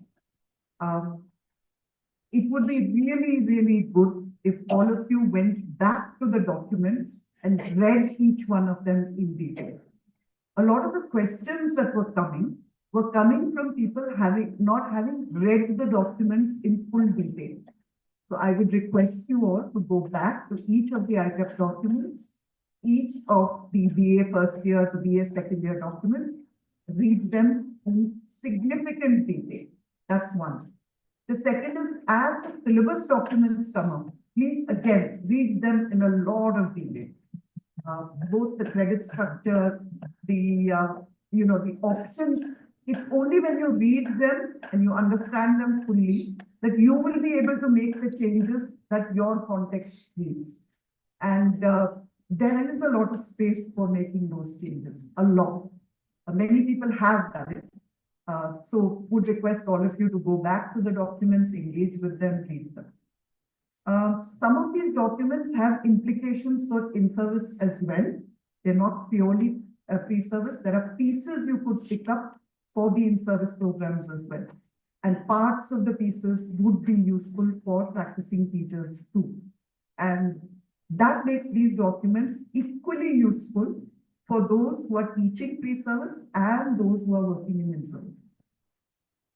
Going forward, we will see the programs of the pre-service and the in-service in a continuum because that is the way they ought to be. And that's where the National Professional Standards come in. They see teaching as a profession across a continuum, beginning with preparation and ending with you becoming a proficient and a deeply experienced teacher. So the NPSP, the NMM, the pre-service documents, all have to be seen as one set. Please, let's not see them as very, very different things. You will notice that all the IPEP documents have a standard code, and that is deliberate. That's absolutely deliberate because there's a large set of things that all teachers must know, irrespective of their specialization. So all these things are to be seen as one, and hopefully they have very strong links with each other. That is the idea. Again, as we receive more and more feedback, as the experience grows, we will come back to the curriculum, come back to the documents and improve them. And that is where your feedback, your questions, your suggestions are extremely important. So even if you have asked the questions in this session, our request is that go back again and send the questions formally to NCTE. It's extremely useful for us in the next design and in the final program documents. So that's a request. The second request I have, please stay in touch with each other. This is an opportunity. I hope you have ended up meeting each other, spending time with each other across states, across groups. One of our constant worries is that we don't talk to each other often enough. And very often there are people who are our neighbors who are sharing similar experiences, and we could have found a solution together. And that is something we don't invest enough time in. One of my biggest grumbles always is that SCRT doesn't talk to higher education does not talk to SCRT, and therefore the whole picture is never complete. If teacher education has to be a continuum across pre-service and in-service, both these institutions will have to have conversations with each other regularly. And even if they are not formal, this is an opportunity to make them informal. And most of the time, informal works better. So my encouragement to all of you is continue to be in touch with each other, continue to be in touch with NCTE. Now you put faces to Abhilasha ji, to everybody else. So you're welcome. Constantly be in touch with each other and with NCTE and all of us who have been involved. I had one last thing which I have forgotten. Yeah, that's what it. Thank you for being here. And read, please, read the documents. People working in education don't read enough. Please read. Don't read paras. Don't wait for somebody to send you a set of bullets. Don't read PPTs. Read the documents fully. That is when you get a full understanding. That to me is the biggest takeaway from me, because everybody must read. And that is advice to the back rows also. Read. Yeah? All right? Thanks. Thank you very much.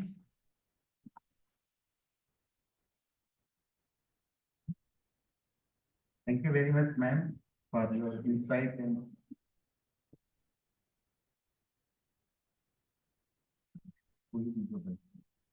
thank you very much, ma'am. And I think हम आपको जितना भी सुन रहे हैं उससे ज्यादा सुनने का और दिल करते जा रहा है, बट कॉस्ट टाइम लिमिटेशन है, हम उसको नहीं बढ़ा पा रहे हैं. बट अभी हमारे दिल में ख्याल आया है कि सुबह से जो बच्चे हमारे साथ बैठे हैं आज और कल, किसी एक बच्चे को, स्पेशली गर्ल स्टूडेंट्स को मैं यहाँ बुलाना चाहूंगा, एक बॉय और एक गर्ल जो आए और उनको कैसा लगा ये दो दिन का प्रोग्राम, अपनी भावनाओं को व्यक्त करें. One student means from the girl side and one student from the boy side. Please come forward, don't hesitate, because you are the would-be teacher. कम इनका भी लेके आइए 2 स्टूडेंट को जिनको आज ही हम लोग टीचर डिक्लेयर कर देंगे।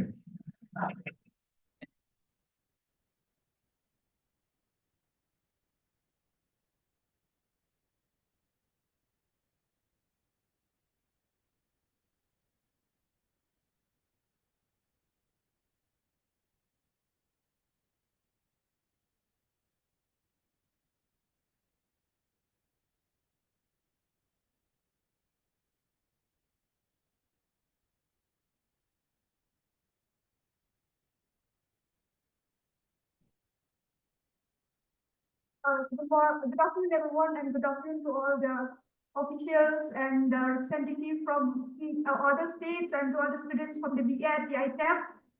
We are happy to see you here in Meghalaya, and it's so good to attend this program, especially for us.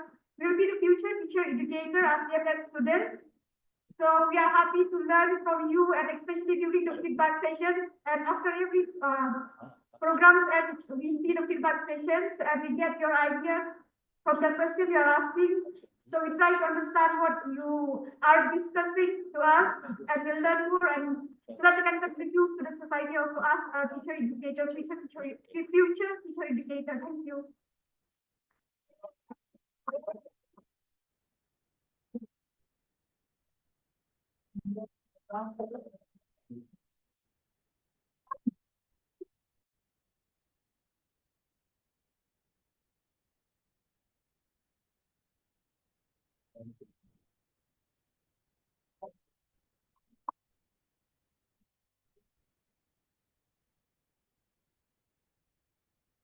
Once again, good afternoon, everyone.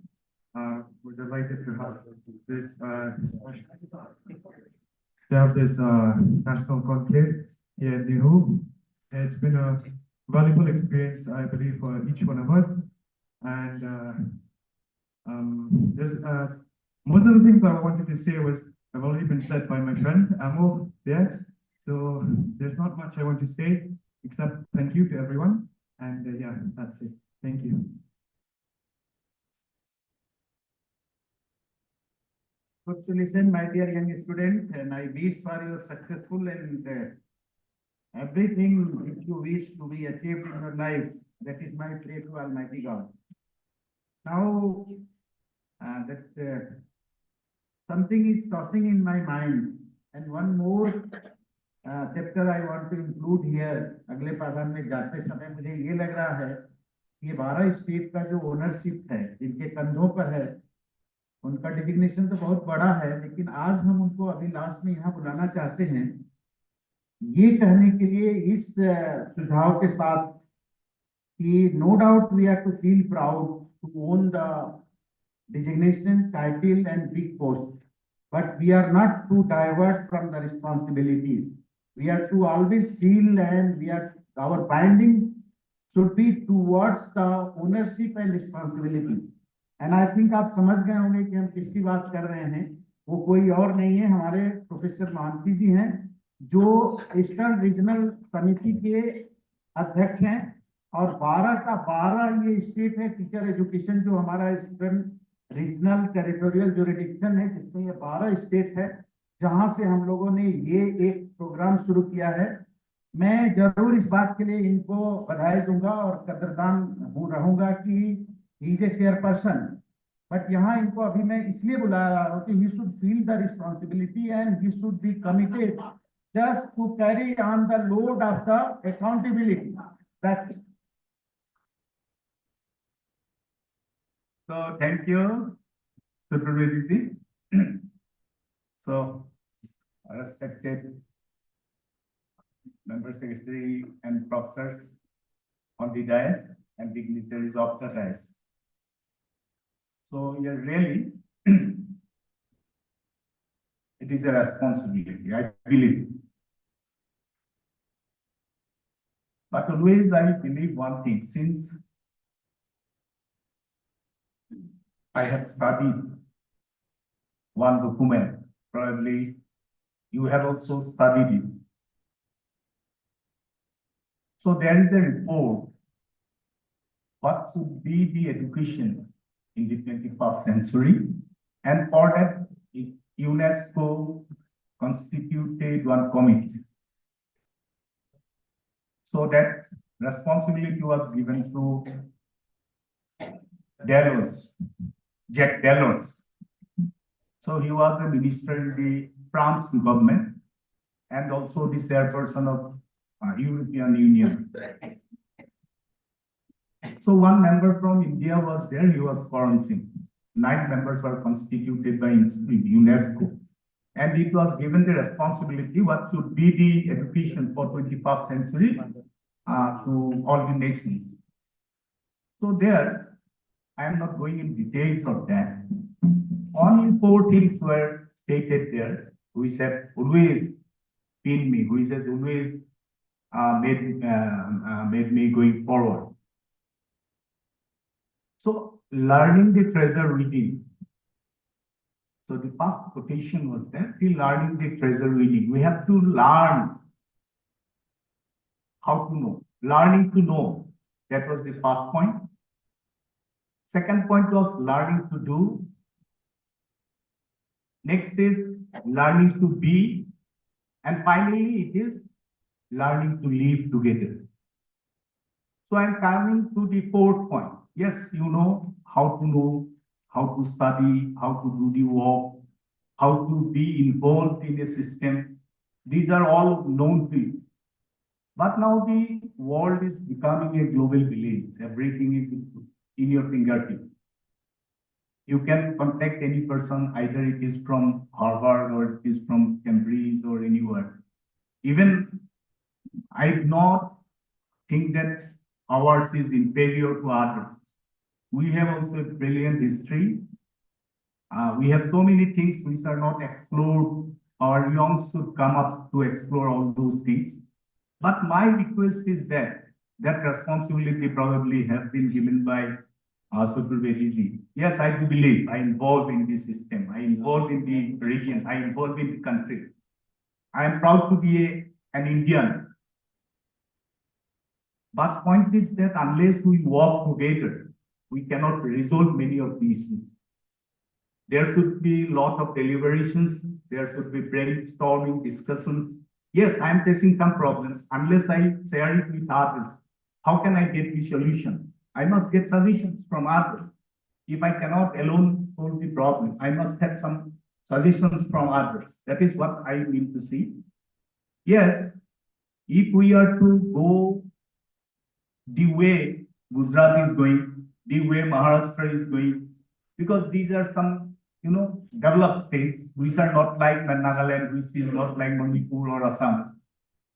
But if we want to go in the pace of development, which is there in other states, then we must study what is required for ourselves, what is required regionally. So that should be studied. And can we share our expertise? Can we share our resources? Can we say some good things to other institutions or states? So that is required.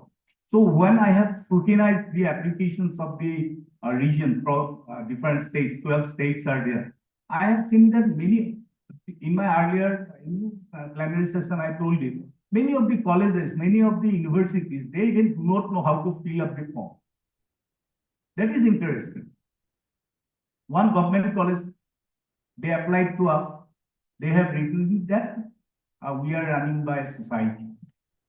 Can a college which is government could be run by a society? That should be learned by the college itself. It should know what is the status of that college. Land documents are not there. So many things are there lacking. Therefore, I tell you, if we have to make Bharat a Viksit Bharat, therefore we must work together. We must take the expertise from others. We must look into the weakness. Weakness gives us how to move forward. Therefore, these are certain things that I want to share with you. I'm always there. I keep my phone never switch off. It is always there. Even whenever I go to some lower primary school seminars or something. Sometimes I go to take classes in lower level also. Always I share my phone number to others. Even if I cannot pick up that one, I tell them, you just give a message, I will call you comfortably. So that should be tendency. I have seen many of the people. If you ask them, sir, I want to study this book, can you tell me the source? Of course, Flipkart and all those things are now available. I remember I tell you, at that time probably it was in just time taking another 1 minute. In 87, when I joined my college service, at that time, I am from mathematical studies, basically. So at that time, I got the information of one book, that is The Man of Mathematics. At that time, it was a 2-volume book, Man of Mathematics. I tried at that time in 87. So the online and all these services were not there, internet was not there. So I asked one of my teachers who taught me in university, he said, sir, I want to study this book. He told me, yes, I have these 2 books, but I do not know. Probably it is in some carton, maybe somewhere there under my bed or somewhere. If I found it, I will give it. But that never happened. I asked 2-3 teachers. You remember one person who was fortunately the head of the department in Guwahati University. So when he came, I saw him in the Guwahati city when I was traveling by city bus. I immediately got down and I was strolling with him together. I told him this many things along with this also. Few days back, by another person gave me a call. You come to Guwahati on this day, sir has kept some books for you. So ultimately I got those books. So this is the tendency of our learned people. That should not be the case. If we have to live together, we have to live. We must be open-minded. We must extend our hand for one another. Otherwise, the living is meaningless. I may have a multi-story building. I may have recently, when I was taking food there, I told you, why should I boast of something? I have a big car. I know some ministers. I have so much thing with me. Is it unique? It is not unique. What is unique? Your interpersonal relation. How do you behave with others? How do you extend your hand to others at the time of help? This measures the qualification of it. With these words, I conclude. And though I am a member of NCTE, still then I believe, so all the members here, NEHU has extended their full cooperation. If anything is left, so I being the chairperson of ERC, you don't blame NEHU, you blame me, because I have taken the responsibility. The fault is not with NEHU, the fault in me. With that, I express my gratitude to all of you. May God bless you to give your service to the society and the needy people. Namaskar.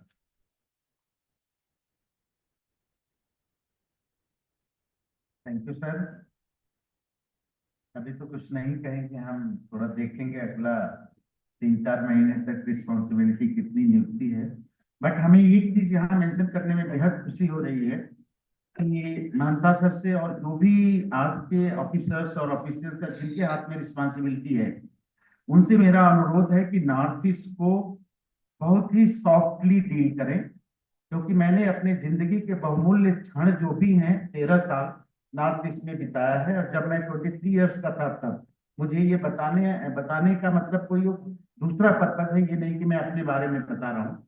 और मुझे ये feel हुआ कि ये बहुत ही एक तरीके से फ्रेजाइल तो नहीं कहेंगे बट नाजुक वर्ड हम यूज करना चाहते हैं कि नॉर्थ ईस्ट के जो 7 सिस्टर्स हैं ये बहुत ही नाजुक उसमें है और इनको जोल्ट देने से ये टूटेंगे जुड़ेंगे नहीं। तो इनको बहुत ही सॉफ्ट और डेलिकेट लेके चलने की जरूरत है और इनके चैलेंजेस को बिना बताए समझने की जरूरत है, उसका स्पष्टीकरण मांगने की जरूरत नहीं है, क्योंकि मैं उस स्पिरिट से किया काम यहाँ।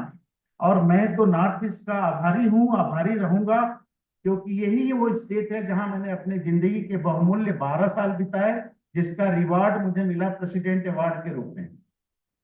तो मुझे फख्र है कि मैं अरुणाचल गवर्नमेंट का एम्प्लॉय हूँ और अरुणाचल गवर्नमेंट के 14-15 ऑफिसर्स यहाँ आए हुए हैं। दे नो मी बेटर और मैं अपने समय किस तरीके का रिकॉर्ड इन जंगल में बनाया था। आप 88 में मैं अरुणाचल में आया था, आप सोचिए 23 इयर्स का हार्डली था। हाउ टफ आई वर्क कि I was recognised and I was recommended by the state government for that prestigious award. तो मेरा सिंपल एक ऑब्जर्वेशन आज भी है। आज भी जब हम आइटअप शुरू कर रहे थे तो मैं बताना चाह रहा हूं कि मैंने ये जर्नी गुवाहाटी से शुरू की थी, कॉटन कॉलेज से, और 15 ओपन हाउस मैंने आइटअप के लिए मैंने मीन्स हमने एनसीटी से किया था, और माँ कामाख्या का दर्शन करके हम लोग शुरू किए थे। एंड आइटअप आज देखिए कि मेरे ख्याल से it has become the voice of everybody, and other departments are trying to get something, some lesson from them कि this kind of the program should come. It's a very dynamic in combination. आपको 20-25 page का CF देखिए, you will find the response and that reply of every question and every challenges. And it has duly accommodated all the recommendation of UGC and other national documents. So that's one. Again, with the budget notification of NCT draft 2025, we came to be blessed by Ma Kamakya, and we have started this journey, and we are moving around the country with this, with the blessings and with the experience from this place. So the journey जो भी हमने start करना किया है पहले, उसमें हमें सफलता मिली है, और हम श्योर सक्सेस हैं कि हमें रेगुलेशन 2025 जो कि एक 9 प्रोग्राम का बास्केट हम लेके आ रहे हैं, जो कंप्लीट नया है, आपको बहुत सारी चीजें देगा, आप देखेंगे, तो उसकी जर्नी हम सक्सेसफुल करेंगे।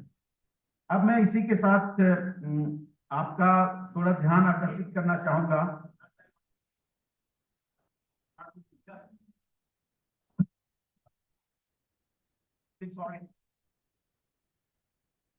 So just I want to give one information. Actually, we Northeast are not lagging behind, for the fact that this time on 25th of February, there was one meeting of ERC. So in that ERC meeting, I tell you, from the Northeast, 5 colleges were given permission for running ITEP from 25-26. Other than these 5 colleges, no colleges of the country is given any permission yet, as yet. So therefore, it is, I think I should get a big applause from you. So 5 colleges from Northeast are given approval this time on 25th of April. Thank you, sir. This is really good. And let the Northeast herald the whole country in this mission of NEP and 2025 of NCT regulation. Now अब मैं आपको थोड़ा सा कुछ एक ऐसे तरफ ले जाना चाह रहा था कि जो कुछ हमारे इनविजिबल फोर्स हैं, जो पिछले 48 घंटे से बहुत सक्रिय रहे हैं, और वो हमारे कुछ कलीग हैं जो एनसीटी से आए हुए हैं, जो हर जगह हर एक चीज को प्रॉपरली एक्मोडेट और एडजस्ट और स्मूथ करने की कोशिश किए हैं, and they are always seen in extending their services. So I would like to call them and just I would really appreciate to honor them through this platform, through the 3 powers. आज अभी I'm bound to say ये 3 महाशक्तियों का संगम जो अभी आज यहाँ दिखाई दे रहा है, गंगा जमुना सरस्वती, यही धारा और यही प्रवाह हम लोगों के साथ पूरे इंडिया में जाएगा। तो मैं 3 महाशक्तियों से अनुरोध करूंगा कि जो इनविजिबल फोर्स हैं एनसीटी के, जो हमारे कलीग हैं, जो 48 आवर्स से लगे हैं कि हर चीज स्मूथ हो जाए, उनको तो फैसिलिटेट करें। I will call them mister Anil Kumar, he is section officer looking after the academy, so I will call him and I will request all together the 3 madams to felicitate him jointly.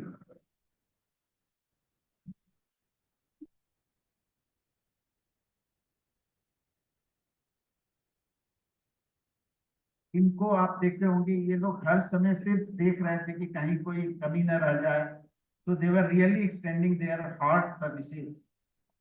थोड़ा सा सामने आएगी, photography हो जाएगी। Yes, क्या आ गया photo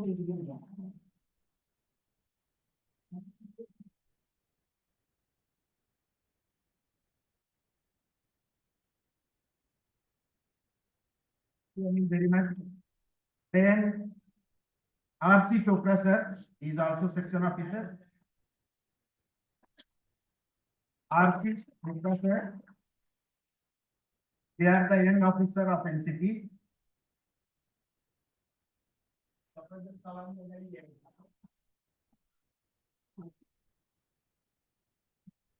They really deserve the appreciation.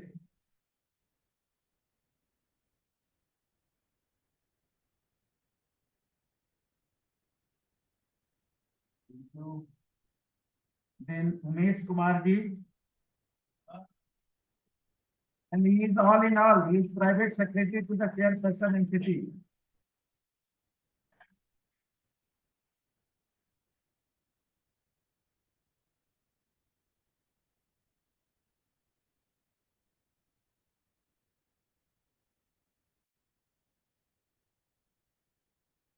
Thank you. Two more scholars are there, they have come from NCT and they are research associate working with the NEP implementation. And then Dr. Chanchal, please come. They are the real force behind the drafting and all this. And all the document and draft is before you because of their tiring efforts.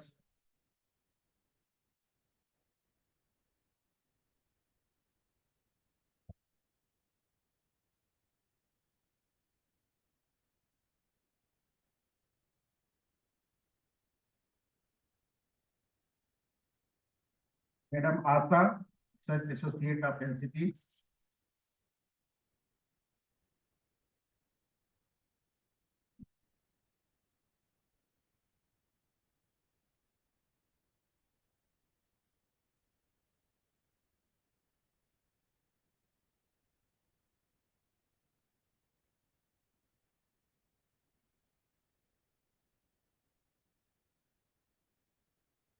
Thank you very much. I think प्रिंदा madam से मैं request करूंगा कि मुझे भी declare करने।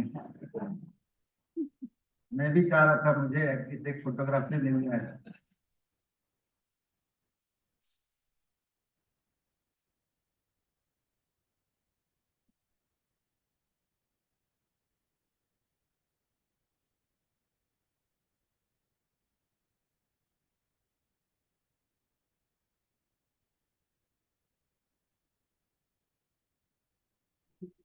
Thank you, sir.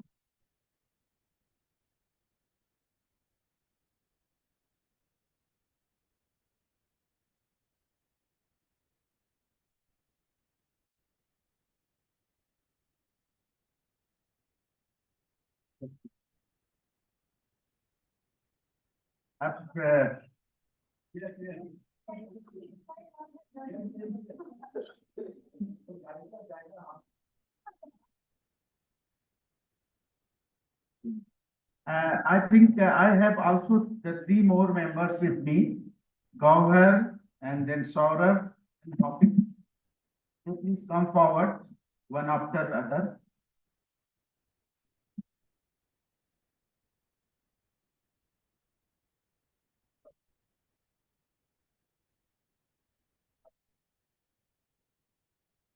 Two more officers were here because the whole NCT team along with member secretary and NCT. So two research associates have left. Mr. Mukund and Megha.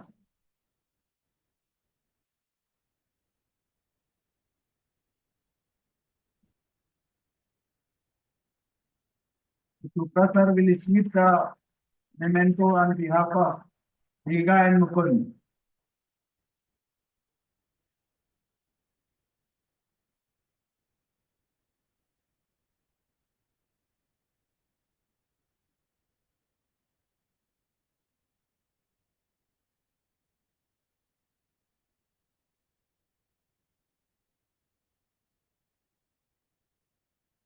That Supra sir will receive in absentia. I think we have to acknowledge the services of Mr. Mukund, who was there with the chairperson and Megha.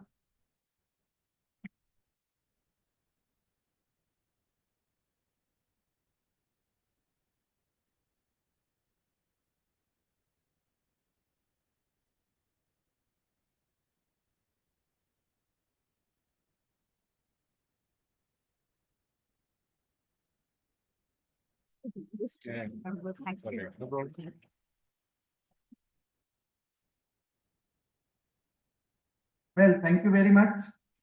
अब मैं vote of thanks के लिए madam वृंदा को बुलाने से पहले एक sentence कहना चाहता हूँ कि मैं तीन मैडम जो इंदु मैडम है, हमारी मेंबर सेक्रेटरी मैडम है और वृंदा मैडम, तो हमने इनमें नोटिस किया है कि इनके प्रेजेंस से हमने जो फील किया है कि पूरा ये एटमॉस्फेयर पॉजिटिवली चार्ज हो गया था कल से ही, because of the positivity which is there in their personality, in their behavior, in their approach.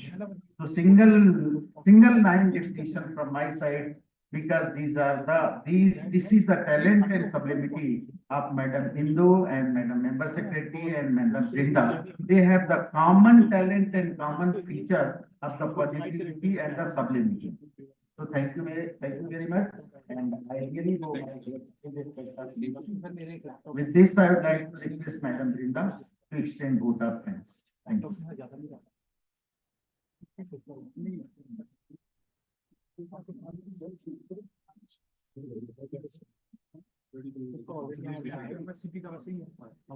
you so much for giving me the chance to give the vote of thanks, and a very good afternoon to everyone present here. But before I formally give the vote of thanks, I would like to welcome my team, department teachers, all of them here into the stage. First of all, I would like to call Professor ICM.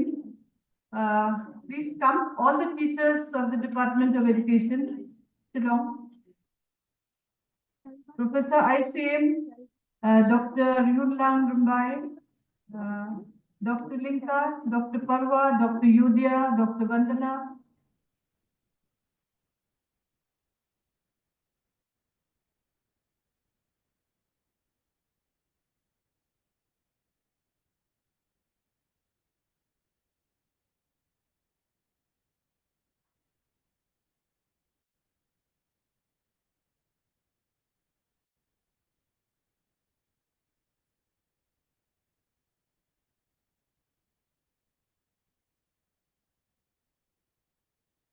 Dr. Yudhya.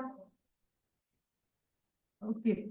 So, in fact, I would just like to say that this entire work would not have been done if I did not have the team with me. Professor ICM is now the second senior most in the department, and she's also dean in charge, and she was the earlier head before me and has done a lot of work for the department also. And then we have Dr. Rivulna Bimbai. She is an associate professor in the department, and she's also very hardworking, teaching a lot of papers. Research methods are in her hand. And then we have Dr. Lenka, Samir Kumar Lenka, as you can see. He's the main ITEP, in charge, doing all the work for ITEP in NEHU, and he has been, in coordination with the students. And we have Dr. Parwa, Ramesh Parwa. He's also an associate professor. And Ramesh Parwa loves to work behind the scene. The entire work which you see, which has been done, accommodation, everything running to the guest house along with Dr. Lenka, he has done it. So I really, really applaud the work that they have done. Then we have with us Dr. Vandana. She's here, and she is also, very, very active. She lives in NEHU, in the quarter, along with her family and 2 small children. Yet, she extends hand for the entire program of the department. And she's also very busy with many projects and teaching and everything, but still. So thank you so much. And I would like to thank Dr. Yudhya. They're all in the same group, actually. She's also about to be associate professor. And she was in charge of food and, everything, all the facilities provided for the item for this program. So I would like to thank all of them really from day one when they came to know that we're going to have this program, they were on their toes. So thank you so much. The entire inaugural program,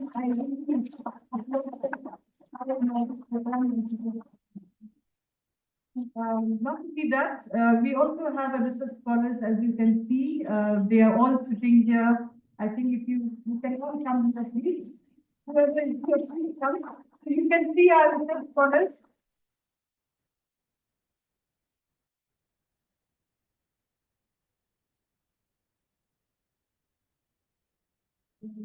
These are all our research scholars who are working behind the scene. And they were also, really getting ready for this entire program, which was announced in the month of January. We started working in the month of January. All our scholars.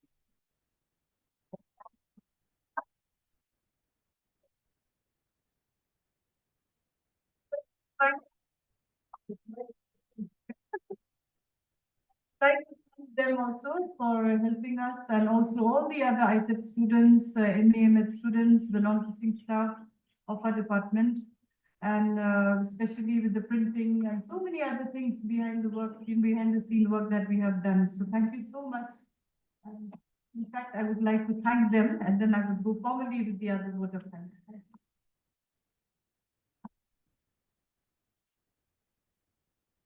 So coming with the formal vote of thanks, of course, it's sad to say that we are finishing this program and we've come to the last part of the vote of thanks. And it was so nice yesterday, especially when we all got together for the cultural evening, and but it ended so soon again.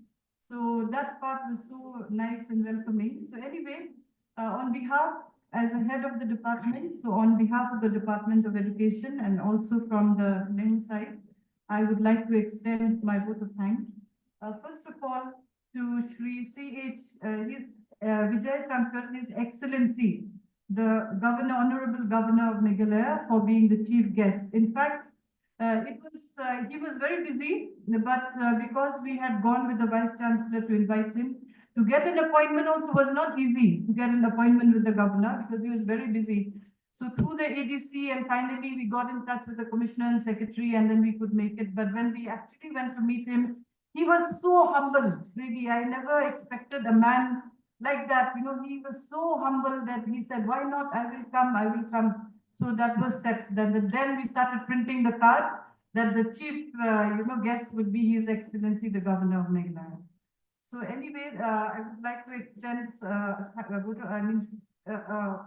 big round of applause to our governor, actually, for coming here at this point of time when he was today in the assembly session, and he himself said that I'll be very busy because of the assembly. And I would like to thank Shri Vijay Kumar Mantri, who's the Commissioner and Secretary, IS, to the Governor of Meghalaya, and also to Professor Pankaj Kumar Arora, who's the chairperson of NCTE. In fact, it first started this entire program of this National Conclave started with the permission when the permission came from him. If he did not allow us, in fact, we couldn't have gone ahead. So it just started with a small phone call, which I called him and said that, sir, is it possible that we have this program? So we were not actually ready with the name of or the theme of the program also. So when he says, yes, why not, we can go ahead. So we started the journey. And then I would like to thank our Honorable Vice Chancellor of NEHU also, Professor N. Saha, and he too, in fact, of his ill health, he was not well for the past 2 weeks. He actually consented for the program, and he helped us a lot, behind the scenes. I would like to thank Ms. Abhilasha Jha Mishra, Member Secretary of NCTE. Ma'am, it was so nice to see you here in Shillong, among our midst. And I know it must be your first visit to Shillong, and we hope you come back again to NEHU, especially. And my thanks goes to Professor Nidima Bhagavati, who's the GB member of NCTE. She has just left, and having her among her midst was also a great pleasure. And my thanks goes to Dr. Dibajyoti Mahanta, the ERC chairperson of NCTE. So we could see when you gave us a speech how humble and good and responsive you were. And like what Sir Chaturvedi said, you are a very responsible person, because if it was not for you, we would not have got ITEP also. So that it's we need to really give a big applause to our chairperson also. Because just because of him, that NEHU got the ITEP and we started in the year 2024. My thanks goes to Professor Sailesh N. Jala, Chairperson WRC NCTE. Sir, thank you so much. In spite of the fact that you are from the West, but you still came to the East. So thank you so much. And Professor Seema Dhawan, ma'am, I have known you as a member of NCTE. You were very much involved with the 2-year B.Ed program and which has come out now. So thank you so much for coming all the way here. And Professor C.K. Saluja, Director, Sanskrit Promotion Foundation. Sir could not make it, but in fact, he was about to come today, especially, but he was busy. My thanks also goes to Professor Indu Prasad, Vice Chancellor, Azim Premji University. Ma'am, we know your expertise and your experience, and we're so happy to have you among our midst. And Professor S.C. Roy, Director, NEHU Shillong, who's in chair. He was here yesterday but could not make it today because of the program that they're having in NEHU. And Professor Jyotsna Tiwari from NCERT, Dr. G. Kumar, Joint Commissioner, NBS, Dr. Rabin Chetri, Director, SCRT Sikkim. Sir, thank you so much. I hope you'd like to stay here at NEHU.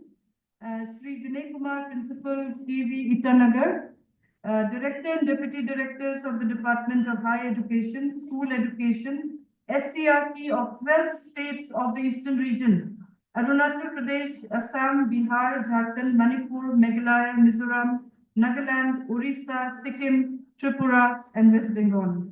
And all the deans and heads of the central and state universities who were invited, and some of them could actually make it also to the program. Thank you so much. Then all the diet principals of the 12 states of the region, teacher educators of all the 12 states who could make it for the program, school principals and teachers of all the 12 states who could come for the program, faculties and research scholars of NEHU, which our department is already there, but there were also scholars from the other departments who had come, and the ITEP and the MEd students from the colleges and universities of Meghalaya especially, and of course, students representative who came from other states also. But my special thanks also goes to Peter from Kamnumba Government College, because he is the coordinator of ITEP from Kamnumba Government College.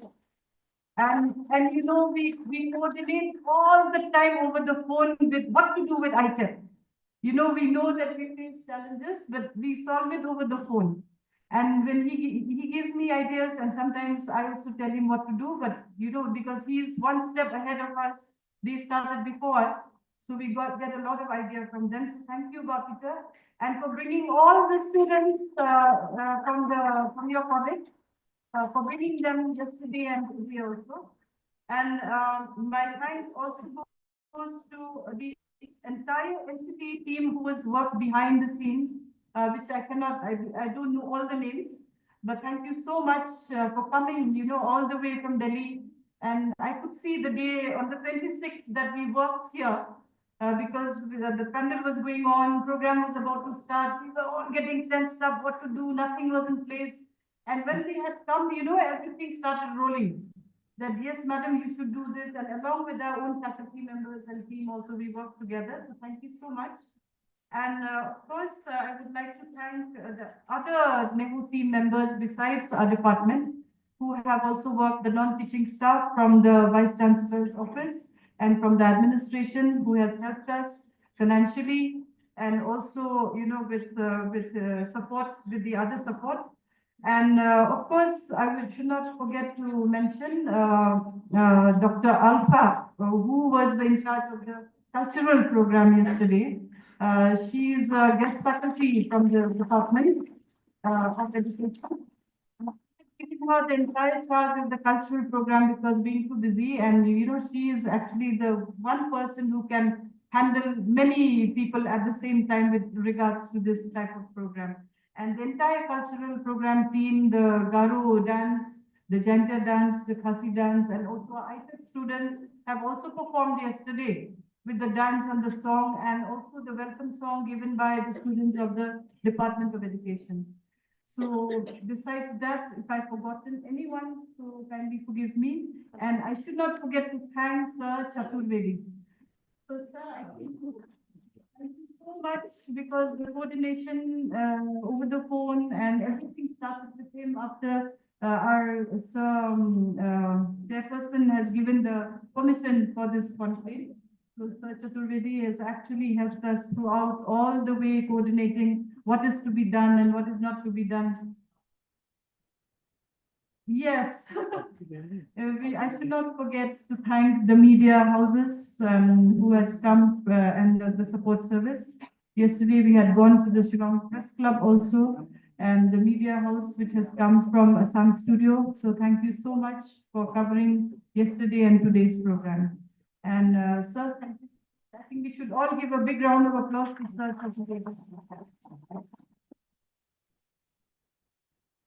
Thank you so much and namaste and hope we meet again. Thank you. So it's time for national anthem.